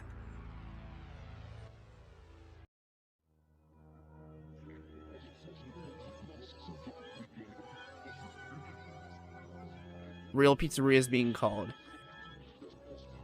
Back in 2015, a lot of fans were looking in the source code of ScottGames.com for clues in regards to FNAF 4, the upcoming FNAF game at the time, and a bunch of 8s and 7s were found. Even though it was meant to be a reference to the Bite of 87, fans put the numbers into Google Maps and found an actual pizzeria, and thinking it was tied with FNAF, fans started mass calling the pizzeria about FNAF. The callers would usually consist of little kids and theorists. Eventually, someone close to the pizzeria's location posted on the FNAF subreddit telling people that the pizzeria is not tied to FNAF and to stop calling them. The employees were getting pissed about the matter. Scott Cawthon would even comment on the post, encouraging people to stop calling the number and that no phone numbers are associated with the FNAF series. Because of this, Scott would consistently remind people over the years to not do something like this. Little did he know, though, it would happen again. In 2016, another pizzeria would be mass called by FNAF fans asking about FNAF, and the only reason people were doing so was because, well, the pizzeria was just called Freddy's. Yep.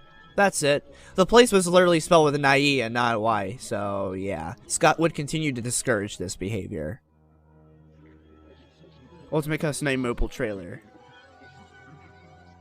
For the official trailer for the mobile port of Ultimate Custom Night by Click Team, it showed at the end a jump scare from a fan model of Nightmare Own. This was quickly brought into light by fans, which resulted in this trailer being removed and it getting re-uploaded, but with the actual in-game Nightmare Own jump scare this time instead of a fan model. Stealing fan models galore.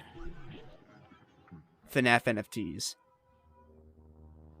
Everyone knows what a non-fungible token is by now and why they're considered extremely controversial. They're constantly accused of being a scam, hurting the environment, and so many other things. A lot of franchises have NFT products about them, which is usually seen as a bad thing among people on the internet masses. NFTs exist in a variety of ways, from just simple pictures to literal fucking shows. Now, back in 2021, Scott Cawthon was approached by an NFT company called Wax Blockchain to create official Five Nights at Freddy's NFTs. Scott Cawthon, being unaware of what NFTs were, agreed to make them. Later, an article was posted from this company about the upcoming NFTs that are in production, and when the FNAF community noticed that Five Nights at Freddy's was on there, the community went on an uproar. People were trying to get Scott's attention as an attempt to get him to cancel the NFTs. It was up until a post was posted on the FNAF subreddit describing what NFTs were and the situation at hand, as well as clearing up any misconceptions in regards to NFTs. Scott Cawthon would basically comment on the post, asking for clarification on NFTs out of utter confusion. He even assumed that NFTs were like fidget spinners of all things, which, to be fair, you could argue that based off of the acronym NFTs, someone with no knowledge on the subject could assume that it's a type of digital collectibles or merch, which is exactly what Scott thought. People were able to clarify to him exactly what NFTs were and why they were so controversial, which got Scott to cancel the FNAF NFTs. Most people were glad that they were canceled, although some people were disappointed in the fact that Scott didn't do any research before agreeing to make a deal with another company, but it's whatever. Tanner Feline. Tanner Feline is the developer of Original Location, and he's semi-controversial for being the fourth unofficial member of the pair. He would basically make a game jolt post that basically outed himself. He would participate in the group chats that the other three pair members were speaking in, and even said slurs. Tanner would try to throw the pair members under the bus, too. This post was not received that well by people, and Tanner Feline has left the public sphere, it seems. Interesting how he outed himself, in all honesty. Exiler Guy. Exiler Guy is the developer of Night Shift, and essentially back in 2022, he got into contact with a minor and started sending NSFW images and videos to him. One video sent to the minor literally contained memes, sensitive imagery depicting men, fetish drawings, even of minors, Nikocado Avocado's OnlyFans image, and more. But most importantly, what the video depicted later on, let's just call it cheese pizza. Just take the acronym of that and you know what I'm talking about. This cheese pizza basically contained two images of children with their genitals and other specific parts of their body, and one image of three children engaging in sexual activity. Exiler Guy was also found to be racist, homophobic, transphobic, etc. Another time I'll break away from my unbiased angle from this video real quick. You can't be sending minors stuff like that, like, at all. What the fuck, man? Dude seems to be gone from the community, thankfully, though. Thomastus. Thomastus was a streamer associated with the FNAF community, and in December 2020, he would be exposed for grooming a 13-year-old by having sexual interactions with them and getting them to send lewd images. He would make an apology video, but after the amount of hate it got, it was since deleted. However, this would be seemingly debunked by the supposed 13-year-old, stating that they never dated, even having a boyfriend, and they only engaged in lewd art, requests, and roleplays, calls, and that sorts. Thomas Dis also has just been proven to be an apparent dick by destroying the Discord server of PuppyGamer11, a former friend of his and some of you may know as the main developer behind the 1A with a Box series. He would destroy the server by means of wiping out a lot of the server, whether that be channels, roles, and more. This person seems to no longer be relevant in the FNAF community anymore, so yeah. Candyland. Candyland is a FNAF-inspired animated web series created by Golden Lane Studios, one of the creators in the FNAF community from back in the day. The controversy comes in with the studio they partnered up with, Rowdy Ruse, which is an NFT company, and it turns out Candyland's an NFT brand. NFTs are extremely controversial already, but what makes this case controversial among FNAF fans is the fact that people believe there was genuine promise in this IP with the character designs and animation, but they can't support it now because NFTs are tied to it. It's a shame. GGY. GGY is the first story of Tales from the Pizzaplex number 5, The Bobby Dots Clubclusion. This story is regarded as controversial among FNAF fans because of how, while it disproves Gregbot, it confirms or at least heavily implies Patient 46 from Security Breach is in fact Gregory. People are upset because they think it further ruins the lore of both Security Breach and FNAF. And you know, FNAF lore and theories rage galore. There's people content with it, but there's also the people that are not. Some hope that Security Breach Ruin will touch up on this, but who knows. B7. B7 is the name of the third story from the second Tales from the Pizzaplex book, Hops. Essentially, the story was about this kid named Billy who would consistently watch this show while in medical care called Freddy and Friends. Obviously being a direct parallel to the Freddy and Friends show from FNAF 4. Billy would imitate Freddy's movements and want to become an animatronic. As he would grow older, he would get plastic surgery to become more like an animatronic. He would dye his eyes black, drink motor oil, cut off body parts to replace them with robotic metal ones, and more. By the end of the story, Billy would come to the conclusion that he was not intended to be an animatronic, and that unfortunately, all the surgeries he's been through are all irreversible, making him stuck as an animatronic forever. And as a final nail in the coffin, to put more misery and suffering on Billy, he horrifically dies from getting crushed inside a car at the junkyard. Now, this story is seen as controversial among the FNAF community because of how there's a decent amount in this story's plot that relates to being transgender, sex operations, all of that, and with the ending of the story, it has led some FNAF fans to call this story transphobic. Those fans were obviously upset about it. Now, the author of the story, Andrea Wagner, has publicly even made a response on the FNAF subreddit to clear up any of the accusations in regards to this story, and basically B7 was always intended to be and was written to be just another creepy horror story, and there was no attempt at any sort of commentary on gender, race, religion, and etc., both on Andrea's part and Scott Cawthon's part, as well apologizing for making fans upset about the correlations. Now, this response was well received for the most part. There was even people from the beginning that didn't see the story as transphobic and just saw it as another FNAF novel story. This message from the author has even made people in the community that thought it was transphobic before go back to thinking it was just a creepy story. However, there were still people that call this story transphobic regardless of the author's intention or not, and that a story's quality is based on the reader's interpretation. Some people are obviously upset at those people because of how they claim they make their transphobic accusations out to be as facts, even with the author's public clarifications denying it, but it's just another FNAF community debate. Scott Cawthon changing his phone number. Around when Help Wanted was releasing and people had early access to it, people took note of Silver Parasolve Games, which is the fictional company that developed the FNAF VR game in the game's universe. For some reason though, people took it upon themselves to research this company and found a website for this company most likely made by a fan. What set red alarms though was that Scott Cawthon's literal fucking phone number was on the website. Scott would start receiving calls from fans and he would post on Reddit being utterly confused why this number was even public, even though it got doxed, and that he would be changing his phone number. He most likely did, and yeah. This is a case of personal information being revealed without actual consent and kinda goes with the calling phone numbers associated with FNAF type of deal. Five Nights at the Haunted House. I've talked about this game before in my Fangame Iceberg, but to essentially summarize the whole thing, as hopefully most FNAF fans know, there are mobile FNAF games on the Google Play Store that are not regarded in the best quality. It may even contain in-app purchases or literally the games themselves costing money. With all of this though, there was one game in the bunch that was brought into infamy thanks to YouTube coverage. But anyway, this game was called Five Nights at the Haunted House. I say was because it's no longer available on the Google Play Store, and as I'm gonna get into, the majority would say it's for good reason. This game game was brought into severe infamy and controversy because of how at the beginning of the game, before a night would start, it would start off with the newspaper articles just like in a lot of FNAF games or Fangames or any FNAF related media ever. However, these newspapers would unfortunately depict 2 actual missing people from real life that were not even just missing but were also confirmed to be dead. There's 2 newspapers in total. The first newspaper depicting 14-year-old Suzanne Bombardier, who in 1980 was kidnapped, sexually assaulted, stabbed to death, was then found a week later dead in a river. And the second newspaper depicts 24-year-old Tammy Niver, who in 1993 went missing and was killed. The obvious point as to why this was seen as heavily controversial was because of how distasteful it all was, thanks to how they were used and portrayed. Literally being used as placeholders for victims of a burnt-down location in the game's story, the victims now haunting the location of the game. People nowadays are thankful that the game is no longer playable, and it's been removed from the Google Play Store, and is seen as a tip for what not to do when creating a FNAF-related game or project. Reimagining Security Breach.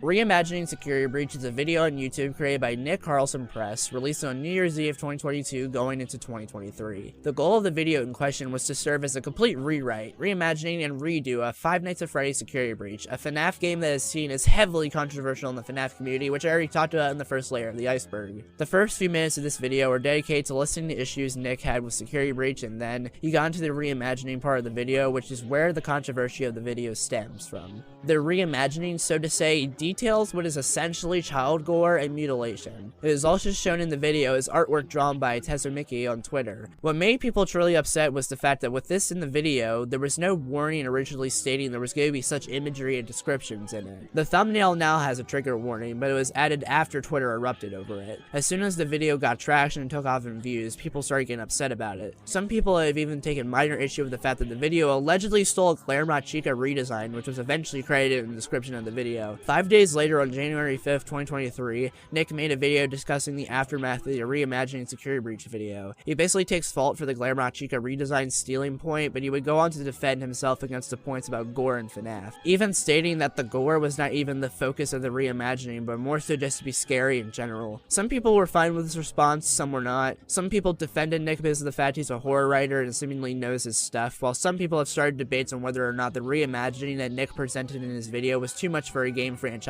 like Five Nights at Freddy's. It's all just a mess of a situation. FNAF ARG.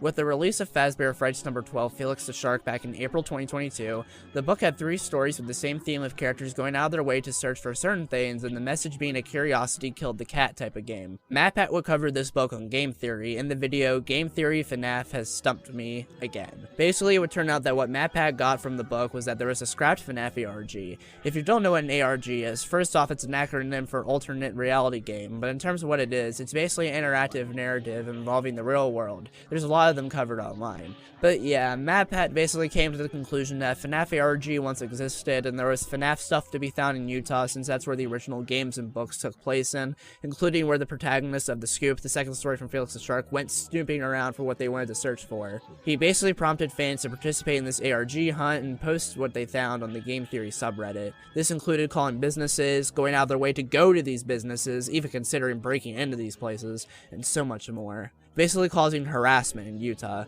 Not too long after, an employee of a small diner in Utah went to the Game Theory subreddit to tell people to stop calling them and harassing them about FNAF, and to do the same for the other businesses people were doing this shit with. The situation with this small diner in particular got so bad that for the remainder of the night during their shift, the small diner had to shut the main phone line down. Some fans thought this was part of the ARG and to throw them off the trail, and some fans were just pissed in general for ruining the fun. So the employee started responding to those comments, and it got to the employees so much that they declared they would stop responding and straight up deleted their Reddit account. A few days later, another person went to the subreddit to ask for this to stop as well, even confirming that a water park that used to have a shark mascot, which fans likely saw as a parallel to Felix the Shark, got these calls and harassment too. By far though, what got the FNAF community the most people upset was that someone found a grave of a man that died in 1987, posted an image of the gravestone online, and he suggested to dig up the grave for clues, which is so fucking illegal, even if all of this wasn't already.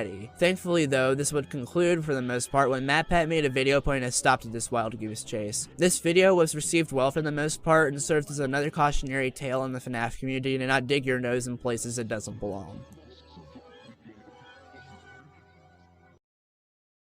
Oh boy, that was something. Now, I don't know what was more interesting for me to cover, the FNAF Fangame Iceberg or this iceberg, because the truth is that they both were very interesting to go over. With this one, to be fair, a lot of these controversies I knew about, but only a good bit, I knew almost every detail. Some of these I've heard about and have even known the general basis of the controversy, but never got to know the full story, and some I just never heard about and it caught me all by surprise. However, I hope that this video serves its purpose. I've already stated in the intro of this video, but the reason for this video's existence is to not ignite dead flames. It's to serve as a reminder for any new fan in the FNAF community it's not all sunshine and rainbows. There are bad apples in this community. The truth is that there's always going to be bad apples in any community. However, there are some people that don't actually know. Engaging in any fandom can be fun. It's fun for me a good bit of the time, and I'm sure a lot of you guys enjoy bits of the fandom as well. However, as I'll say again, it's not perfect and it cannot be ignored. I hope that either all the information or almost all of it is true and also mostly unbiased, so it can serve as an informative and detailed video I intended it to be. Thanks for watching, everyone. I'll be making more iceberg videos in the future. I'll see you all in the next thing I do. Goodbye, everyone.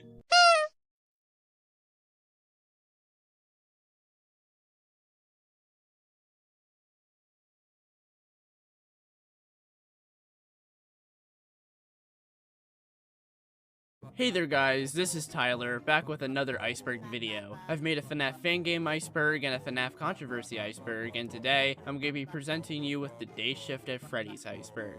Dayshift at Freddy's is a FNAF Fangame trilogy created by Direct Doggo, where instead of taking place during the night like in the main FNAF games, it takes place during the day. There are wacky shenanigans to behold when playing, as well as a deep story underneath to uncover. Dayshift at Freddy's is personally my favorite FNAF Fangame series of all time, and I cannot wait to share this iceberg with you people. Now, this iceberg was created by Reddit user LeoYoshi54321, so credit goes to him for making the iceberg image itself. Now, let me say this. We're going to be ignoring the bottom layer of the iceberg because it's a layer dedicated to jokes. It even says so in the layer itself. Everything else, though, is going to be covered. Before we begin, be sure to subscribe down below and turn on the notification bell. Also, become a channel member if you wish. Totally optional, but it'd be appreciated if you did. Without further ado, let's dive right into the Dayshift at Freddy's iceberg.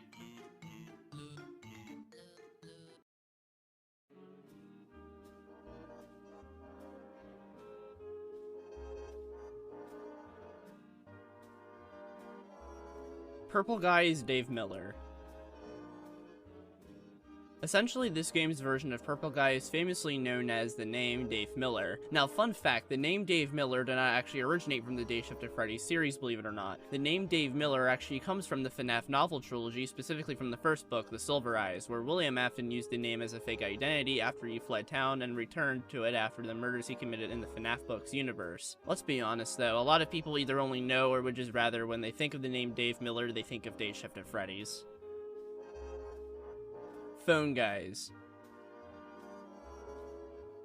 Phone Guys in the game basically serve as employees that, for at least the first two games in the series, would also serve as your supervisor or manager. In the third game, you're the boss, so you basically manage over them. They can basically also fire you too. Now, Phone Guys in the Dayshift games are basically represented with images of telephones edited onto stock images of men wearing suits. The interesting part about the Phone Guys, however, is their origins, which is actually pretty fucked up and sad. Essentially, Phone Guys in the Dayshift at Freddy's universe come from the remains of unfortunate employee victims to spring lock failures from various Freddy's locations. After an employee dies from a spring lock failure, they would be sent off to the factory associated with Fazbear Entertainment, which is also called Afton Robotics, which originates from sister location. These spring locked employees would basically be turned into Phone Guys, and they would be placed and stored in the factory until they're needed for a Freddy's location. The factory would additionally wipe nearly all the memories from them, and they would be set to a somewhat scripted manner to be appropriate for Freddy's. The biggest being the inability to swear, as well as all of them having their original names for when they're alive changed to be the name Scott Cawthon, which, as you guys all must definitely know, is the creator of the original Five Nights at Freddy's series, and it's also an in-joke on how Phone Guy from FNAF 1 to 3 is voiced by Scott Cawthon himself. Another thing that carries over in each Phone Guy is their romantic love for Foxy. Fun. These guys are also separated into generations which differ from each other, but especially when it comes to memories of past lives, etc. There are plenty more entries on this iceberg about the Phone Guys and their specifics, which we'll get to all of those at some point.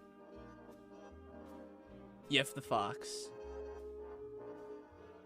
Yif the Fox is a recurring joke in the Dayshift trilogy. It's basically referring to having furry sex with Foxy. Yeah.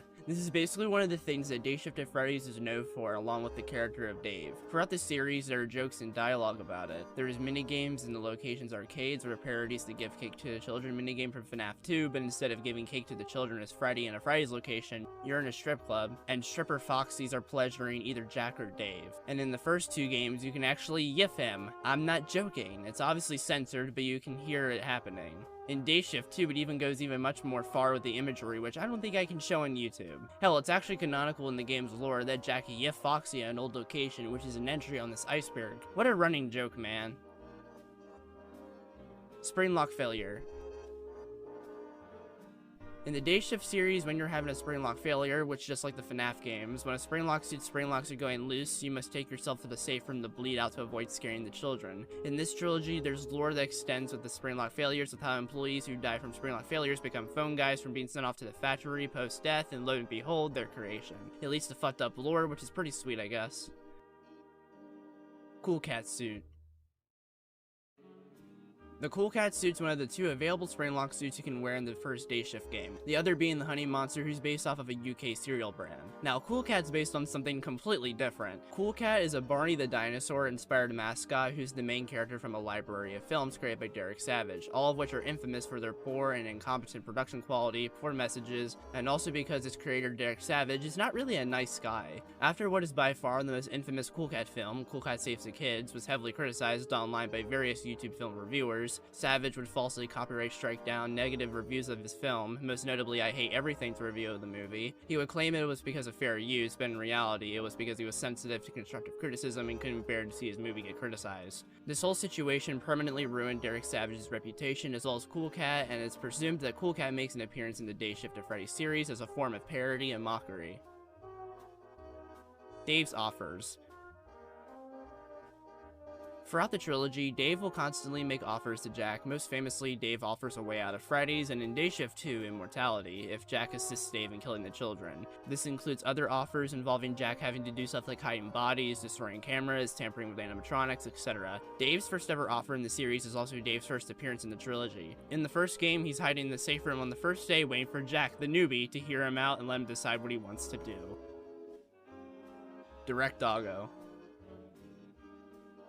Direct Doggo is the creator of the Dayshift at Freddy's trilogy. He's also made Dial Town, Faux Dating Sim, Project Save the Kittens, and Storytime at Freddy's, the latter 2 being very old games of his. Direct Doggo himself appears in a few occasional moments throughout the series, most notably in Dayshift 2 where he serves as the leader of the Doggos and resides in one of the stalls in the pizzeria's public restroom.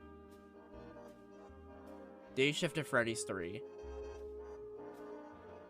Dayshift at Freddy's 3 is the 3rd and final game in the series. Instead of simply just working at a Freddy's location, it takes a Pizzeria Simulator approach where you run a Freddy's location. A lot of the gameplay taken after yet again Pizzeria Simulator, especially the Tycoon portions where you can customize the pizzeria to how you want it and also based off of your cash. There are also the normal interactive portions of the games like the previous 2 games where you have the dialogue choices to boot. There's the flip side, which is where the lore happens. It's my favorite game in the trilogy personally and my favorite fan game of all time. The Promise. The Promise is referring to how it's first revealed in Dayshift 2 in a minigame when Jack is dying in the Fredbear suit. The real Fredbear makes his appearance and says that if he were to resurrect Jack, Jack would have to put a stop to Henry and Dave's murders and evil at Freddy's once and for all, needing to constantly return to Freddy's location, sometimes under different names, and save the children. Jack promised, and he's resurrected. Afterwards, he also needs to constantly put tons of orange makeup on to hide his wounds from being in the suit. This promise is a lore point throughout the whole trilogy and plays an important role in Jack's character. Breadbear.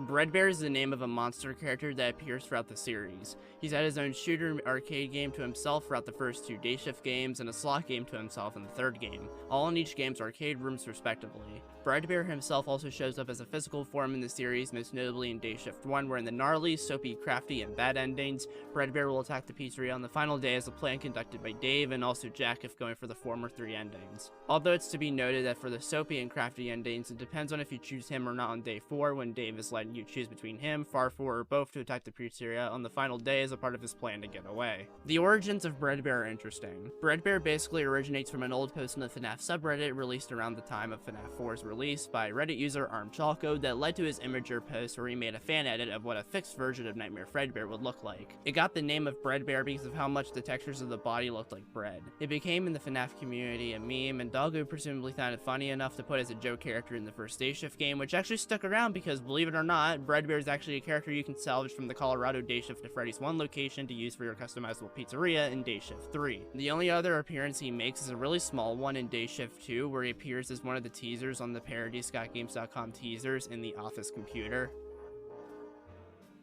Matt's a virgin. Matthew Virginia, also known as Matt, is the employee that usually surveys the prize corner. The running joke with him in this series is that he's supposedly a virgin, his canonical last name Virginia even being associated with the joke. Being a virgin is also seemingly how he never ages by the time Dayshift at Freddy's 3 happens, as revealed when you as Jack can hire him to work at your Freddy's joint. Let me tell you a joke. Once upon a time, a man walked into a doctor's office. He said, "Doctor, I want to live forever." The doctor replied, "That's easy. Just never have sex." The man was astounded. What a virgin. The flip side.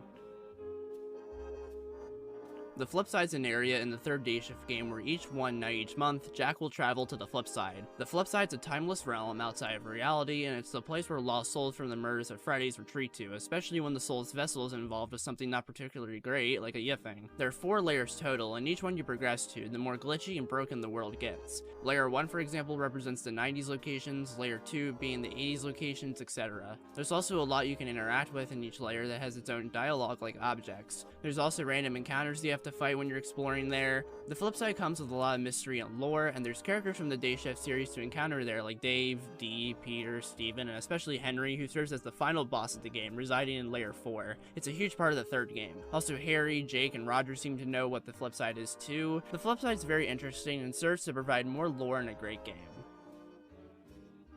X Icon X Pika X123.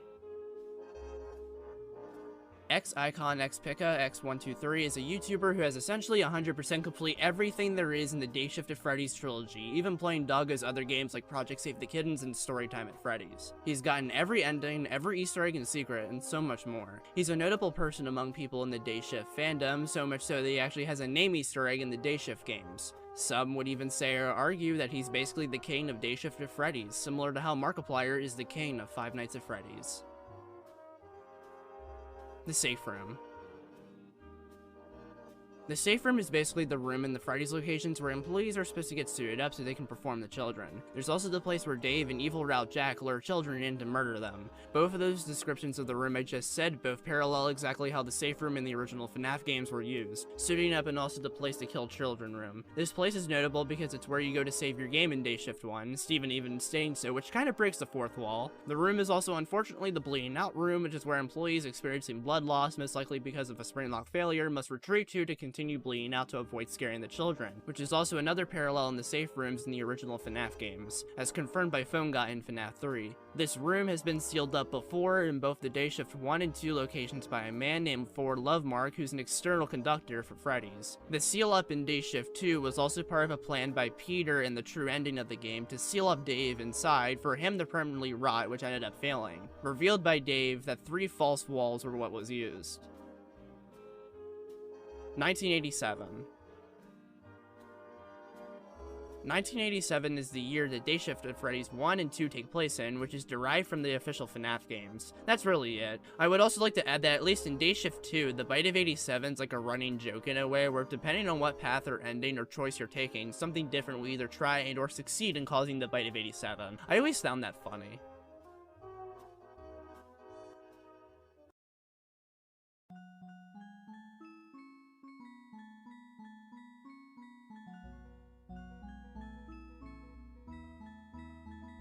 Name Easter eggs.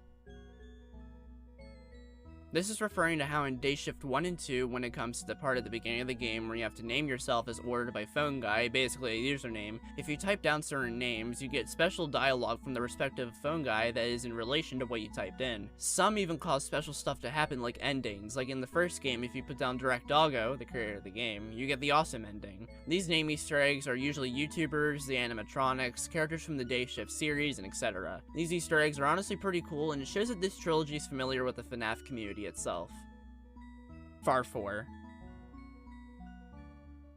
Farfor is a monster character that shows up in the trilogy, mostly in the first game, where depending on the ending, he can attack the pizzeria. He's also referred to as the Rat. Now, Farfor's origins are actually really interesting, at least in comparison to his monster comrade, Breadbear. Farfor originates from a Palestinian children's show from the early 2000s called Tomorrow's Pioneers, where it featured mascots based off of popular cartoon characters, Farfor being one of them and clearly being ripped from Mickey Mouse, and these mascots would teach children themes of anti-Semitism, Islamism, anti-Americanism, and more. The show was highly controversial for obvious reasons and would end up only being on the air for around 2 years. The show itself has had YouTube coverage, especially by Nick Crowley, which I recommend checking out. In terms of Farfor's appearance in Dayshift at Freddy's, it's similar to why Cool Cat's in the series, with it being that he's purely there for the mockery and to be made fun of, which is hilarious.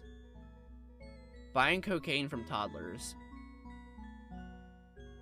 Basically, in Dayshift 2 and 3, you can summon a horde of ungrateful toddlers in the ball pit areas of both games, where if you pay them licorice, you'll be given cocaine, which you can get high with in the bathrooms of both games. Both result in both games' variations of the soapy ending. Getting fired gets you killed.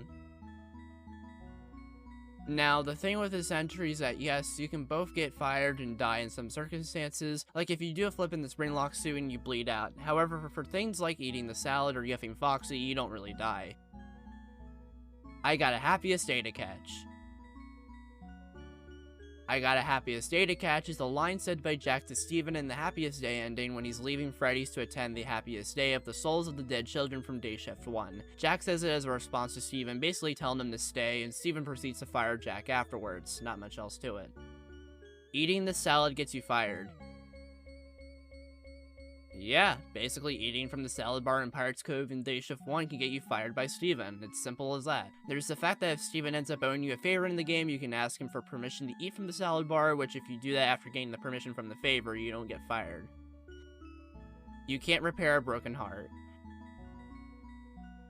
This entry is referring to how in Dayshift 1, if you go to the Pirates Cove and you attempt to repair Foxy, right next to the option to do it, it says, even you can't repair a broken heart. This gives some serious implications in Foxy's past from an emotional perspective, probably had something to do with the fact that Jack has canonically yet Foxy, as we'll get to later, but yeah. What is Foxy's fucks your bitch rapes?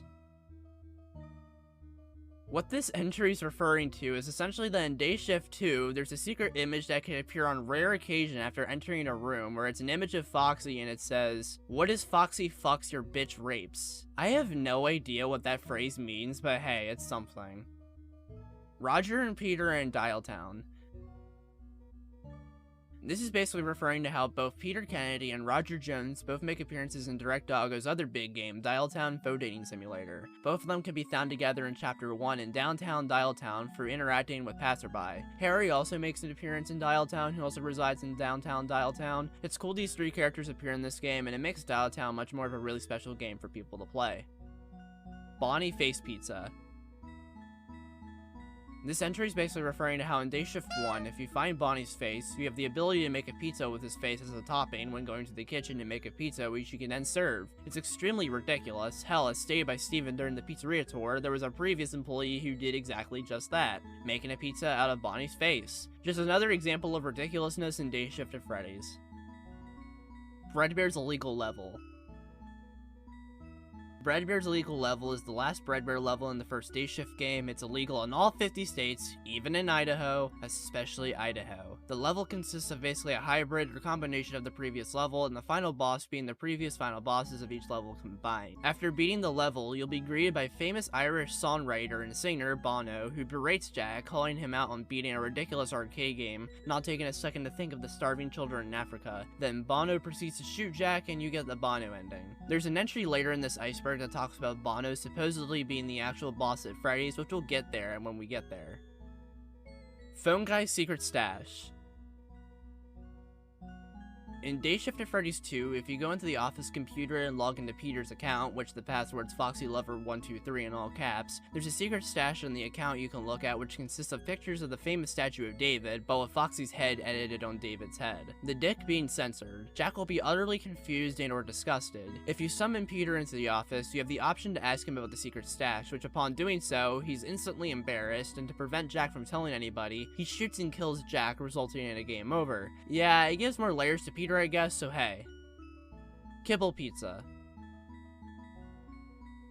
In Dayshift 2, if you give Direct Doggo in the bathroom Kibble Pizza, he'll reward Jack with his own doggo. If not, he'll scoop Jack. The Kibble Pizza is made in the game with the help of Ronaldo the Dough Master, which has a process in the game on how to make it. Pretty interesting pizza that exists.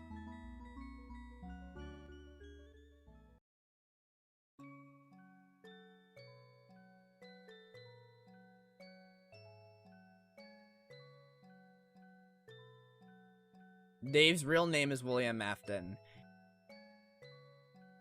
Yes, Dave's name in the series is in fact William Afton. The same name is used in the official FNAF games, basically meaning that just like the FNAF books, Dave Miller is a false identity name. It's also interesting how in Dayshift 2, during the true ending where the real Fredbear confronts Dave and calls him by William Afton, Dave tells the real Fredbear to not call him that in front of Jack. Due to Dave's false identity, both Dave and William appear separately in the employee logs, even though when it displays a picture of supposedly William, it's literally so fucking obvious it's Dave, and makes you wonder how the company doesn't notice. The William Afton name is only relevant in the Dayshift series when it talks about how Dave and Henry used to work together, especially at Fredbear's, so yeah.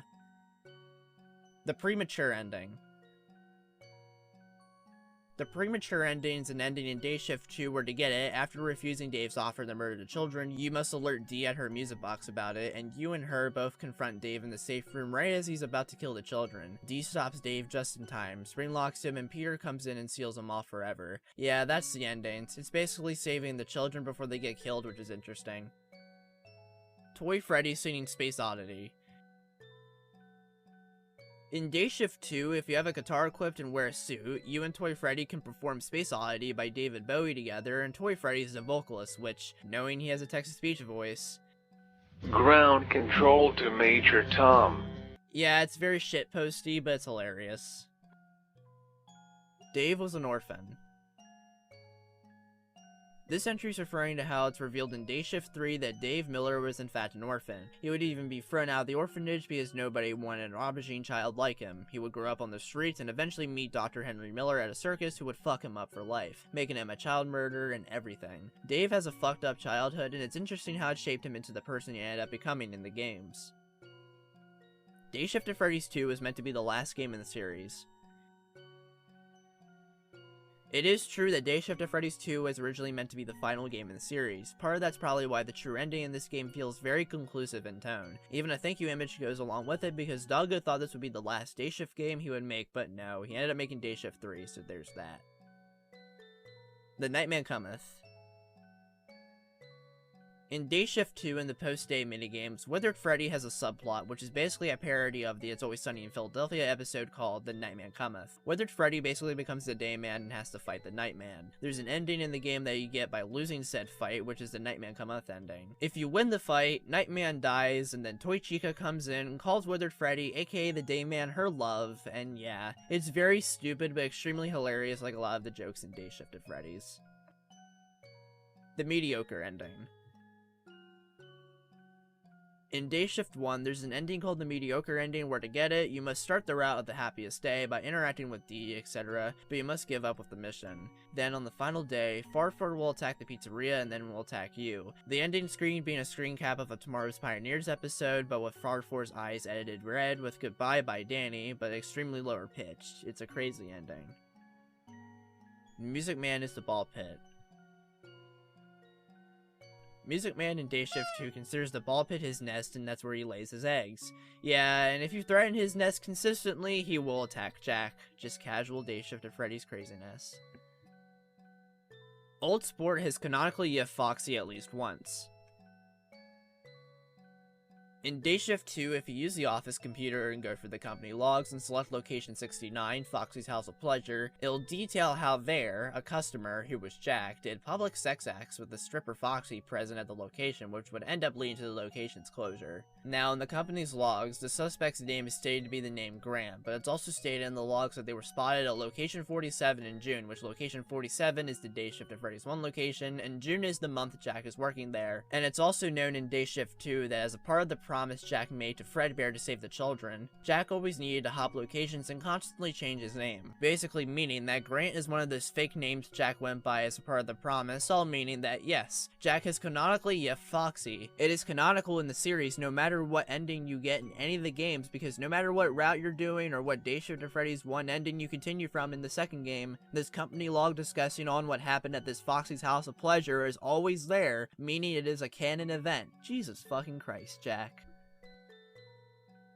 Bono is the owner of Freddy's. In Dayshift 2, there are lines that are meant to touch on how Bono is possibly the owner of Freddy's. One example is when Peter's ripping your red contract, he asks for Bono to forgive him. If Bono is the owner of Freddy's in this, oh man, it gives Bono much more to him than the Bono ending in Dayshift 1. Old Sport worked at Fredbear's Family Diner. Jack, in fact, did work at Fredbear's. He worked as a security guard. He would end up working there as a part of his multiple jobs he took on to support his sister Dee, who would actually end up dying outside of Fredbear's. Jack would also meet his end here too, but the promise happened. Harry is a Vietnam War veteran. This entry is referring to how in Dayshift 3, it's revealed that one of the phone guys in the game, Harry, when he was alive, he fought in the Vietnam War and would eventually return home, just to become an employee at Freddy's and die to a spring-lock failure. It's revealed by Scotty, actually named Rebecca when she was alive, when you call Afton Robotics in the office and you ask her about Harry. She basically explains a bit about Harry's past, including a slight mention of his involvement with Vietnam. There serves as a more interesting lore to this game and one of its characters. It's world building. I love it. An ending. N ending is basically a variant of the radical ending from Dayshift 2, where Jack and Dave get away with their evilry and go to Vegas. If you want to get this ending variant, at the start of the game you have to select to continue from the gnarly ending, which is basically the escape to Vegas ending from Dayshift 1, and then throughout the whole game you must select each dialogue choice that is purple. By the end, you're confronted by the real Fredbear because of how you broke his promise and decided to be evil instead. You fight him and win and kill him. Dave eventually gets scared of you, and an ending, well, Dave eventually gets scared of you, and the N ending, well, is basically the radical ending, like the same images, but with different and more ominous music, and Jack looking dead at the camera with Dave looking scared. It's amusing how even Dave, the child murderer, can get scared of you.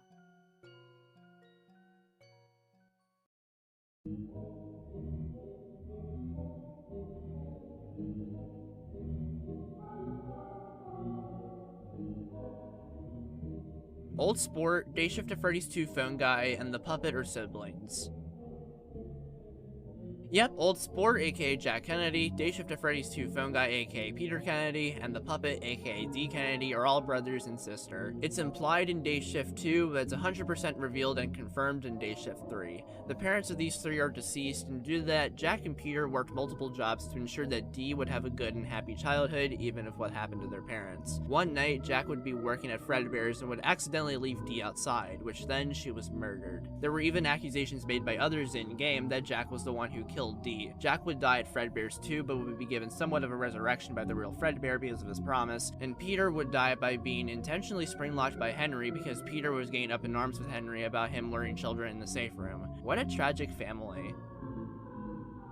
Old Sport's immortal.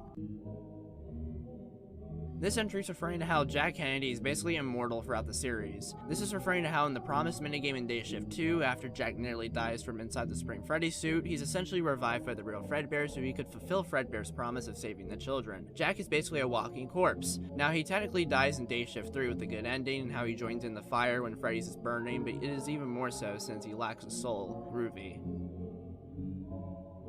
The Music Man was created as a way to avoid getting killed by Godred. So basically this entry is referring to how Music Man in the Dayshift universe was created by a man named Woodrow who used him to keep Godred away, but this would fall flat in its face as Godred would end up taking Woodrow anyway. There's evidence of this suggested in Dayshift 3 within the office. It's very interesting, and later on the Iceberg we'll be talking about this more slightly in depth, so yeah. Generation 4 phone guy. So I looked into this entry and I couldn't seem to find anything in regards to the 4th generation of phone guys. There's generation 0 to 3 like I explained earlier in the iceberg, but generation 4? I don't know. If you guys seem to know anything about this, let me know in the comments. Maybe I missed something when playing Dayshift 3. Project Save the Kittens. Project Save the Kittens is a charity game released in 2017 by DirectDoggo, which served as somewhat of a spin-off to Dayshift 2. This game is basically FNAF 1, but from a top-down perspective, and it's in the style of the 8-bit minigames, and you're playing as Jack. On night 8, you're playing as Dave, where you must retrieve his lunchbox from the safe room, which he ends up getting spring-locked by the souls, and that's the ending of the game. If you wanted FNAF 1, but with Dayshift and Freddy sprinkled in, well, this game is for you. Dave is a repossessed corpse. Basically, Dave is a repossessed corpse after he would come back from the dead due to his experiences with helping out Henry. He would repossess his corpse each and every time just to assist Henry. It's truly something. The Joy of Creation.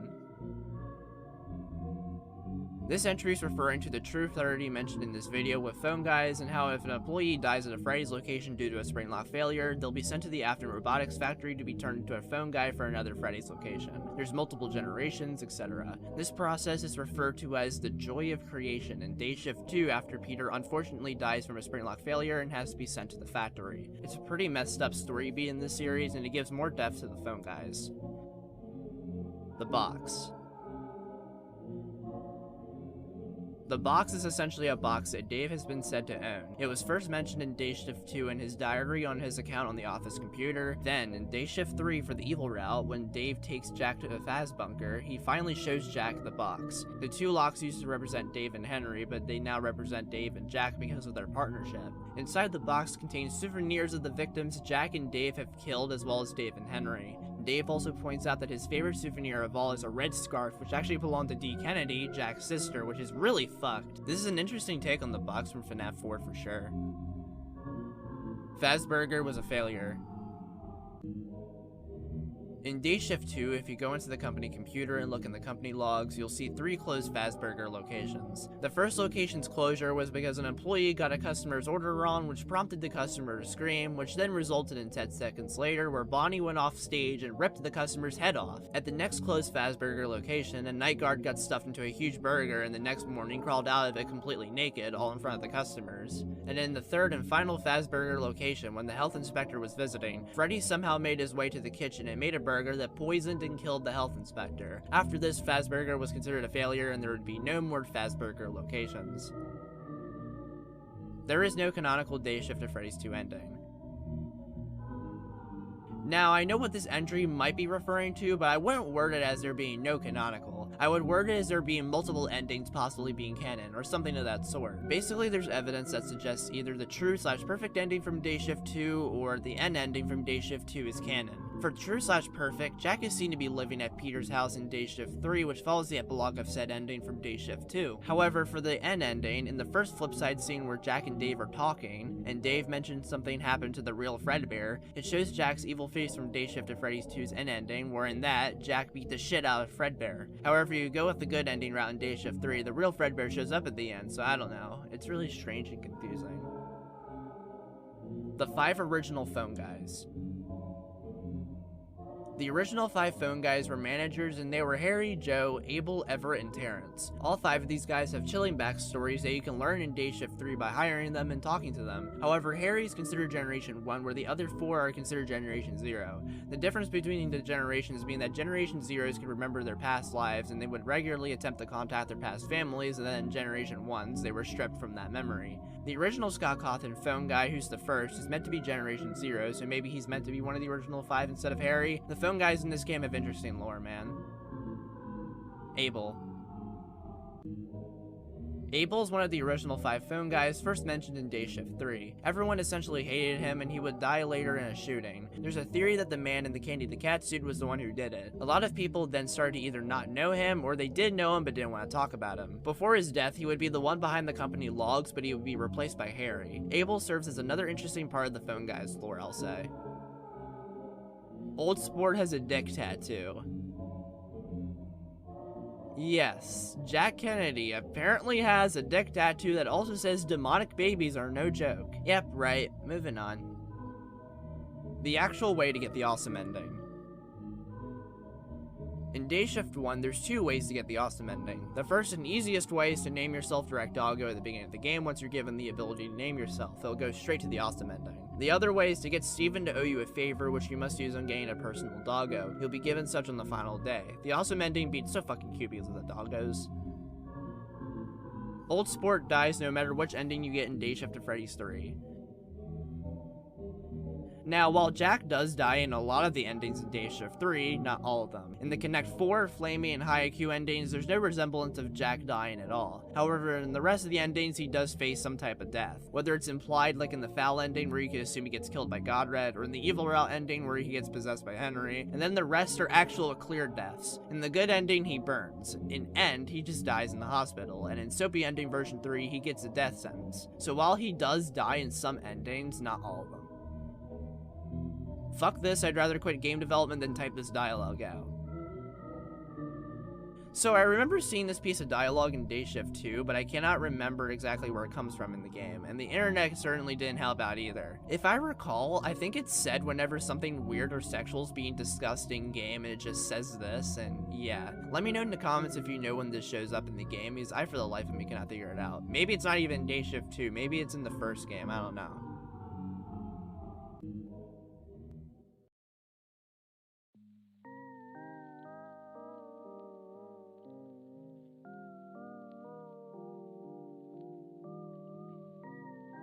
Old Sport's real name is Jack Kennedy. Yeah, Old Sport, aka the protagonist, aka the Orange Man himself, his real name is Jack Kennedy. It's revealed in Dayshift 2, and there's nothing else really to it, that's his name. Old Sport opened the Doggo location. Now, there's a location mentioned throughout the Dayshift series that is otherwise known as the Doggo location, which closed because of 57 total doggos barking continuously. Doggos were banned from performing at Freddy's location since. Now, I don't recall the evidence that Jack opened the location, but it's possible, knowing him. The Lorax was meant to be in Dayshift at Freddy's 1. This is referring to how the Dr. Seuss character the Lorax was going to be put in Dayshift 1, similar to how characters like Hell Cool Cat or Farfor appear, probably as parody. Direct Doggo stated on the Dayshift of Freddy's Reddit that forgetting to add the Lorax in was his biggest regret from developing Dayshift 1, and he thinks it's too late to add him in. Such a shame. Henry is a World War II veteran. While Harry is a confirmed veteran of the Vietnam War, it's said that Henry is a World War II veteran. Unlike Harry's service though, Henry's is not directly confirmed, and I'm not sure where it came from. If you know where the source of this apparent piece of trivia is, let me know in the comments. The Game Jolt comments were real comments. Now, this entry is referring to the Game Jolt comments that Jack is able to leave on the Dayshift 2 Game Jolt page in Dayshift 2 via the office computer. While I don't think they're directly real comments, they're similar to actual comments Doggo would get in his Game Jolt comment sections, basically a parody of those comments, full of kids asking for beta testing spots, Dayshift 3 making EFing Foxy jokes, you know, typical shit. Storytime at Freddy's. This was a FNAF Fangame by Direct Doggo in the earlier days, where it's a game that basically tells a story with options and paths you can take, sort of similar to Dayshift in a way. You're playing as a guy named Jeff who's working at a Utah Freddy's location. There was a sequel planned, but it was long cancelled. This game just serves now as an interesting piece in Doggo's game development history. Roger is the bravest phone guy. Now, I'm wondering if this entry is worded to be sarcastic or something, because I wouldn't describe Roger as brave, so to say. He seems so uneased and stutters a lot. I mean, his confrontation skills against Jack are something to behold, but I wouldn't say he's the bravest phone guy. Was it me, teasers? This entry is referring to how in Dayshift 2, if you use the office computer, you can look at scottgames.com. However, the catch is that the teasers on here are not actual FNAF teasers, are instead parodies of the usual scottgames.com teasers, specifically the "was it me?" FNAF 4 teasers. There's a total of 4 in the game. There's the Doggo teaser, a weird render of Nightmare Fredbear, a teaser with Dave in it that asks to guess how many toddlers he strangled, and a teaser with Breadbear that says perhaps it was me or whatever, I don't know. After the final teaser, Peter will come in and tell Jack to stop looking at his website. This part of the game's hilarious. Oscar is a sexual predator.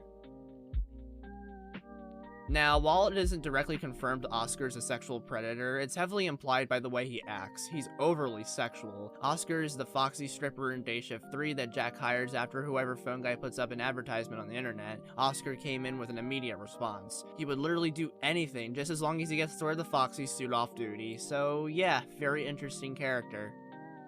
Peter is anti-immigration. In Dayshift 2, if you go to the party room and scream about how Party Room 2 is better, Peter will tell you off, and then he'll eventually strangle you for encouraging immigration. Yep, Peter is anti-immigration. What an interesting thing to include in the game.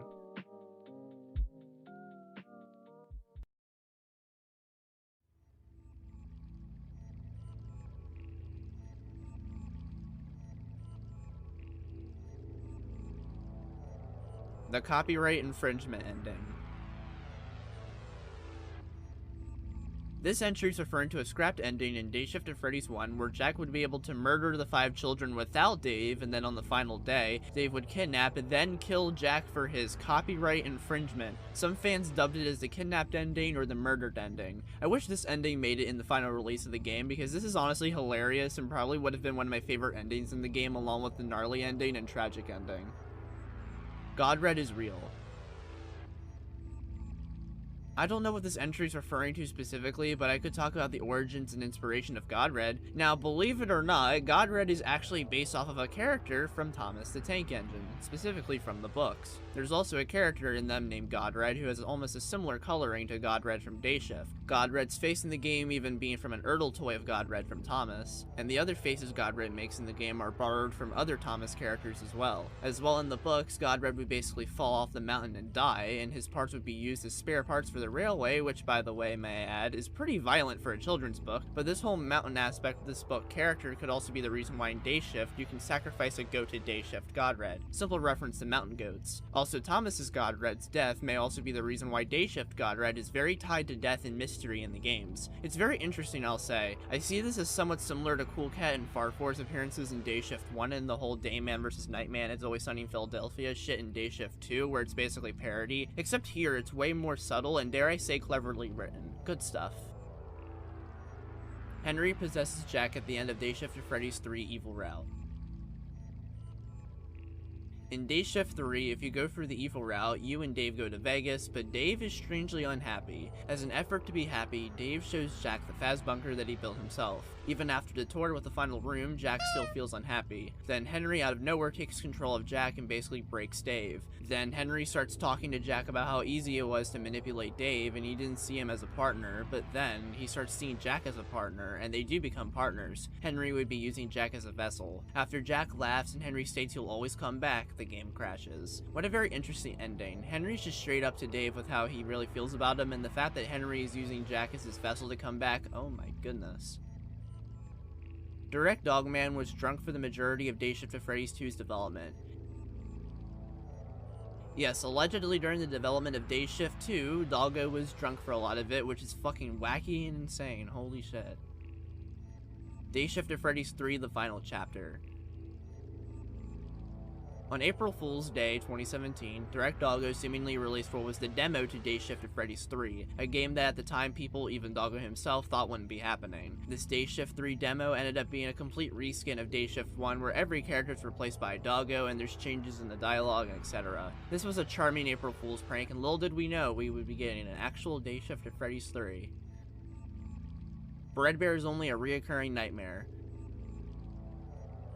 I don't know exactly what this one means, but maybe it's referring how Fredbear, for a secondary recurring character, appears consistently. He's had his most screen time in Dayshift 1, but in Dayshift 2 and 3, he appears sporadically. Don't know. The high IQ ending.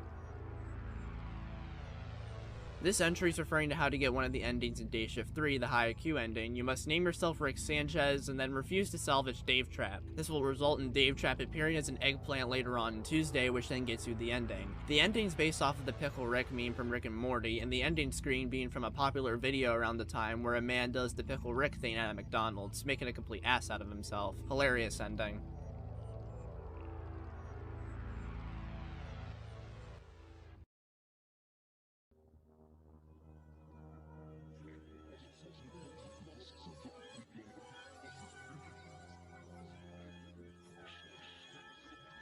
Dayshift at Freddy's 4 was planned at some point.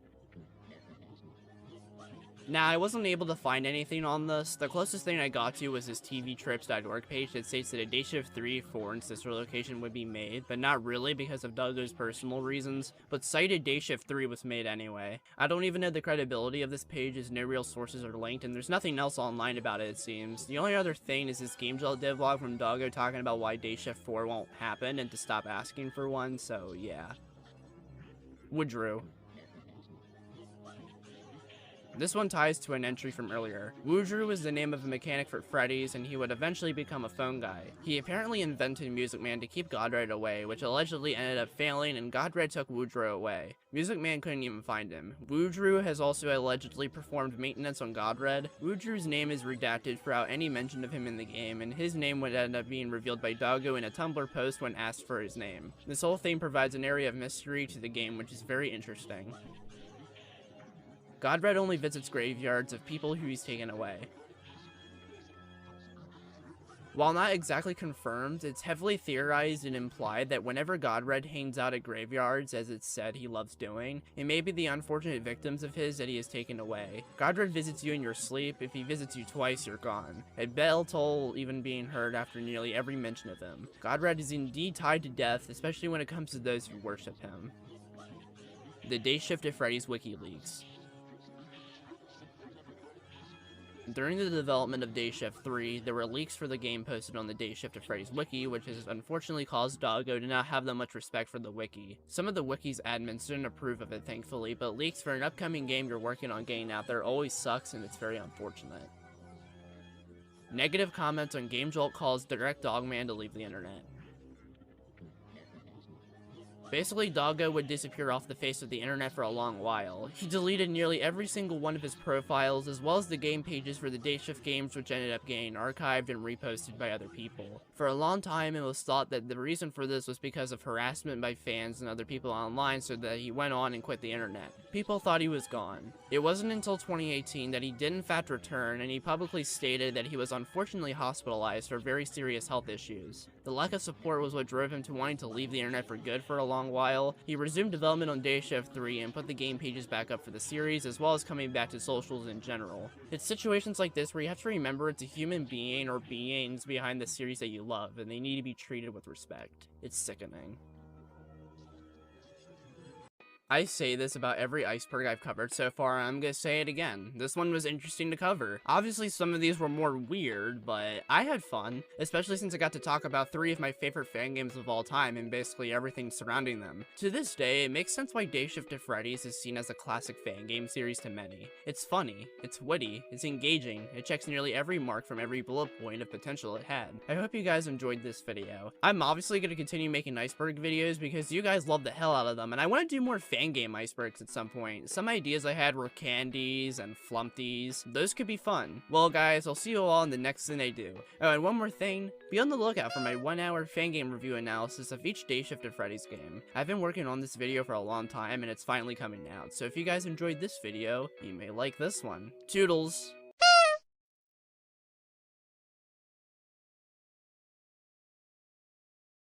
Hey there guys, this is Tyler, and welcome back to another Iceberg video. Today we're going to be covering the ultimate Five Nights at Freddy's movie, Iceberg. So basically, I know this Iceberg's been done already, but the 2 main pre-existing Iceberg videos that exist came out before the release of the movie, and this Iceberg contains information after the release of the movie. The Iceberg image used contains entries borrowed from other FNAF movie Icebergs, plus entries I also added to coincide with information known after the release of the movie. You probably know how an Iceberg chart works, but if you don't, essentially the Iceberg is categorized by obscurity or levels of how known a topic is, not the creepy factor. The top of the iceberg contains information people should know about the movie, whereas the bottom is information not a lot of people know about. Before we begin, be sure to subscribe down below and turn on the notification bell if you wish. Also become a channel member if you want to support the channel. All totally optional, but it'd be appreciated if you did. Without further ado, let's dive right into the ultimate Five Nights at Freddy's movie, Iceberg.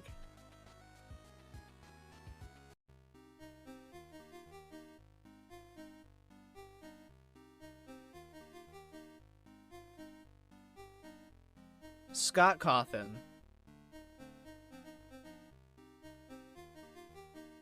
Scott Cawthon is the creator of the Five Nights at Freddy's franchise himself. If you haven't heard of this man, especially if you're watching this video, I don't know what to tell you, man. He released the first Five Nights at Freddy's game in August 2014, and ever since then, he's released multiple games and took part in writing the books too. When it comes to the FNAF movie, Scott was keeping his eye closely on the production of it. The reason is so therefore he'd be sure people and fans would like the movie and would stay true to Five Nights at Freddy's, which is something people admired Scott for. He's been confirmed to be on the set as well, which was also pretty cool.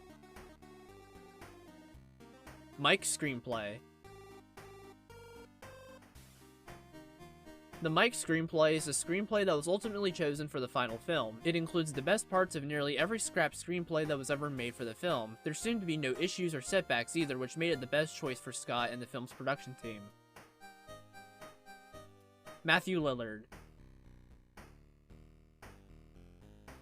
Matthew Lillard is the actor who plays William Afton, the film's main antagonist. He's best known for playing Shaggy in the live-action Scooby-Doo films, as well as Stu from 1996's Scream. He's a beloved actor by many, and people thought he was the perfect choice for Afton for the movie, especially because of how well people thought he did, citing him as one of, if not the best roles in the movie, basically being the highlight. Josh Hutcherson. Josh Hutcherson is the actor who plays Mike Schmidt, the film's main protagonist. Hutcherson has starred in plenty of commercials and other minor film and TV roles. He wouldn't make his first major starring role until 2002 with the pilot episode of Houseblend. He's taken other roles since, the FNAF movie being one of them. The general public really liked Hutcherson's portrayal of the character that lacked dialogue in the original game, and yeah.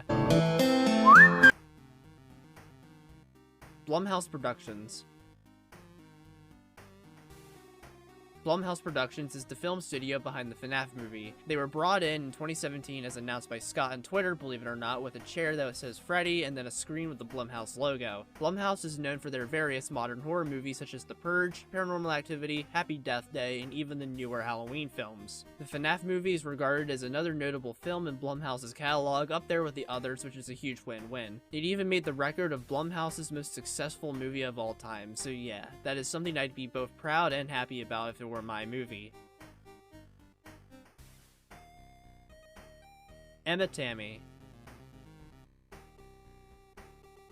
Emma Tammy is the director of the FNAF movie. Now, before the release of the film, she was actually a pretty lesser-known director with only a few movies under her name, not popular movies at that, but the FNAF movie gave her some huge attention as a director, so there's that. Negative critic scores. This entry is referring to how when the FNAF movie initially released, initial reviews by movie critics weren't so positive and were rather negative, criticizing the movie for its all-over-the-place story and writing. The Rotten Tomatoes score was even at 24% on the critics' side at one point. The movie seemed to have an opposite reception with FNAF fans and other people, as the audience score on Rotten Tomatoes got an 89%, so it just goes to show that sometimes critic scores aren't everything to a movie. Jim Henson's Creature Shop. Jim Henson's Creature Shop is a special/visual effects company notable for its puppet-related works. It was founded in 1979 by Jim Henson, known as the creator of the Muppets. This company landed their hands in making the animatronics for the movie, which a lot of people have praised the movie for how the animatronics were and their movements and everything, so you can thank them for that. Mike Schmidt. Mike Schmidt is the main protagonist of both the film and the original FNAF 1 game. In the original game, he was a silent protagonist who was theorized to also be Michael Afton, William's son under a disguise name. However, in the film, he seems to be separated from Afton and has a personality to his own. He seems to be on the chill side, and he's got his own arc in the film with both Abby and Garrett. Mike is a main character that a lot of people who watch the film seem to like and enjoy, so yeah. Abby Schmidt. Abby Schmidt, played by Piper Rubio, is the younger sister of the film's protagonist, Mike. In the film, Abby has a friendly connection to the children's spirits inside the animatronics, which is relevant to the mystery of Garrett's disappearance that Mike is trying to figure out. That is until the animatronics try to kill her, or as they say, make her one of them, quote-unquote. Her and Mike end up having a healthy relationship at the end of the film. It's also to be noted that Abby heavily prefers Mike over Aunt Jane. Abby is a character important to the film nonetheless. Garrett Schmidt. Garrett Schmidt, played by Lucas Grant, is the long-lost younger brother of the film's protagonist Mike Schmidt. He was abducted by William Afton while Mike, Garrett, and their parents were on a family vacation in Nebraska while both Mike and Garrett were kids, and Garrett would eventually be murdered by Afton as well, usually cited as Afton's first victim in the movie's universe. On the topic of that, it was noted that Garrett's fate outside of being murdered was never fully revealed in the movie, despite being a huge plot point and motivation for Mike in the film, and this has led to the most popular theory of him possibly being the puppet, which I will get to later in this iceberg. Aunt Jane. Aunt Jane, portrayed by Mary Stuart Matterson, is the second main antagonist of the film, or possibly the main antagonist depending on how you view the film. In the film, she's trying to get custody over Abby due to thinking Mike is neglectful and unfit to take care of her. However, it's later revealed that it isn't about Mike or Abby, she just wants adoption checks from the government. She tries whatever she can to get custody over Abby, even hiring vandals to wreck the pizzeria. Then later in the film, Aunt Jane is then killed off screen by Golden Freddy, only being able to see her body lying on the floor. However, some argue she really isn't dead, but is perhaps knocked out. However, it's unclear, and after that scene, she isn't seen again, making her current fate unknown. Vanessa. Vanessa, played by Elizabeth Lail, is the cop that appears in the movie to assist Mike in his job at Freddy's. However, it's revealed that in this movie's universe, she is William Afton's daughter, even owning the same plane toy Garrett once owned as seen in a photograph of the father and daughter. With this, she somewhat helps him in part with what William has to do, but ends up betraying him near the end, which results in her getting stabbed and then hospitalized. Vanessa is a character that actually comes from FNAF Security Breach, White Woman jump scare herself. Due to how the final screenplay of the film and Security Breach were both in production at the same exact time, it's likely that she was added in the movie for fan service for the newer fans of FNAF more familiar with Security Breach. Now, Vanessa's role in the film has been criticized by critics and people for basically being an unnecessary exposition dump. Whatever the case, Vanessa being in this movie was interesting. Steve Raglan. Steve Raglan is William Afton's disguised name throughout the film. He's a career counselor when using this name. It's similar to how in the original novel trilogy where William Afton would use the disguised name Dave Miller to hide his identity. That's one of many novel trilogy parallels in this film. William Afton, or Steve Raglan, is the main antagonist of the film who kidnapped and killed 5 children, plus Garrett Schmidt, and was able to control the animatronics, which he was using this to his advantage to kill Abby Schmidt. However, of course, plan failed and he ended up getting spring locked, but I always come back. Of course. The 5 missing kids.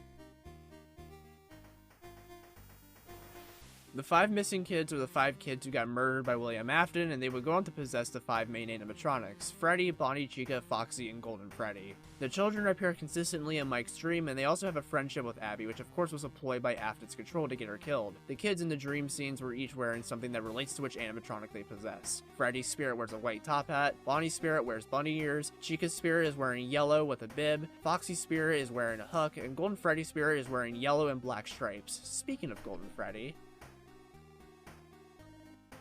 Golden Freddy.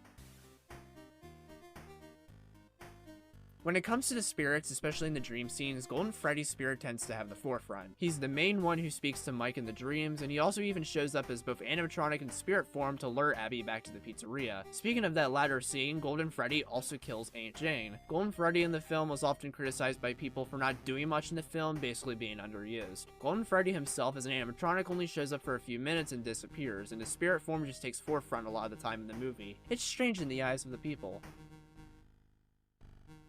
Scrapped Markiplier cameo. Mark Fitchbatch, famously known as Markiplier, was supposed to be in the FNAF movie, but it ended up not happening. He would be contacted to do a role for the film, which was later revealed in MatPat's behind the scenes video and film theory that he was supposed to play the guard who got killed at the beginning of the movie. The reason Mark couldn't do it was because it just so happened that the filming for his film, Iron Lung, was happening at the same time as filming for the FNAF movie took place. I am not going to be in the Five Nights at Freddy's movie. And I know that's crushing, and I know that's disappointing, and I know there's a lot of people that really were hoping that would be the case, but I wanted to say, unequivocally, that unfortunately, I'm not. And I'll explain why. I'll explain. Actually, everyone freak out. All right, so it's not anything like that. It was supposed to happen. Let's get this straight. It was supposed to happen. There was like time that it was supposed to occur, and unfortunately, and I saw this coming a while away, but unfortunately, the Five Nights at Freddy's movie and my movie, Iron Lung, were being filmed at the exact same time.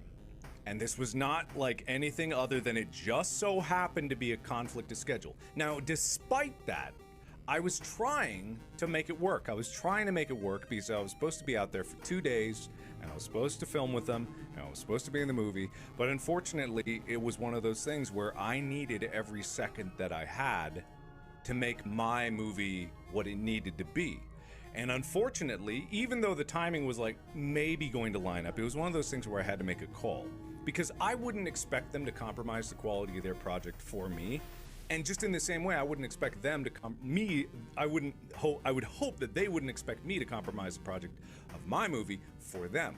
So it was one of those situations where the schedule was there, but it just didn't line up. Like, there was so many things that I had to do, and flying out to go film for like a very short turnaround, come right back.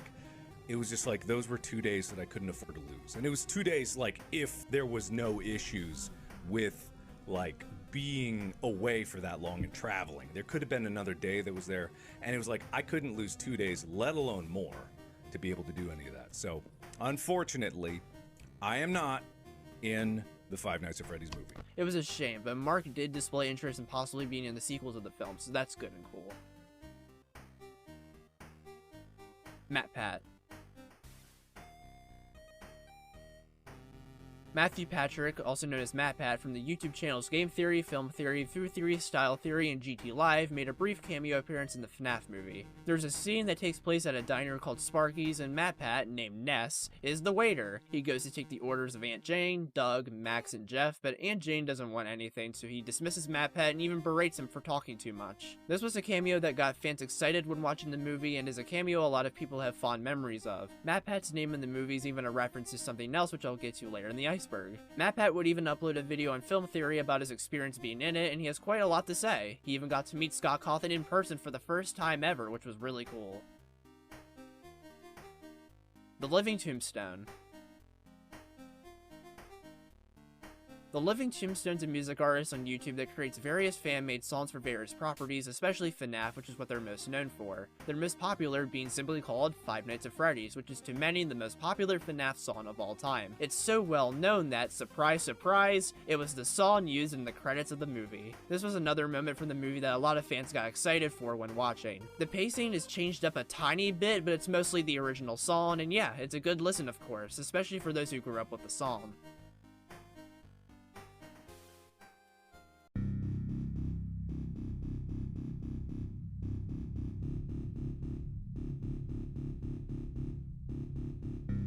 Posters. There have been posters made for the film as there is with any movie. There are the posters of the main four animatronics in a purple background with red eyes, which of course the red eyes were controversial. Then there were the posters with Freddy in the game, even the cupcake hiding in the ball pits with each their own individual posters. And then there's the final poster which you see at theaters, which is of Freddy in the game outside Freddy's in a dark atmospheric setting. The posters have their ups and downs with the community, but overall they help make the movie more like a movie. As well, we'll get to later in this iceberg very soon, there's actually even a challenge surrounding the movie's posters. Trailers. The trailers for the film would be released throughout the year of 2023. One teaser trailer, and then 2 official actual trailers. Some will reveal some things about the movie before release, like Corey's cameo or the appearance of Afton in his spring Bonnie form, which people have criticized the trailers for. There's also a controversy with the first teaser trailer, which I'll also get to later in this iceberg. All around though, these trailers got many views and got people excited or willing to see the movie, so there's that. Interviews. There have been multiple interviews taking place with people involved with the FNAF movie, such as the director Emma Tammy, actors like Josh Hutcherson and Matthew Lillard. It's typical interview stuff. It was noted though in one of Lillard's interviews that he would accidentally leak to the fact he signed a 3-movie picture deal, but otherwise, yeah. The interviews for the film are still cool regardless. Pizzeria sign. The Freddy Fazbear's Pizza sign used in the FNAF movie was created by Signworks LLC, which there are behind-the-scenes clips of the sign being worked on. There were a few notable controversies with the sign, one of which being that people didn't really like how Freddy had gloves in the design, especially since we found out later that Freddy himself doesn't even have gloves in the movie. And the second issue people had with the sign was that Freddy's design was allegedly traced from Lady Fissy art of Freddy. Nonetheless, the hate for the pizzeria sign is chilled out and people really just don't care anymore.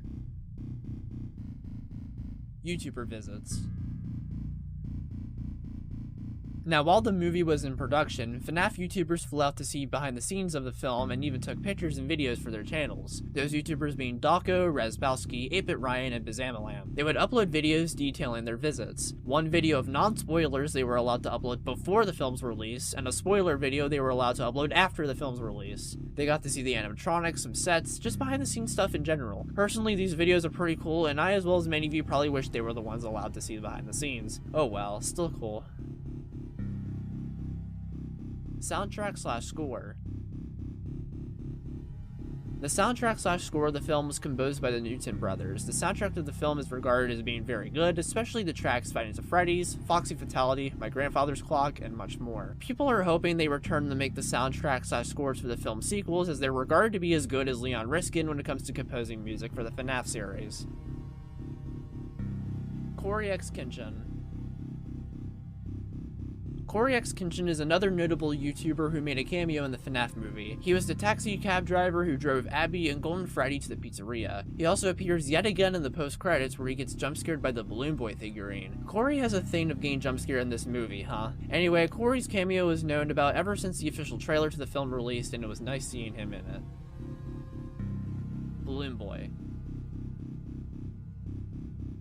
Balloon Boy was the character that was teased before the film's release as the character that wasn't shown to the public. Now, does he appear in the movie? Well, as a running joke throughout it, he's a figurine that jump scares both Mike and Corey. It's regarded as a hilarious gag from people who've seen the movie, and it gives some representation of Balloon Boy, even if it's a troll like he's perceived as by many in the FNAF community. Truly hilarious.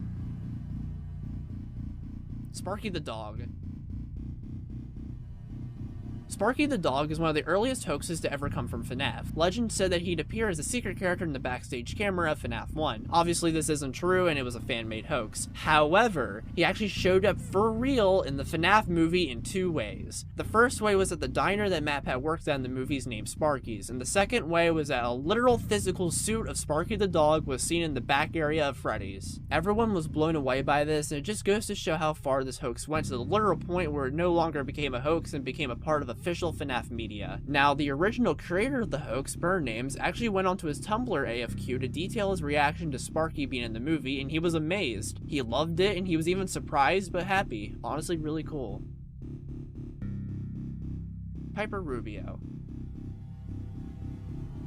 Piper Rubio is the child actress who plays Abby Schmidt. She's usually praised by movie viewers and people for her actual good performance for the film, which people claim isn't very common with child actors in films like this, citing her as talented for her age. And me stating my opinion for a second, I heavily agree with those people. Rubio does great as Abby, especially in her line deliveries for certain lines. She's a unique part of the movie's cast, and I'm sure people would like to see her star as Abby again in future FNAF films. Mary Stuart Matterson.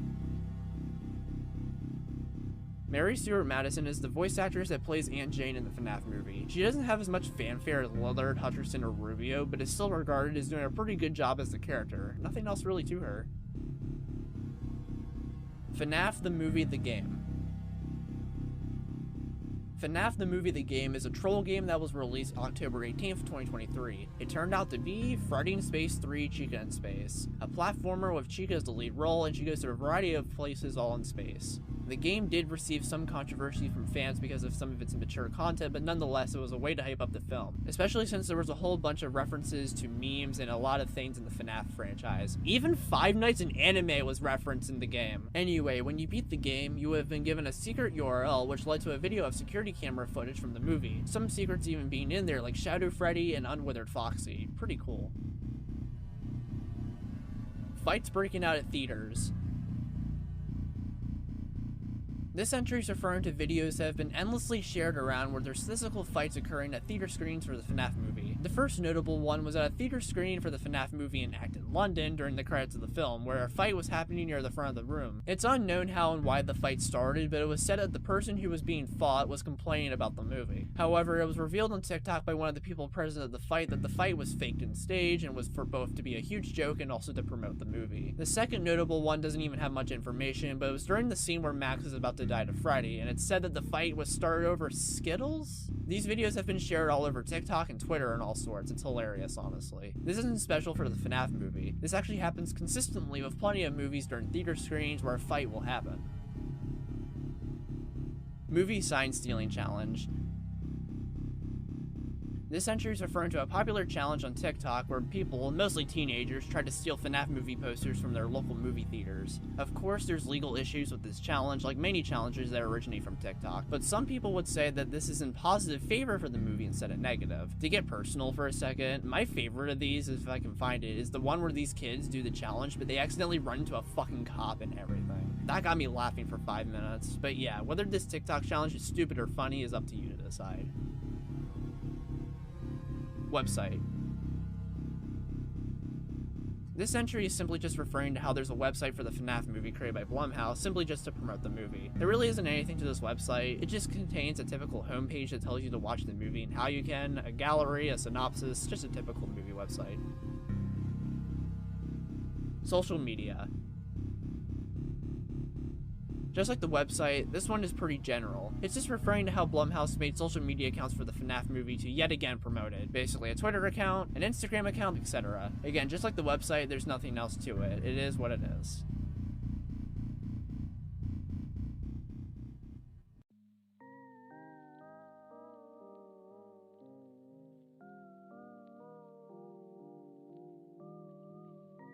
Chris Columbus.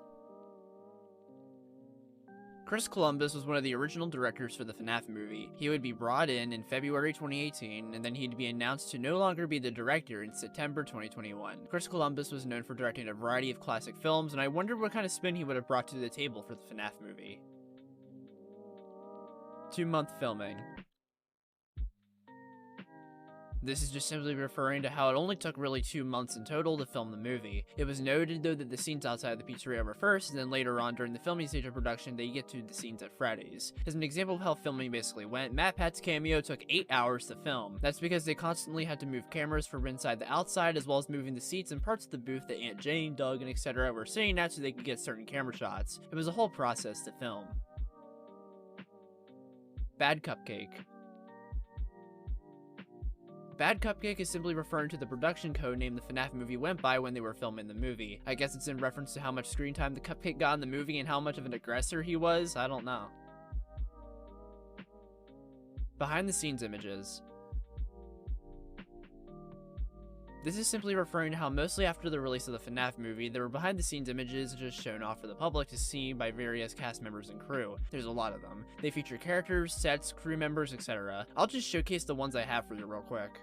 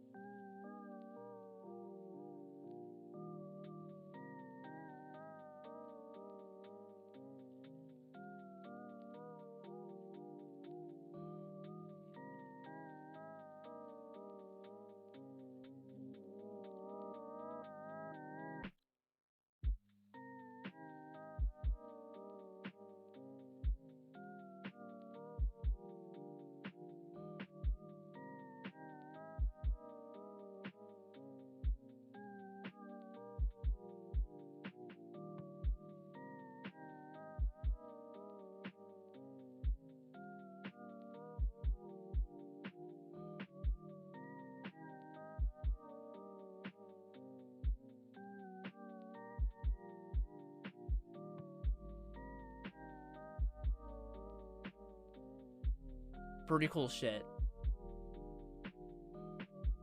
Concept art. Basically, there's existing concept art of the pizzeria in the movie, and it basically shows what the movie could have looked like. It's pretty cool, all things considered. However, there's also been fake concept art spread around, which is pretty stinky.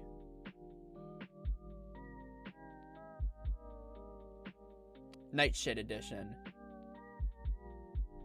Now, this entry is referring to the physical DVD releases of the FNAF movie. It's called the FNAF Night Shift Edition. Now, when its release was announced on Facebook, there was unfortunately a typo where instead of shift, it said shit. The community saw it and had a nice laugh, and the typo was quickly fixed. Oh my god. F Screenplay.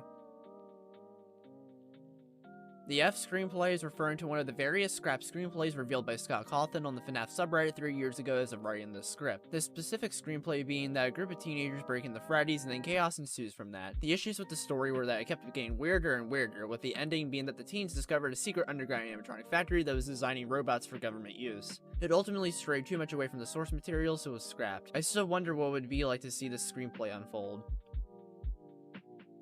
Plushies Take Manhattan. This was another screenplay revealed by Scott that was supposedly scrapped. I say supposedly because this one is most likely a joke to troll the readers of the Reddit post, which is a contrast to the other screenplays which were most definitely real and serious. The setup and problems listed included the plushies taking over Manhattan in New York City, and the verdict was burning it with fire. Ah yes, wonderful. Cassidy screenplay. The Cassidy screenplay was another scrap screenplay which was going to focus on the story behind the spirit of Cassidy from the games herself, but the film ended up more like a visual encyclopedia of the character than an actual movie, and a lot of people that would have watched it would have just been lost on it, therefore it was ultimately scrapped. Pawn Shop screenplay.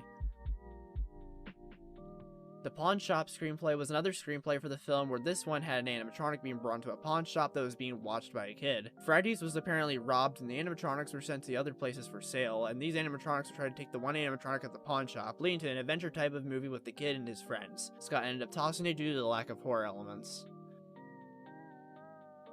Misfit Kid screenplay. The Misfit Kid screenplay was another screenplay which involved a single mother and her kid moving to a new town where Freddy's was, and the kid finds the Freddy's and chaos would ensue. It was ultimately tossed because the reason for the protagonist going to Freddy's and other aspects felt too contrived and forced. Scott came to the conclusion that since he didn't care about the characters then nobody else would, so to the scrapping machine it went. However, it is to be noted that for a long while this was going to be the final screenplay used for the film because of the lack of serious flaws it had when compared to the other screenplays, but it was still tossed in the bin for not being good enough.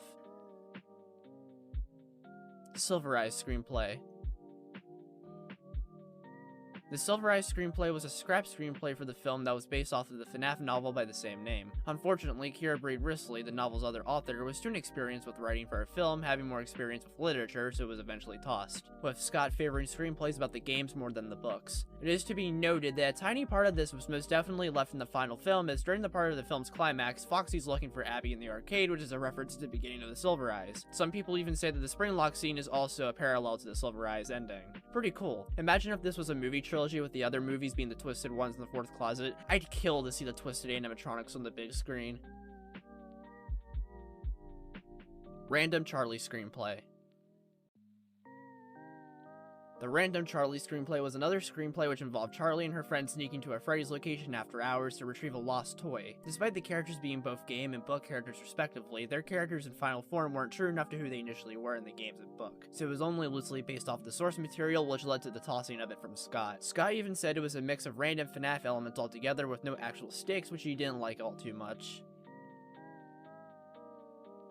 Ghost Tracker screenplay. The Ghost Tracker screenplay involved amateur ghost trackers sneaking to an abandoned Freddy's location, and it would be tossed out because of the lack of real connection to Freddy's. It focused more on the ghost trackers if anything, which resulted in Scott opting for a better connection with the protagonist and Freddy's for future screenplays. Insane screenplay. The last of the screenplays, the Insane screenplay. It was going to be another ghost tracker type of screenplay, but it had the Funtime animatronics from Sister Location, underground ball pit tunnels, and a marionette that was out for revenge against the protagonist. It was ultimately tossed because of how over the place it was in the end. Insane is right, holy shit. SAG-AFTRA strike. The SAG-AFTRA strike was a strike where motion picture actors demanded better pay and better conditions within their line of work, as well as more provisions on contracts ensure that artificial intelligence, or AI, won't replace their jobs. How this relates to the FNAF movie? Well, the actors of the movie were in support of the strike, which basically meant they couldn't participate in premieres, social media campaigns, presses, and more. That's why it took until after the release of the FNAF movie when the strike ended for people involved with the movie to come out about their involvement, as well as behind-the-scenes photos. As much as it put a dent into the production of the film somewhat, I'm glad the actors stood for what was right. AI shouldn't be replacing entertainment, so yeah. Halloween Horror Nights Behind the Screams appearance. The Halloween Horror Nights is an event at Universal Studios during the month of Halloween October where it displays multiple Blumhouse horror icons via authentic props and costumes. And FNAF got an appearance in it with the animatronics themselves being there. Pictures were taken and everything. It was such a magical and cool event, and it's good to see FNAF get representation in something like this. Shadow Freddy. Shadow Freddy makes a quick cameo appearance in the FNAF movie. He appears as a suit in the back and he'd be the suit that Max got stuff in. Shadow Freddy also flashed briefly in the security camera footage of the 9-minute security camera video that was linked to the ending of Freddy's Base 3. It's neat that this sucker made it into the movie. Movie sequels. For a long while, even before the films were released, the possibility of a sequel, even two, were high. Scott has gone on record that he wanted to do a film trilogy similar to how the games were supposed to be. Ideally, if the first movie does really well, I think it would work great as a trilogy. Five Nights at Freddy's 1, Five Nights at Freddy's 2, and Five Nights at Freddy's 3. I'm not going to go into the first movie with that mentality, though. You know, I've seen too many good movies get kind of sidetracked by trying to set up future movies. I'm not going to fall into that. I'm just going to really focus on telling a good story with this. In an interview before the filming of the first movie begun, Matthew Lillard, Williams' actor, stated that he signed a 3-picture deal to star in 2 more FNAF movies. But I just got cast in a movie called Five Nights at Freddy's. Which Congratulations.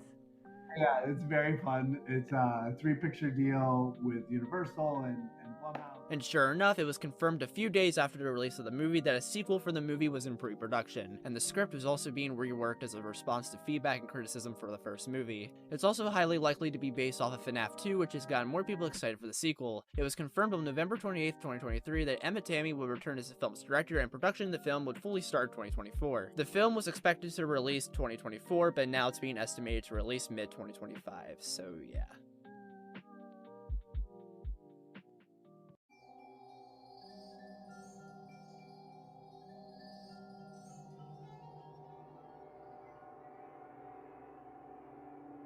Fort scene. This entry is referring to the scene in the movie where the animatronics, Abby, Mike, and Vanessa build a table fort, a fort made out of tables. This scene is very divisive among FNAF fans and moviegoers because of how on one hand, it seems out of place to include this in a FNAF movie, but on the other hand, it forwards the plot with Abby's trust in animatronics growing bigger, making Afton's plan more successful, and people thinking the scene is just cute. This scene also comes with Bonnie hilariously falling over, and after being asked if he was okay, he gives a thumbs up. It's one of the most mixed scenes in the movie to a lot of people, and it's honestly kinda clear why. Doug. Live Doug reaction!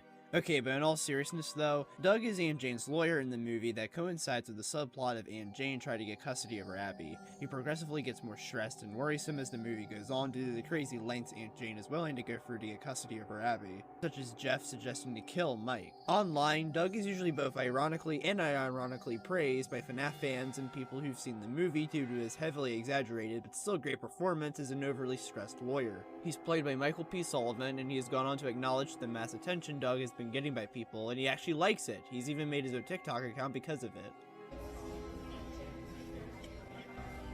I finally got my appetizers. Thanks, Matt Pat. Honestly pretty cool. However, of course, there comes small controversy with how in the FNAF movie novel, Doug is portrayed as a pervert by staring at breasts. This led to Scott Cawthon having to clarify on Reddit that the movie version of Doug is the canonical version of the character, and that he may have accidentally sent a wrong print of the movie novel to Scholastic. Damn, man.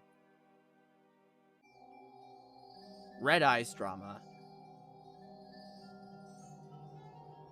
This entry is referring to the controversy that comes from the first teaser trailer of the film, where people weren't too happy with the animatronics having red eyes. They thought it was forced scariness. People saw it as similar to the situation of the Sonic movie trailer, where the original Sonic's design wasn't good in the eyes of many people, so if enough people complained, they changed it, also just like the Sonic design for the Sonic movie. However, it turned out that the red eyes were only really one part at the end of the movie and wasn't a huge thing, and this controversy would soon fade out.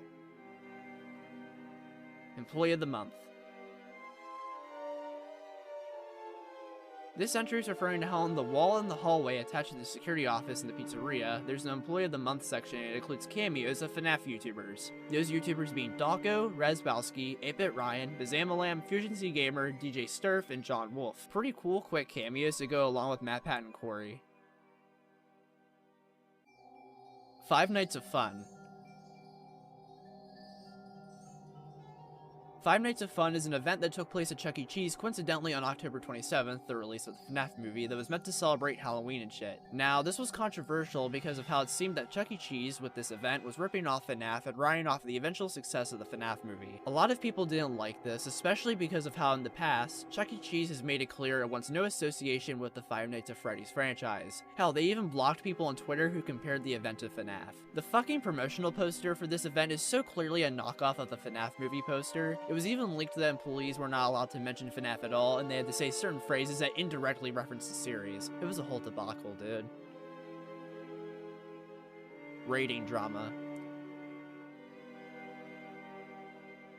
Rating drama basically refers to how before the movie's official rating was revealed, people were debating each other on how it should be rated R versus how it should be PG-13. The film eventually would be revealed and ended up being PG-13. 50% of people were okay with this, citing that FNAF was always a teen-rated series, with the film being PG-13 fit the series, where the other 50% were disappointed it wasn't rated R because it would have made way more for gore and horror elements in the film that wouldn't otherwise be in the FNAF series. This is still fought about to this very day, as some people think the PG-13 rating hindered the film, while some people think it didn't do anything to the film or it actually made it better, claiming the horror was more subtle due to its rating. Oh well.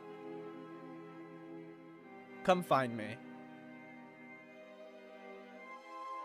Come Find Me is what the letters spell out during the movie's credits. It's spelled out the same way that Save Them is spelled out in the FNAF 2 minigames, which has led people to presume that the confirmed sequel for the FNAF movie will be based on FNAF 2, and that the plot might have something to do with Mike or whoever actually finding Garrett, who is theorized to be the puppet in the movie's universe. Evident by the music playing during the letters being spelled out, which is the film's rendition of the Puppet's music box. We just gotta wait and see. Five Nights at Freddy's, the official movie novel. This entry is referring to how there's a novel based off of the FNAF movie that released December 2023. It adapts the movie into literature form, which has some notable differences from the original movie. Some differences included giving more character to Maxine by having her hate her name because of how much it makes her seem like a tomboy. As well, there's her taking classes at a community college, specifically social science classes. Max is also interested in Mike in a somewhat romantic way, but Mike doesn't seem to return the feelings. Mike is addicted to Doug by tearing him down by comparing him to a melted ice cream cone. And speaking of Doug, the biggest difference in this book in comparison to the movie I found interesting is that Doug is a pervert that stares at Max's breasts. Yep, a lot of people seem to prefer the movie over the book because of these differences, and some have even theorized that this is what a rated R version of the FNAF movie would have been like. There's a lot of differences between the novel and movie, and I can link to you a Twitter thread that talks about the differences in the description. Credit to William_BA on Twitter. The art and making of Five Nights at Freddy's the movie. This is basically going to be a book detailing the behind the scenes of the FNAF movie, basically giving information and details about the film's production, and it's set to release 2024. Nothing else really to it other than that. Dave & Buster's partnership.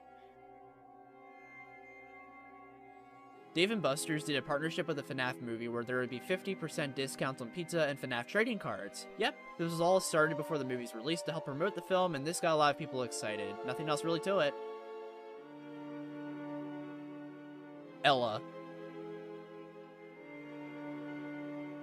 Ella is a doll character that appears throughout the FNAF novels and books. She appears briefly in the FNAF movie as a spring-lock suit. It's the suit Chica tries to kill and stuff Abby in during the climax of the film. Neat little reference to the books.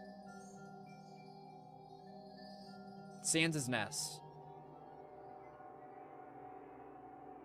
Sans' nest is MatPat's one of, if not most controversial game theories of all time. Basically, he theorizes that Sans from Undertale is the same as Nest from Earthbound. This theory is hated by many, but has become an ironic and funny joke to the game theory community, including MatPat himself and apparently Scott Cawthon himself, because as revealed in MatPat's behind the scenes video, Scott intentionally wanted MatPat's character to be named Ness, as a reference to the controversial theory. And sure enough, in the final film, MatPat's character's name is Ness. Just goes to show how much of a loving troll Scott is. With this, that technically means that both Earthbound and loosely Undertale were referenced in the FNAF movie. W. Chica's Magic Rainbow. Chica's Magic Rainbow is a character from FNAF World who serves as the main antagonist of her own platform minigame where you play as Chica, and she also serves as the true final boss in FNAF World Update 2. She is jokingly hated among FNAF fans for how annoying she is in the game with her lines that are meant to insult the player. She appears as somewhat of the mascot of the ice cream parlor in the mall Mike originally worked security at. Pretty cool reference. Dream Theory. Dream theory was a popular theory back in the golden days of FNAF 1 to 4, where it was theorized that the first 4 FNAF games were all dreams in the mind of the crying child from FNAF 4 while in the hospital. It was popularized by MatPat and various other FNAF theorists at the time. The theory ended up not being true and was considered a bad theory by many in the community afterwards. However, it somehow made its way into the movie as both a reference and somewhat part of the plot. Sorta. The reference is that Mike reads a book near the beginning of the film literally called Dream Theory, and it sort of plays into the plot because of the Mike dream scenes where he consistently interacts with the ghost children and sees Garrett getting abducted. It's interesting how far this far-fetched theory ended up going. Midnight Motorist. Midnight Motorist is a playable minigame from Freddy Fazbear's Pizzeria Simulator. It's referenced in the movie via the character Carl, one of the vandals that break into Freddy's. A screen cap of the game is on his shirt. A nice sneaky little reference for the fans. Unwithered Foxy. An unwithered and fixed version of Foxy is known to exist in the FNAF movie world. It was even shown off in the 9-minute security camera footage video tied with Chica in space, where for a tiny bit, you can see an unwithered Foxy. It's so cool to see what a fixed version of Foxy would look like in the official franchise, and I'm glad we somewhat have confirmation of what that would be. Universal Studios banners. This entry is referring to how it was spotted at Universal Studios up until the release of the film that there were banners promoting the FNAF movie. Again, it's just cool to see FNAF representation now in the real world.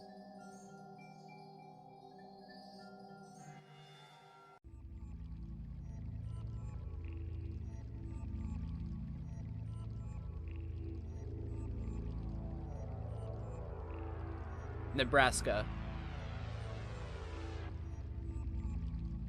Nebraska is the state where the Schmitz would vacation to one day back in the 80s, and is also where Garrett got abducted by Afton. Why Afton was in Nebraska is still a mystery and is probably going to be revealed in the movie sequels. Nebraska is also everywhere in the film as posters, which is supposed to help Mike dream about what happened to Garrett, so there's also that. Kellen Goth. Kellen Goff is a voice actor for FNAF that everyone knows and loves. He's voiced Funtime Freddy, he's voiced Molten Freddy, he's voiced Fredbear, he's voiced Glamrock Freddy, and even the daycare attendant, and now he has voiced Foxy's Dum-Dum-Dums from the FNAF movie. Yep, that's right. Not too long after the film's release, Kellen would come out and publicly reveal that he was the one who voiced Foxy's singing noises in the movie. Glad to see Kellen had a role in the movie after all. Kim. Kim is the employee of Freddy's that appears in the security training tape for the pizzeria in the movie. She's played by Billy Winston, and she notably appeared throughout a lot of the marketing for this movie, mostly in the trailers and even the secret Chica in Space security camera footage video. With that, she only appears for like a few minutes in the movie as yet again the employee featured in the training tape Mike watches during night 1 of his shift at Freddy's. There is really nothing else to her character. She seems a tiny bit enthusiastic, but that's really it. Carl. Carl is one of the 4 vandals that break into Freddy's. He's the one with the Midnight Motorist shirt, and he's the one that unfortunately dies to his face being eaten by Chica's cupcake. What a way to die. He's played by Joseph Pullican, respectively, and there's nothing else really to him besides what I mentioned. He's the Midnight Motorist shirt eaten by the cupcake kid. That's it. Max. Maxine, or Max, played by Kat Connor Sterling, is an interesting character. She's Abby's babysitter for a little bit of the movie, but it's eventually revealed that she's actually secretly working for Aunt Jane, and she's trying to find some incriminating evidence that Mike is not fit to take care of Abby, being disappointed that the only thing she finds is Mike just sleeps a lot. Max is also denied payment from Mike for the babysitting, which is due to Mike not having a sustainable job. Max ends up being one of the vandals hired by Aunt Jane to go to Freddy's to ruin Mike's job, but unfortunately she falls victim to getting bitten in half by Freddy Fazbear himself, usually regarded as one of the best kills in the movie. She could be seen later stuffed inside a Shadow Freddy. What a poor fate to this character, despite the fact she was working with one of the villains of the film. Hank. Hank, played by Christian Stokes, is one of the 4 vandals that break into Freddy's and ended up dying to the animatronics. He witnesses Carl getting killed by the cupcake, so he goes into the supply closet, but unfortunately he dies off screen to Bonnie. He's found eventually to be stuffed into Sparky the dog. Again, just like Carl and Max, what a fate. Now, despite being killed off screen, Christian Stokes, his actor, actually revealed on Twitter how he died to Bonnie. I'll just play it here. Ted, I'm gonna talk about something that everybody's been asking me about. What happened to Uncle Hank in the supply closet? And Hank goes running into supply closet, imagine if you will. I've just seen Carl's face eaten off by a cupcake. Chica turns, gives me the evil squinty eyes, and I'm running for my life, screaming like a girl the entire way. I make my way, trying to find an exit, but I can't. Instead, there's a door. I'm afraid to go forward, I'm afraid to go back, so I back into the supply closet. Little do I know, I lock myself in. I can't get out. It's dark. I don't know where the light switch is. I'm reaching around. I can't find it. Click. Click. Come on, you stupid son of a click. The eyes power on. I hear the sound of Bonnie behind me. I turn and I scream! Ah! Shaking me as he does, breaking my arm. Just breaking my bones, crunching my bones in a powerful fist. Right into my guts. There, with a bloody hand, I reach out and I smack the window and I slide down the wall. Am I dead? Am I alive? Jeff. Jeff, played by David Lind, is the brother of babysitter and vandal Maxine, and is even the leader of the gang that ends up breaking into Freddy's to get Mike fired from his job for poor image. Now, he has his run-in with the cupcake trying to get him in the vents after he was spotted by Bonnie and I guess Chica, but even though he survived the cupcake encounter, he ends up dying to Foxy, who slashes him off screen with his hook. He's seen later with the other dead bodies. Another gruesome fate. Dr. Lillian. Dr. Lillian is a minor character in the movie, played by Tadashi Young. She helps with the case in regards to Mike and Aunt Jane's custody battle over Abby, and she helps by encouraging Mike to get a job so he looks clean for the judge when it comes time for the case. She doesn't really do anything else in the movie overall, and she's just there so Mike has a reason to work at Freddy's. Tis all. Mike's parents.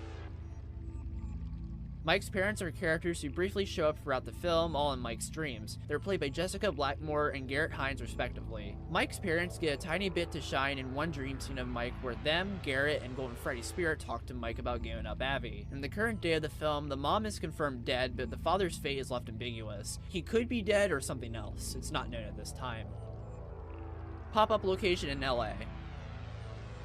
This entry is referring to how in October, to promote the FNAF movie, there was a pop-up location of FNAF made in Los Angeles, California. This seemed to be an actual pizzeria decorated and themed around FNAF, which was pretty fucking cool. I dig.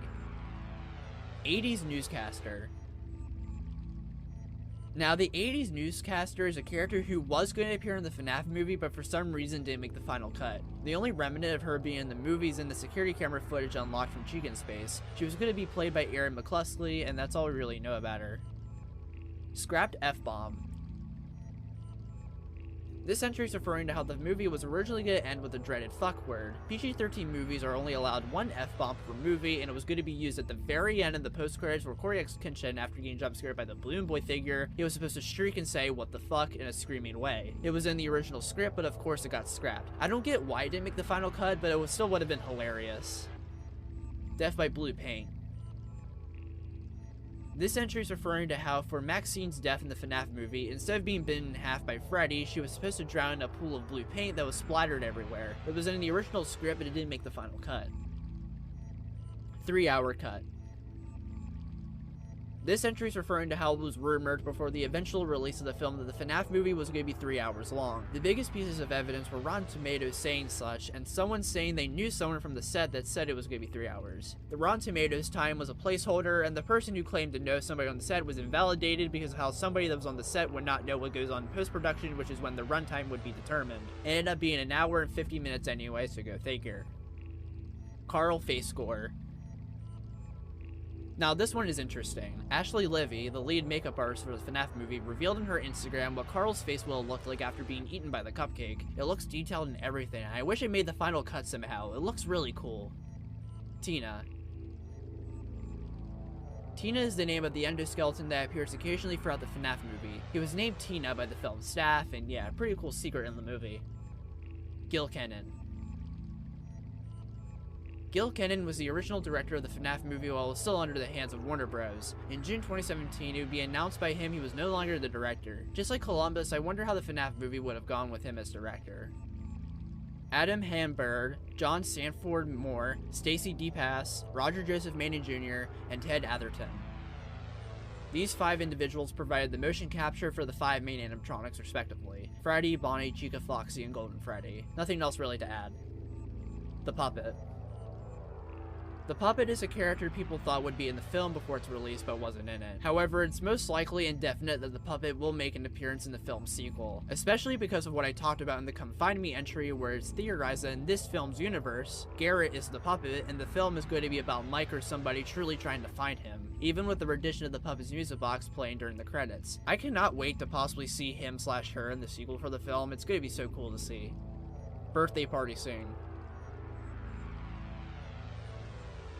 This scene is a scene that was most likely scrapped from the movie, but also may have just never meant to exist. There were kids from 6 to 9 years hired for a birthday party scene which was revealed when the FNAF movie went under the name Bad Cupcake. I guess you can count the security training footage video as the birthday party, but really strange. Early plot reveals. I think this entry is simply referring to how there were early plot reveals for the FNAF movie through the leaked synopses and such. It wasn't huge plot reveals or anything, but still, hopefully nobody got spoiled from those early plot reveals.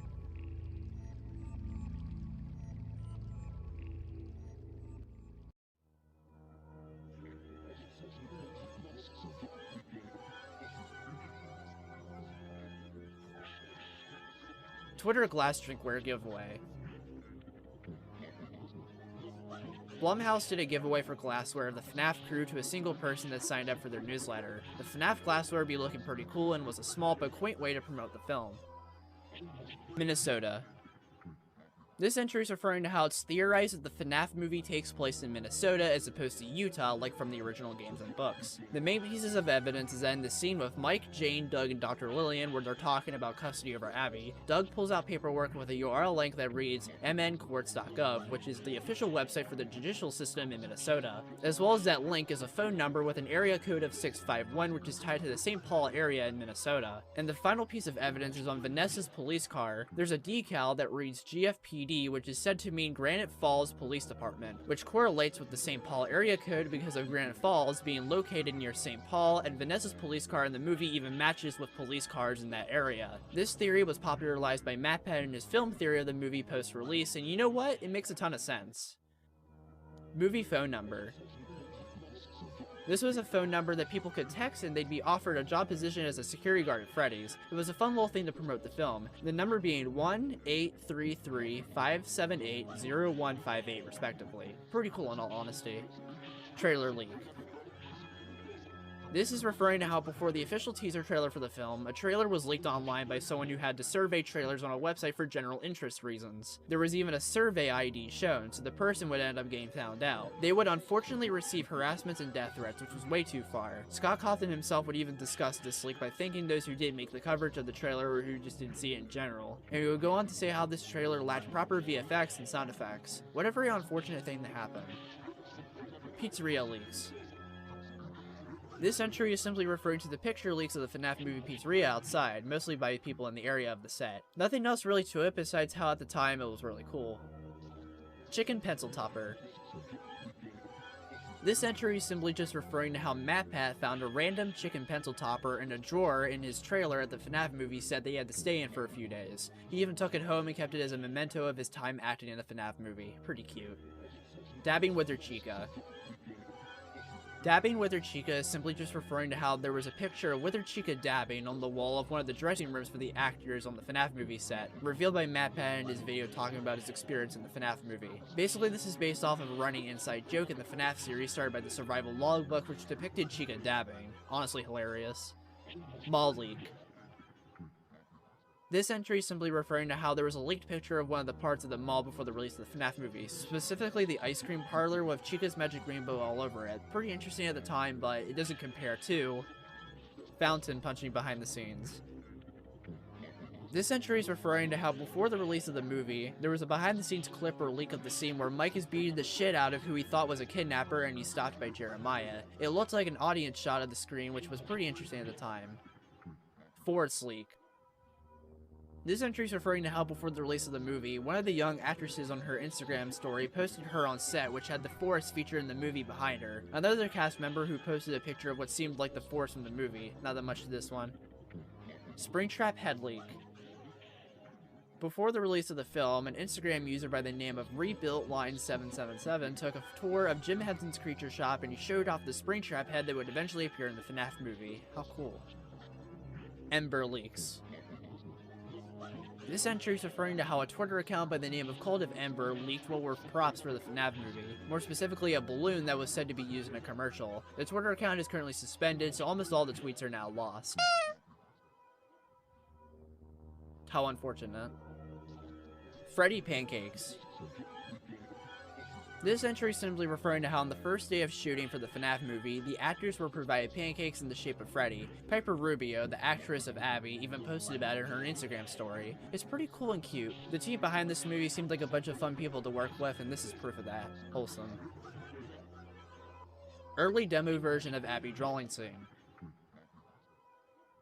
This entry is simply referring to a pre-production demo reel from Blumhouse of the scene where Abby showcases her drawings to Max, her babysitter. It portrayed different actors for Abby and Max, but the scene was still kept intact with the final cut of the film. This gave fans an early feel for the movie and got people excited. Abby gets fired. This entry is referring to a behind-the-scenes video of the film that stars Piper Rubio, Josh Hutcherson, and Elizabeth Lail, the actor and actresses of Abby, Mike, and Vanessa, respectively. Now, it isn't a deleted scene of the film or anything, it's just a tiny bit of the cast having fun at the set. Rubio is taking restaurant orders from Hutcherson and Lail at presumably Freddy's. Rubio gets a call from her boss while taking orders to inform her she's been fired, and as Hutcherson questions it, Rubio disappears by going ETH under the counter. This video is honestly really adorable, and the general FNAF community seem to agree that's the same from what I've seen. It just shows how much of a family this cast truly is. We're friends and we're here to order food.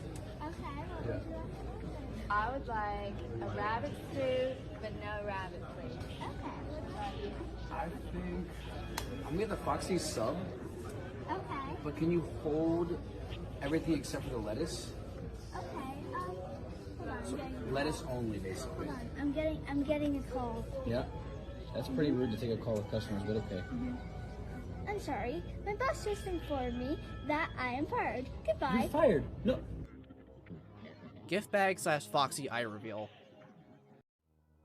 Displayed in an image taken at Jim Henson's Creature Shop, there was a gift bag with Toy Bonnie on it, and it came with the stickers that were unfortunately fan art with no credit given, which made people upset. Alongside the gift bag in the top right corner was a yellow colored eye, which people thought was Foxy since he had yellow bags, and it was in the FNAF 1 endoskeleton style. Pretty interesting. The cold open night guard is Phone Guy. This is a theory that the guard killed at the beginning of the movie, the one Markiplier was supposed to play, is meant to be Phone Guy. Mostly because of how it would match the story of Phone Guy dying on night 4 of FNAF 1 in the phone call. I always wondered what was in all those empty heads back there. You know. Oh no. However, where that is theorized to be Golden Freddy, the guard here gets killed by Foxy, and the guard is weirdly not brought up again in the movie. Fun fan theory, but I doubt it's true, especially since Phone Guy doesn't get an actual appearance in the movie. Deleted scenes.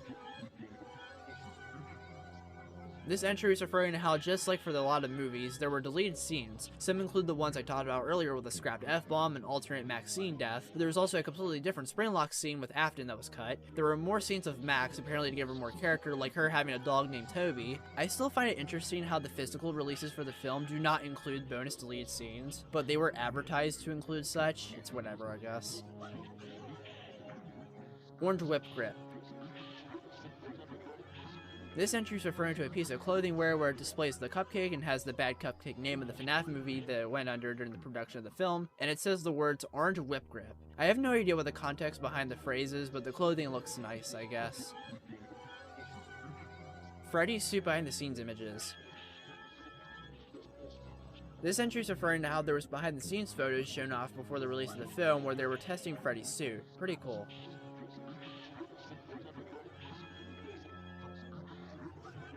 Mike's mom's suicide. This entry is referring to how in the original script it was revealed Mike's mom died by committing suicide and Mike's dad would leave Mike after the fact. It was scrapped so the movie would get a PG-13 rating. Damn, imagine if that dark plot point made it in. The Warner Bros. Version.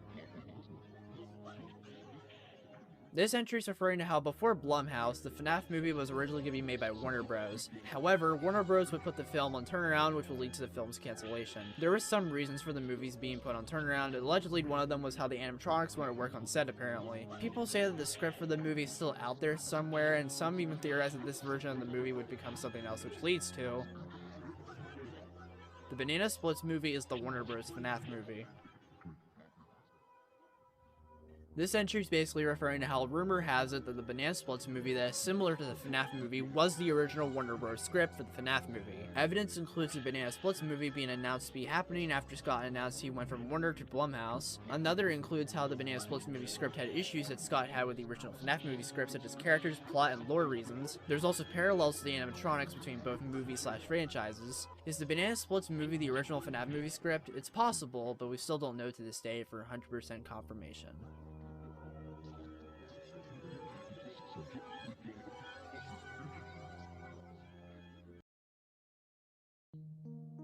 I had a lot of fun with this iceberg. The FNAF movie is such an interesting topic for multiple reasons, and so therefore it translated into such an interesting iceberg. Maybe when the sequels to this movie come out, I can make a sequel to this video. Well, you guys know the drill. More icebergs shall come by me, and I hope you guys enjoyed. I'll see y'all in the next thing that I do. Toodles!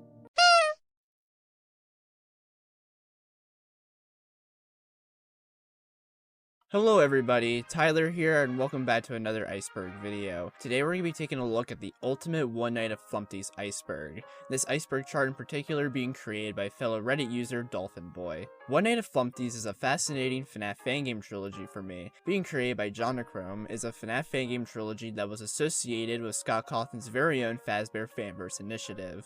It serves as a more silly and comedic version of the Five Nights at Freddy's formula, starring the Egg himself, Flumpty Bumpty, and his friends such as Birthday Boy Blam, Grunkfist, the Beaver, the Owl, Eyesore, the Red Man, and Golden Flumpty. This Fangame series is beloved among many people in the FNAF community for its memorable characters, fun gameplay, and unique art style. I've always been a huge fan of the Flumpty's trilogy, and due to that, I feel like we're going to be getting to quite the interesting iceberg for me to cover. I'm assuming you know how iceberg charts work by now, especially if you've seen my other ones like the FNAF Fangame Iceberg, FNAF Controversy Iceberg, Dayshift at Freddy's Iceberg, and FNAF Movie Iceberg. Without further ado, let's get right into this. I'm pretty excited for this one.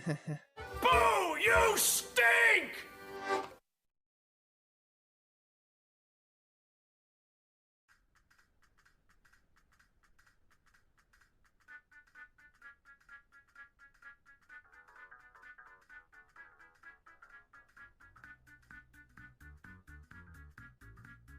Electro Swing. Electro Swing is the electric swing song that plays in One Night at Flumpty's 3 when you reach 4 AM on Flumpty night. This song can be seen as Flumpty congratulating the player for making it this far in the night, or maybe it can be seen as some intense music to have being playing while you're almost at the end to sort of pump you up. The song was written and composed by Jonachrome himself, and honestly, this is the best piece of music to come from the Flumpty's trilogy in my opinion. The soundtrack of this trilogy is already so damn good, but this song in particular is a huge bop. Jonachrome got inspiration to make this song from listening to the electric swing band Car of Fangame Palace. Something interesting to note though is that during the song's break or intermission, there can be sounds heard which are very mysterious and weird. Some people have theorized that these are the screams of the game's other characters because, as you know, Flumpty killed them before the night started, so maybe it's their spirits making noises or something. Who knows? That part of the song is creepy, but otherwise this song's a banger. Exaggerated jump scare imagery. This entry is referring to how, despite the game being very silly and comical in its traditional artwork throughout, the jump scares in this game are heavily exaggerated to the top. There's actual effort to make the jump scares a little disturbing, and furthermore, some of the jump scares can look pretty gory, like ew. Ew in a really good and messed up way though, not to mention the game over screens. Oh my lord, some of these jump scares may even have meaning behind them, such as Flumpty's and One Night at Flumpty's 3, possibly representing how he's an amalgamation of horror. Truly interesting shit. Flumpty Night.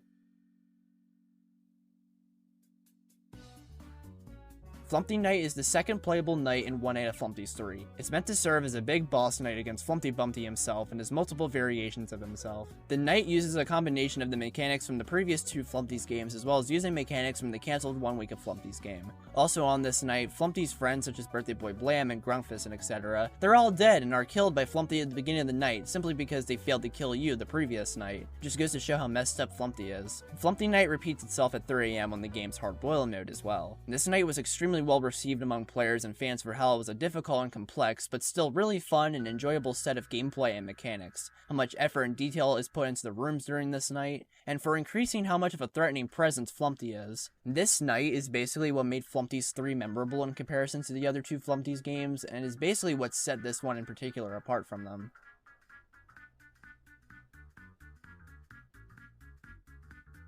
Flumpty's powers.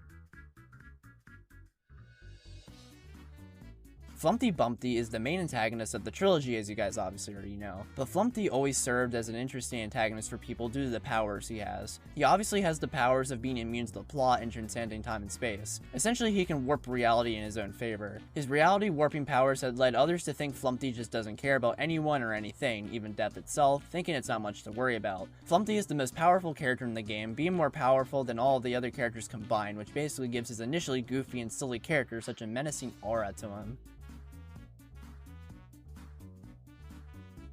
Jonochrome.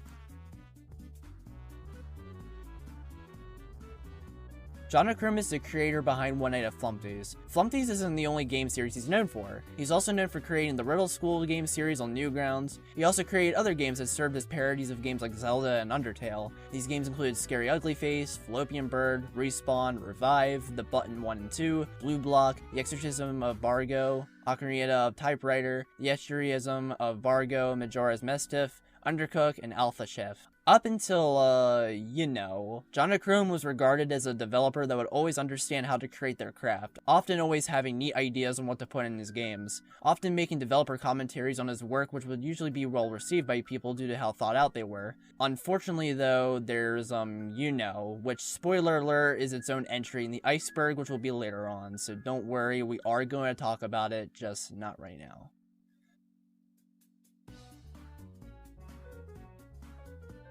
Mobile ports. This entry is simply referring to how there are official mobile ports for the One Night at Flumpty's games. These ports were made as a part of the Fazbear Fanverse initiative. Now, unlike the PC versions, which are free, you have to buy these ports, but they only cost $1 or $2, so it isn't much to experience Flumpty Bumpty on your phone. They were ported by ClickTeam, which is interesting since One Night at Flumpty's was a game originally created in Game Maker, but I digress. These ports don't have much changes from the original PC versions. They're actually quite well optimized and easily playable, which is always a plus for a mobile port of a FNAF game or Fangame. One Night at Flumpty's was originally a joke/parody game. This entry is simply about how Flumpty started off as a parody game of FNAF. Flumpty's 1 being a clear parody of FNAF 1 with nearly the same mechanics and same layout. By Flumpty's 2, this series became much more original, but still somewhat parodies FNAF 2. And by FNAF 3, the series is able to stand out on its own by basically being fully original without needing to rely on other FNAF games for bases. Topped off with the parody angle is the amount of comedic and silly details within the game that makes it come across as a parody or joke game.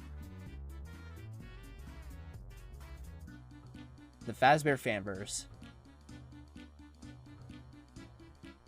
I've already discussed what this is before numerous times, especially in the FNAF Fangame Iceberg, so I'm going to be brief with this one. The Fazbear Fanverse Initiative is an initiative started by Scott Cawthon to help support FNAF Fangame creators with their fangames and have their fangames be recognized as official FNAF projects, while also having fangame creators get paid for their works. This also includes bringing their fangames to consoles and also providing merchandise for them. These fangames include Five Nights at Candy's, Pop Goes, The Dreaded Creation, formerly FNAF Plus, and formerly One Night at Flumpty's. Yeah, formerly. Again, that'll be touched on way later. However, while it was still in the fanverse, One Night at Flumpty's was the first FNAF fangame series in the fanverse to have new content put out for it, that being One Night at Flumpty's 3. The Egg Collection was also being worked on, which was a console bundle of the whole trilogy. However, the status on if it was cancelled or not is unknown right now. The Fazbear fanverse in current day is seen as a mixed bag. People still like and respect the initiative due to some of the cool fangames and projects coming from it. But there are still people who bat an eye at it for the notable amount of controversies that took place involving some of the fanverse's own developers, and unfortunately, one of them would also include Flumpty's creator, John O'Connor.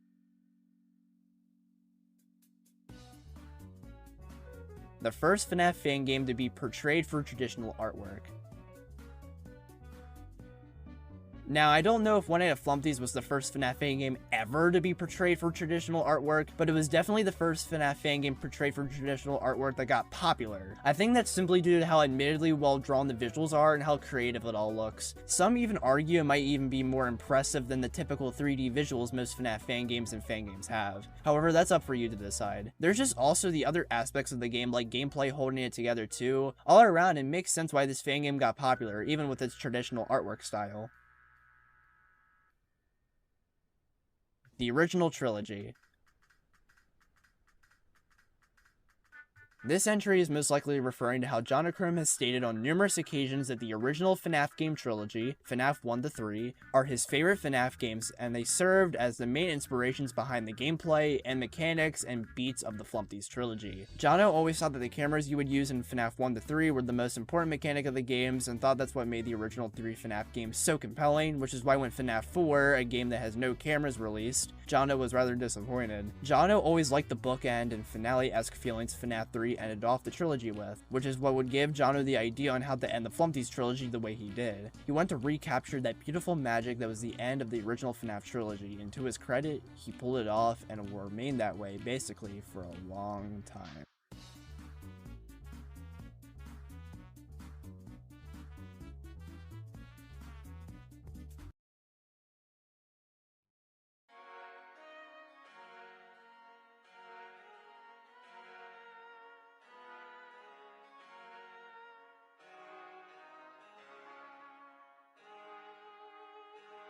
"6 a.m. jokes."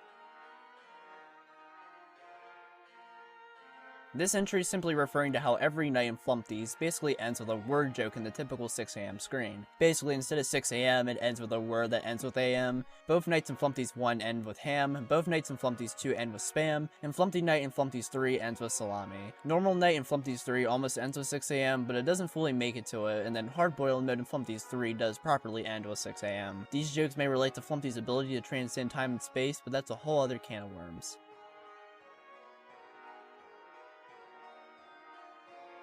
Birthday Boy Blam and Flumpty are best friends. This entry is referring to the popular headcanon that Flumpty Bumpty and Birthday Boy Blam are best friends. In canon, they seem to be just friends, or at least Blam is assisting Flumpty in whatever murderous deeds he wants him to perform, but Flumpty kills him anyway right before Flumpty night, so yeah, best friends, am I right? They're typically seen together in fan media like fan art and stuff like that. Some people even go as far as to ship them, but that is something you can look on your own time. Birthday Boy Blam is the fan favorite. This entry is most likely referring to how when it comes to fans of One Night at Flumpty's, Birthday Boy Blam is usually seen as the fan favorite character. He's the character most loved by the people from what it seems. The other characters from Flumpty's usually tend to get love and appreciation in their own fans too, but it's funny how Blam seems to be the one to get the most of it. Comedy horror theming. This entry is referring to how Flumpty's is basically comedy horror. It's an extremely comedic fan game with a lot leaning on the parody angle, but the trilogy also shows its horror elements from time to time, like we discussed with the rather exaggerated jump scares. This theming honestly makes Flumpty's stand out in a really unique way from other fan games that tend to either go for just horror or even go for just comedy.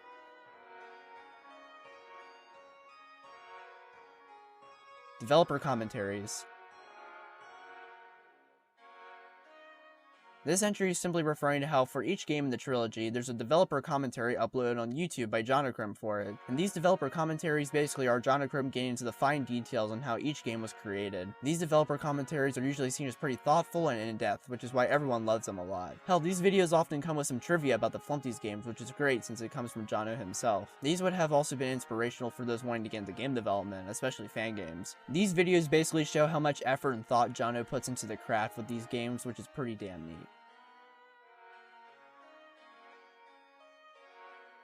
Flumpty is a chaos god of death.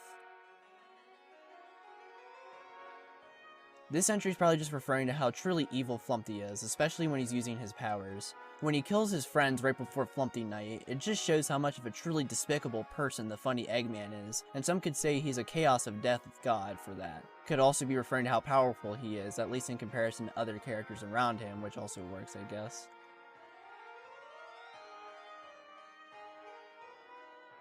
Golden Flumpty is Flumpty's dark/evil side.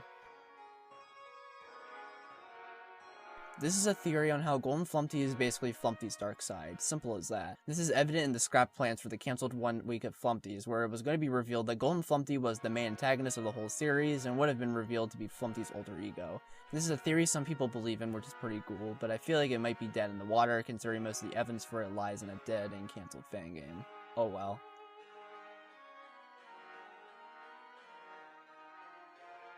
One week at Flumpty's. 1 Week at Flumpty's was going to be the third and final game in the Flumpty's trilogy, originally set to release around 2015 to 2016. However, the game was sadly cancelled. Each night in this game would have starred its own characters separate from others, and there was going to be actual lore within this game, which was unlike the previous 2 games. There also would have been twist after twist, especially with Night 6, which I'll get into later on the Iceberg. This game would have obviously been on par with how long a FNAF game typically is, having 6 nights, therefore almost a week. Unfortunately though, like I stated, the game was cancelled by Jono himself. A lot of the graphics were finished and Birthday Boy Blam for Night 1 was coded and programmed in completely. The reason for the game's cancellation was motivational loss and the stress behind making it due to not enjoying making it, which was heavily understandable. The title of the game would have ended up being reused for Flumpty animations made by Jono himself as April Fool's jokes and would jokingly call this canon. The game was made due to the hype around the time for FNAF 4, which some say that's what doomed it at the start. Whatever the case, while the game is long cancelled, there are still assets and code left that were released for anyone's viewing pleasure, and there's fan-made recreations that are said to be pretty enjoyable. This game is considered one of the most popular cancelled FNAF fan games among the community, and it's not hard to see why.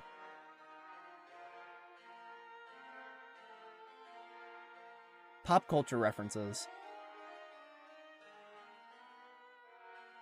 There's a lot of pop culture references to be found in the original versions of Flumpty's 1 and 2 before the fanverse. Obviously, because of how the fanverse doesn't allow copyrighted material, all these references had to be removed and replaced in the fanverse official versions of the games. However, these pop culture references are pretty damn cool. In the first game, there's a Ronald McDonald poster, a poster of Donkey Kong, Diddy Kong, and Cranky Kong, a Donkey Kong plush, Dr. Mario's decapitated head, a Winnie the Pooh plushie that has his insides completely ripped out, a reference to Kingdom Hearts with the golden key, a Pixar ball, a Gatorade bottle, and Metroid's wallpaper, and on the newspaper the beaver is reading on the toilet, Markiplier's logo can be seen. In Flumpty's 2, there's a can of Coke, a frame that shows Pac-Man and Blinky the Ghost, a bottle of Coca-Cola, a dissected piglet hung up on the wall which can occasionally stare at you during gameplay, a cup from Wendy's that has pink liquid coming out from it, Cam 7 has Luigi from Five Nights at Wario's, and the best one of all, a Freddy Fazbear head mounted on the wall which does the nose honk from the FNAF games upon clicking on it. A lot of these are pretty damn cool, and it's a shame that they all had to pretty much be replaced.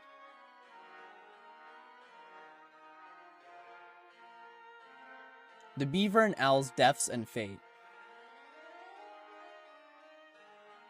This entry is obviously referring to the deaths of both Beaver and Al. The Beaver would die from falling in the toilet, and he would also be buried by Flumpty. Some have theorized that Flumpty pushed him in. The Al would die from choking on a urinal, presumably the exact same one he locates himself in the second game. However, that's not the actual end for these two. Their true fate is that Flumpty revives both of them and merges them together into the Beaval for the third game. However, even in this form, they die yet again, but by the hands of Flumpty prior to Flumpty Night. Fun fact, Jono realized that the Bow would have been a better name for the new Flumpty's 3 character, but he went with the Beaval because it sounded stupider. Furthermore, the Beaval only exists because Jono couldn't figure out individual mechanics for each the Beaver and the Owl, so yeah. Originally, these two were going to be revived separately. Interesting shit.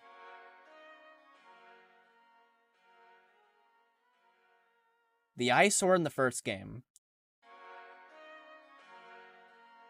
This entry is referring to how in Cam 5 of the first game, there's a pit of 30 eyes. This is meant to be eyesore, and he serves more to be as an environmental mechanic. He wouldn't be made into an actual character until the second game, which only happened because of the speculation that came from his appearance in the first game. In the first game, he would only be referred to as the eye pit. And when I mention environmental mechanic, basically the amount of eyes that are left in the pit are the amount of camera flips you have left until Grumpus attacks you. And they obviously start counting down as he becomes active. It's really interesting that this initial environmental detail became a full-on fucking character. That's actually pretty damn neat.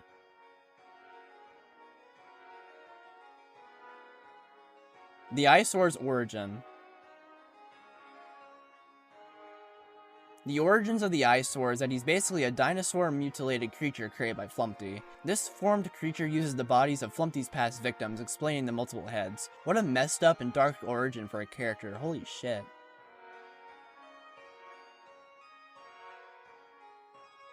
The Red Man's origin. The origins of the Red Man basically come down to the fact he was a human citizen of New York and essentially drank lava and kinda lived, but now takes the form of a skeleton? The Red Man has always stuck out to me as being an interesting character because he's such an oddity in comparison to everyone else. Even Jono said something like this before too in the first developer commentary for the game.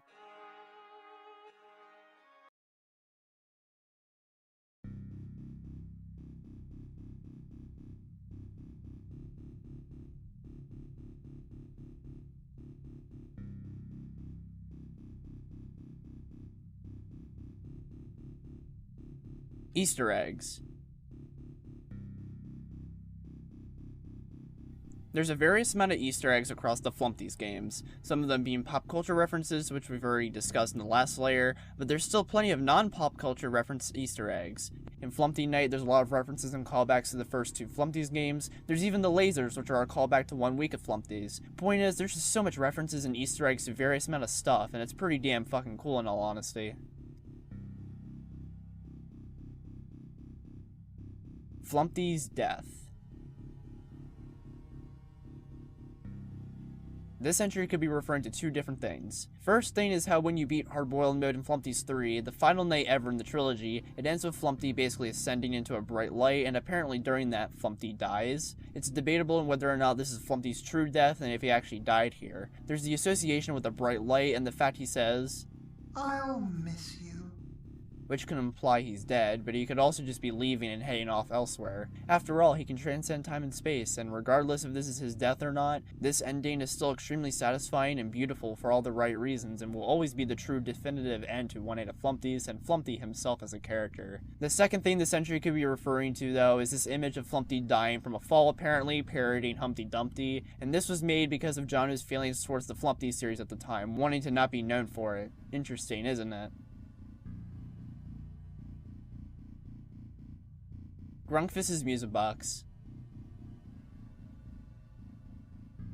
This entry is referring to how in Flumpty's 2, Grunkfist was going to have the puppets mechanic, that being a music box mechanic. However, by this time, even in 2015, the music box mechanic was becoming unoriginal and overused in many fan games, so much so to a point where Jono got tired of the mechanic and admitted to disliking it. Therefore, Jono replaced the music box mechanic Grunkfist had in Flumpty's 2 with the patience meter, which as we all know, made it into the final product. Honestly, I'm glad Jono decided to take Grunkfist's mechanic in an original direction in Flumpty's 2, simply thanks to him realizing how overused the music box mechanic is, and oh my god, this was back in 2015. In 2024, that mechanic is even more overused now than back then, holy shit. Juliano. Juliano is a fan-made character from the Flumpty's fan game One Night at Flumpty's 4 fan-made. Nothing's really known about this character, which is pretty disappointing. Oh well.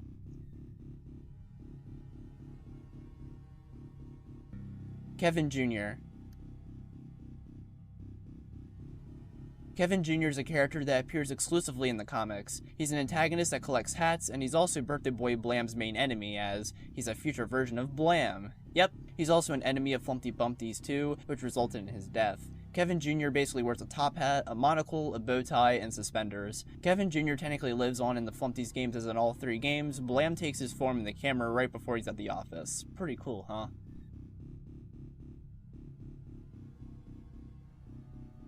Mythiclear.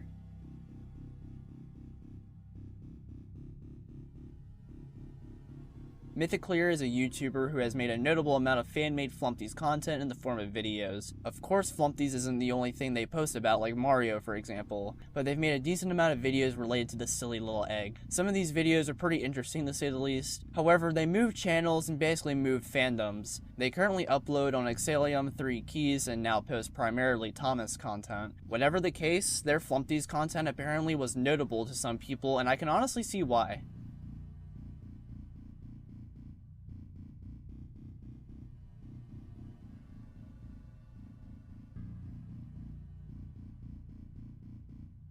This entry is referring to the amount of fan games there are for the Flumpty series. Usually these fan games tend to be fan-made recreations of the cancelled 1 week of Flumpty's. Usually these can be pretty damn cool and can be found on GameJolt along with the official Flumpty's games if you want to check them all out for yourself. These fan games tend to have the charm Flumpty's has, which is pretty neat.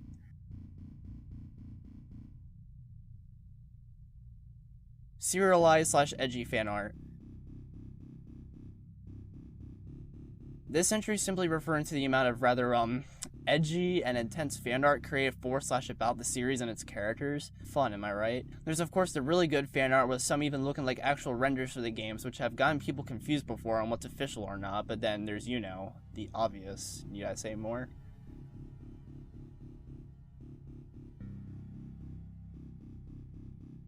The Blind Monster.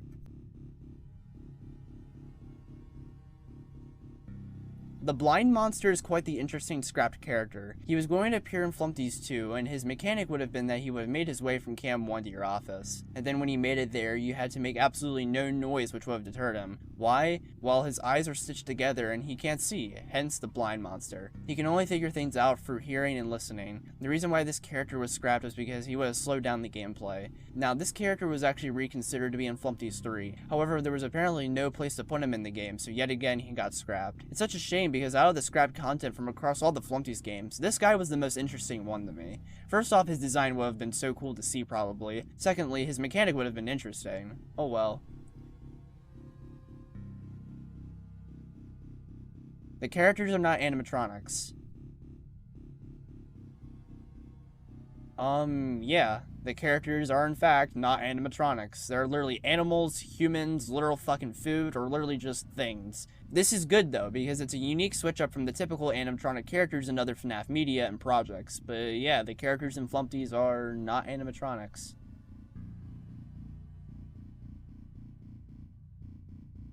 The Flumpty Jam. Flumpty's Jam is a fan song created for One Night of Flumpty's. It was composed and released in 2015 by indie music artist DA Games, led by Will Ryan. This is a fan song that basically showcases the roots of the Flumpty's games and is honestly such a banger. This is the Groomer Groove. Yes, this is the Groomer Groove. Oh my god, that's not the right song. Regardless though, this is a fan song liked by a lot of Flumpty's fans, and it makes sense considering how much love for the series is put into the song.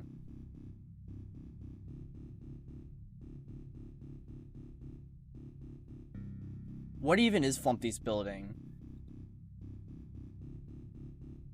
This entry is possibly referring to how apparently on the first game's developer commentary, the setting of the game was nicknamed by Jonachrome as Flumpty's House of Horrors. That name would seem accurate, as it's basically a house full of horrors. The setting throughout the games might be used for pure experimentation or tests conducted by Flumpty to test people's survival or whatnot. Also, does it take place in New York City, where the player is supposedly from? Wherever the case, the setting of the Flumpty's games is quite a big mystery.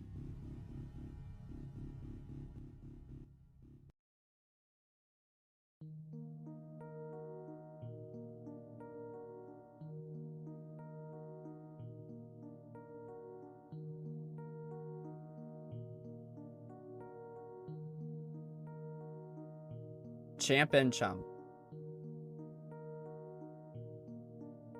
These two characters were going to be antagonists in the cancelled 1 week of Flumpties. These two, along with Eyesore, would have been the antagonists of Night 4. Now, the lore with these two is actually pretty interesting. There was going to be a plot twist in 1 week of Flumpties that revealed that Champ was the protagonist of the first 2 Flumpties games, and Chump was the best friend of said protagonist. Flumpty would lead the protagonist that became Champ into a room and try to get him to kill his best friend who would become Chump. However, the protagonist refused, and Flumpty kills both of them, and they would end up becoming Champ and Chump respectively. All of which would have been showcased in a cutscene before Night 4. These two characters are pretty interesting in terms of what gameplay mechanics they would have had for 1 week of Flumpties, because we don't really know anything about it. There's a theory online that's even listed on the Flumpties fandom wiki that they would have been stunned much longer by the camera flashes due to the lack of eyelids, but would have taken a shorter amount of time to deal with in comparison to Eyesore due to there being much less eyes. These two didn't make it in Flumpties 3 due to their characters heavily relying on the original lore set up by 1 week of Flumpties that was no longer canon, making these two the only characters in the Flumpties franchise to not return in Flumpties 3. It's a shame though, because Champ and Chump honestly have cool looking designs, and it would have been interesting regardless to see them in an official Flumpties game.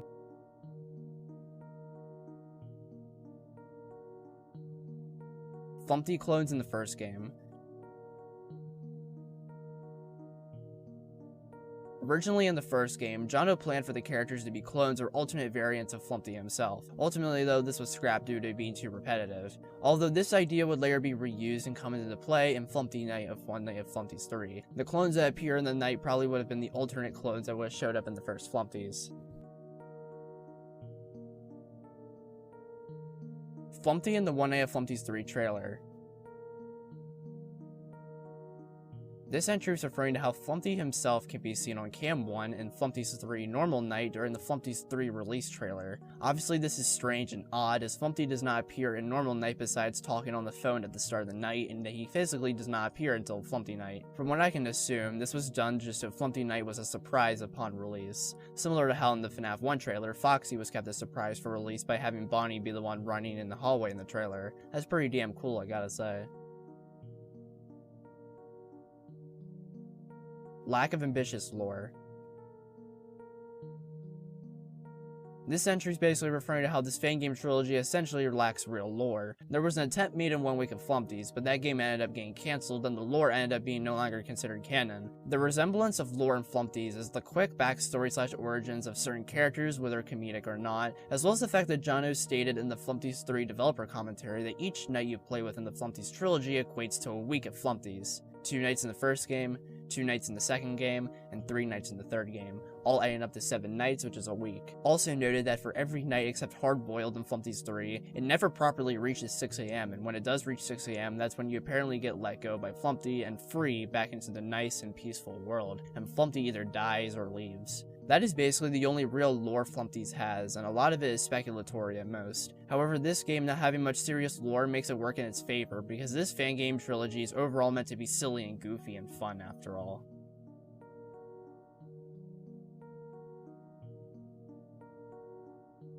One Night of Flumpties 2 rare screens. This entry is referring to how, similar to the early official FNAF games, you can encounter rare screens while playing One Night of Flumpties 2. There's 3 in total. One has Flumpty giving the thumbs up with a smile while standing right next to the tombstone of the beaver, which reads, "Rip the beaver, fell in the toilet." The second one shows Flumpty running with a gun, which reads, "Bang bang, y'all." And the third and final one shows Birthday Boy Blam with wavy arms and a rather hilarious facial expression. Unlike the FNAF rare screens, which serves to be creepy, these serve to be just comedic, which is really fitting for Flumpties.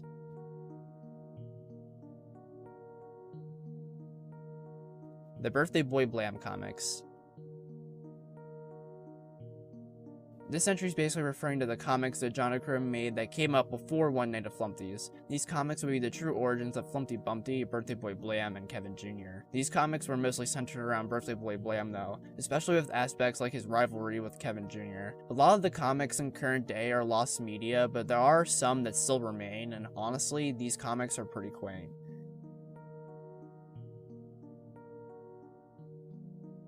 The magnitude of Flumpty's abilities. This entry is probably yet again just referring to how powerful and strong Flumpty is, which we've basically already discussed. He can transcend time and space, and due to that, he may be able to scale through infinite timelines. Same old, same old. toy counterparts.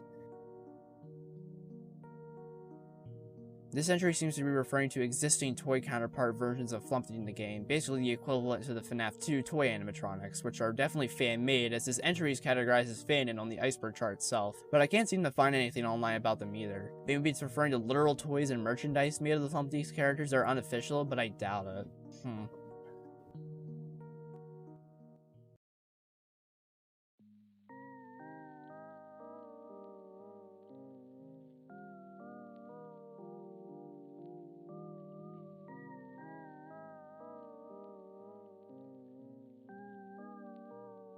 Mummy Beaver. The Mummy Beaver was a character that would have appeared in the cancelled 1 week of Flumpty's. He was going to be the Beaver, but brought back from the dead in the form of a mummy. It's unknown what his mechanics would have entailed, but there's a toilet in Camp 4, so maybe, just maybe, that would have been his starting position, and possibly would have had a similar mechanic from the first Flumpty's game. It's also funny that his mummy-like self was formed by toilet paper. Nice. Night 6. This entry is referring to what would have been the 6th night in the cancelled 1 week of Flumpty's. Instead of actual gameplay though, it would have been an unlockable cutscene that revealed that the player was Flumpty all along, and that Golden Flumpty was behind it all, also being an alter ego of Flumpty, all revealed via looking in the mirror. There would have been an ending to this cutscene, but multiple of them were thought of. One would have been Flumpty flying off and forgetting his problems, another would have been getting rid of his immunity powers and letting everyone he hurt get revenge on him, resulting in his death, which would have shown egg yolk on the ground. And the third possible ending, which would have been a battle between Flumpty and Golden Flumpty, an alter ego battle at that. Again, it's a shame 1 week of Flumpty's got cancelled, because I would have loved to see Night 6 most of all, just for the interesting twist as well as everything else that would have gone on in it.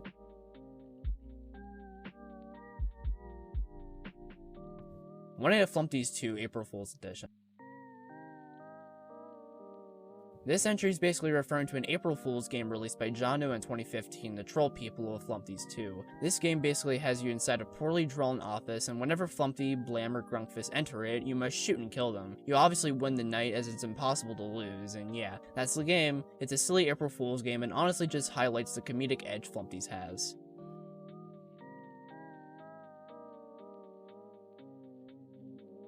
Pumpty. Pumpty is an extremely minor character that appears in every game of the trilogy. He's a cute little pumpkin character. In Flumpty's 1, he's located in Camp 4, in Flumpty's 2, he's located in Camp 6, and in Flumpty's 3, he's located in the office of Flumpty Knight. Riddle Transfer 2 and 1 out of Flumpty's 3 parallels. There are multiple parallels that can be found between Jono's 2 games, Flumpty's 3 and Riddle Transfer 2, one of which being Yeti appearing in Flumpty's 3 as an Easter egg cameo. There's also the biggest one of all, that their histories are similar when it comes to cancellations in their developments, with how Jono would be overambitious with this project and then cancel it but then try it at it again, and it actually releases. It's very interesting how these both are similar when it comes to their stories and how they were made.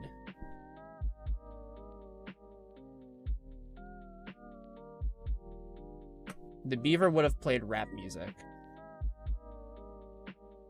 This entry is referring to how initially, when the Beaver left Camp 6 and ran down the hall in the first game, rap music was going to play. This was ultimately scrapped as it would be too easy for the player to know when the Beaver was coming. That would have been interesting if it made it in though. The Red Man is a himbo. This is labeled as a joke entry on the Iceberg chart itself, but honestly, I kinda see it, not gonna lie. The Red Man being a himbo works and is fitting. Yokeface. This entry is basically referring to Yokeface, who's quite literally a popular fan-made Flumpty's character. He's never appeared in official Flumpty's media, but he's had a prominent appearance in fan-made Flumpty's content, mostly fan games of Flumpty's. One in particular being 1 Night of Flumpty's 4 fan-made. I think what makes this character resonate with some people is just how it seems like this type of character would work really well in the official Flumpty's universe. All in all, this guy serves to be a particularly interesting character.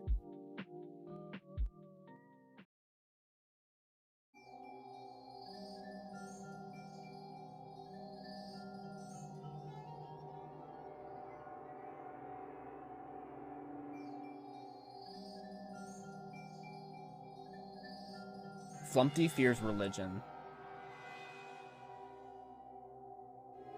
This entry is another mysterious one due to the lack of fidelity and truth to it. The creator of the iceberg stated in the comments of the Reddit post about the iceberg that they claimed Jono mentioned something about it while discussing Flumpty's 3 and that they heard others say Flumpty fears religion. I don't know, let me know in the comments if there's any lead to this one. Flumpty is near pure evil. This entry is probably just yet again referring to how much power Flumpty has and how much of it is used for pure evil. Flumpty is a menace and a genuine threat to behold, and yeah, that's basically the long and short of it. Jake from State Farm.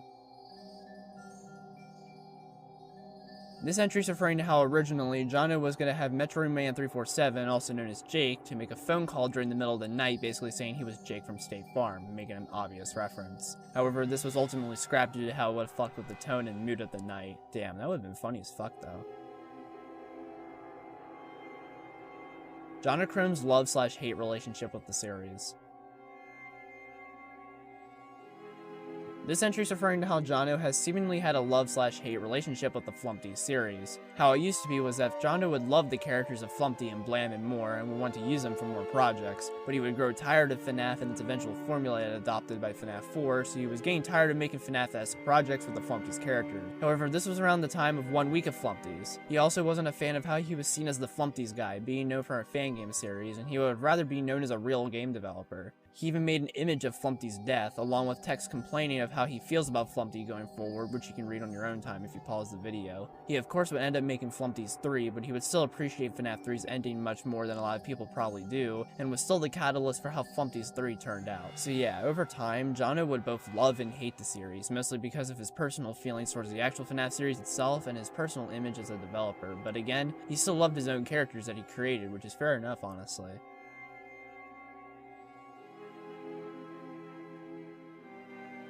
Night 5 Office. This entry is basically referring to how in the cancelled 1 week of Flumpty's, the office was going to look different in Night 5 to accommodate with how it was a boss night against Flumpty himself. The office was going to look much more demented and creepy with much more darker lighting, and honestly it looked pretty damn cool. 1A of Flumpty's 3 finished development in April of 2020. This entry is referring to how the game was basically finished ever since April 2020. How come it released much later on in Halloween 2021? Jono was probably making finishing touches and polishing up the game while also waiting on the porting process of not only Flumpty's 3 but the other 2 games. Interesting. Ronald McDonald was going to be an enemy.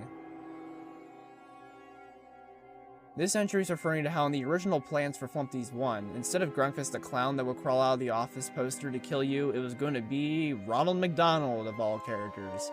Yep, the same Ronald McDonald who's the mascot of the fast food chain, McDonald's. As funny as this would have been, I think Jono not adding him into the game benefited him in the long run because of the fanverse, since it didn't allow copyrighted material for obvious reasons, so yeah. The beaver was going to be a human. This entry is referring to how before the beaver was the Foxy-like character in the game was going to have a red color dude named Some Guy fill in that role. He wore a cap, t-shirt, and pants that would strangely go down to the floor. This would have been such an interesting shift from the other antagonists in the game, although this design was most likely just a sketch and would have looked different in the final product, I'm sure.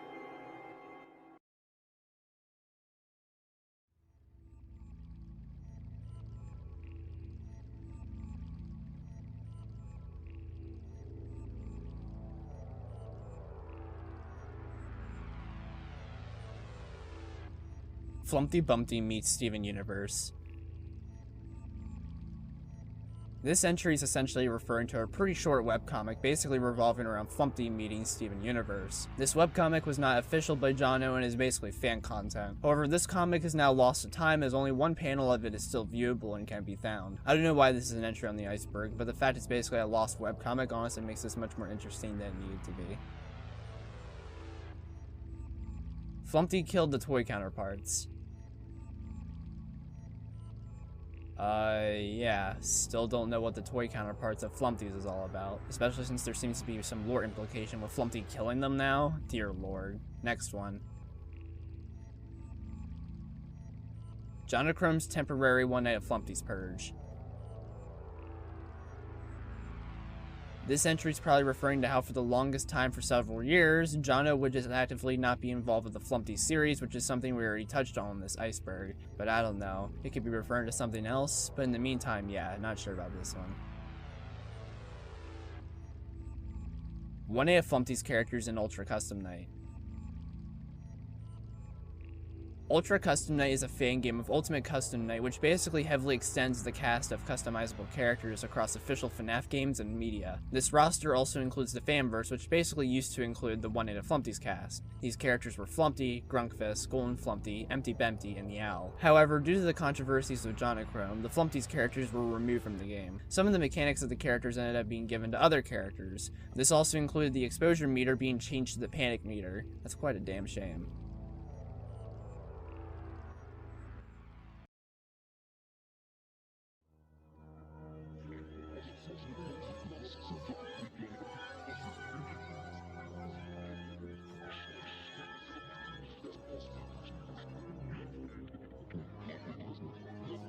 Flumpty surpassed his inner demons. This entry is probably just referring more to how powerful Flumpty is again, same song and dance, blah blah blah. Next one, at least this one has a picture to go along with it. Flumpty's location is part of the backrooms. While I don't think this is necessarily true, it would be kind of fitting for Flumpty's House of Horrors to be a backrooms-esque location. Probably can make way for some liminal space images, I don't know. Jacob Navin III. Now, this entry is actually something that has stuff to talk about. Unfortunately though, this is gonna get really fucked up and awful, so yeah. Trigger warning for sensitive and serious subjects, by the way. Jacob Navin III is an individual who was in the Flumpty's community who was one of the people working on a fan-made revival project for the cancelled 1 Week of Flumpty's. Although there were people who respected him, he had some people that would make fun of him and his work. However, any respect people had for him would be gone as first things first, Jacob, 18, sent pictures of his penis, pictures of cum on his phone screen, and his porn folder all to a 13-year-old child in Discord DMs. He also drew porn of a teenage girl from real life and attempted to play it off as just a harmless joke. He would also suicide bait to people as well. He would also play victim to everything despite there being proof he did what he did. Regardless, he also kept trying to justify his actions. He also pretty much had sex with his own damn sister, which is incest obviously. Later on, when he was in his 20s, there was a 13-year-old girl who developed a crush on Jacob, which is normal for younger people to develop crushes on people they idolize, but Jacob would enable it. When this girl had personal issues going on in her life involving family and she needed someone to talk to, nobody, not even Jacob, would help her. He would tell her he would adopt her when given the chance and would say all this gross and disgusting stuff in relation to her. This person is disgusting and despicable and shouldn't be on the internet, especially around children. Even in the One Day at Flumpty's community, there's bad apples.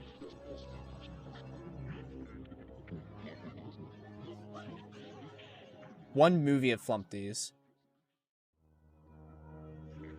This entry seems to be referring to a film adaptation for Flumpty's. Obviously would be fan-made, as there would have to be serious approval for an actual film to be made. However, I can't find anything on this. There's fan videos on YouTube that are titled as movies that get into stuff like Flumpty's backstory, but I don't know. If you know anything about this entry, please inform me in the comments. One Night at Amings. So this entry is referring to this Fangame series created by someone who's clearly a kid or someone who's new to game development, and yeah, it can be found on Game Jolt. I don't see what the relation this has to Flumpty's besides the one night part of it. Let me know what the significance this would have to Flumpty's besides the title if anyone can figure it out, because I genuinely do not know why this is on Flumpty's Iceberg. The Jonochrome incident. The final entry of this iceberg, and honestly, I don't know why this is at the very bottom of the iceberg. For me, icebergs should be categorized by how known a topic is, but oh well. I've gone over what happened in detail before in the FNAF controversy iceberg, but I'll say it again. Trigger warning for sensitive and serious subjects again, by the way. On November 8th, 2021, a twit longer was posted on the Twitter by an anonymous account accusing Jonochrome, developer of the Flumpty series, of grooming a minor, Jono being 22 and the victim being 14. A relationship with these two apparently began. Screenshots screenshots from various sources were linked with this as proof. When this TwitLonger was initially released, people didn't believe it and thought it was a ploy of attention because of how much recognition Flumpty's 3 was receiving since this happened a few days after the game's release. However, the people who didn't believe it would be proven wrong, as later, Popgo's developer Kane Carter would state that the TwitLonger was true and Jono admitted to everything on it, and then Jono Chrome himself would release a statement basically confessing to the accusations. It basically turned out it was all true. He would still try to defend himself in the statement with various statements such as how they weren't trying to be sexual in this relationship, but he also accused the person coming out about it in the first place only doing it out of spite. The victim would also later come out about it too, defending Jono for most of it, confirming that the interactions were indeed not sexual, and even claimed that Jono did apologize to her and Jono would be receiving therapy for everything. However, she would still consider what John did as grooming. Afterwards, Jono would further apologize about it and would leave the internet, saying he might return someday. Since then, there's been hints towards a possible return of the man, but that's really it. He's also been apparently getting help and seeking therapy, which some people saw as a good thing. Regardless, a lot of people were extremely disappointed in Jono for what happened. Huge respect for the man was lost, and some people stopped liking the Flumpty series because of it. However, a lot of people decided to go with the rule of separating creator and creation and love the Flumpty series without supporting Jono, and due to that, that's why Flumpty's is still seen as one of the best FNAF Fangame series of all time and is still highly acclaimed, even after what happened with its developer. What Jono did was shitty, and there is going to be no defense made for him as a person and his actions. Grooming a minor is fucked up. I will say though that regardless, Flumpty's is always going to be seen as a titan in the FNAF Fangame scene, and a lot of inspiration people got to make Fangames and projects came from Flumpty's. And all of that cannot be ignored, just like how Jono's actions shouldn't obviously be ignored and should be criticized whenever the chance.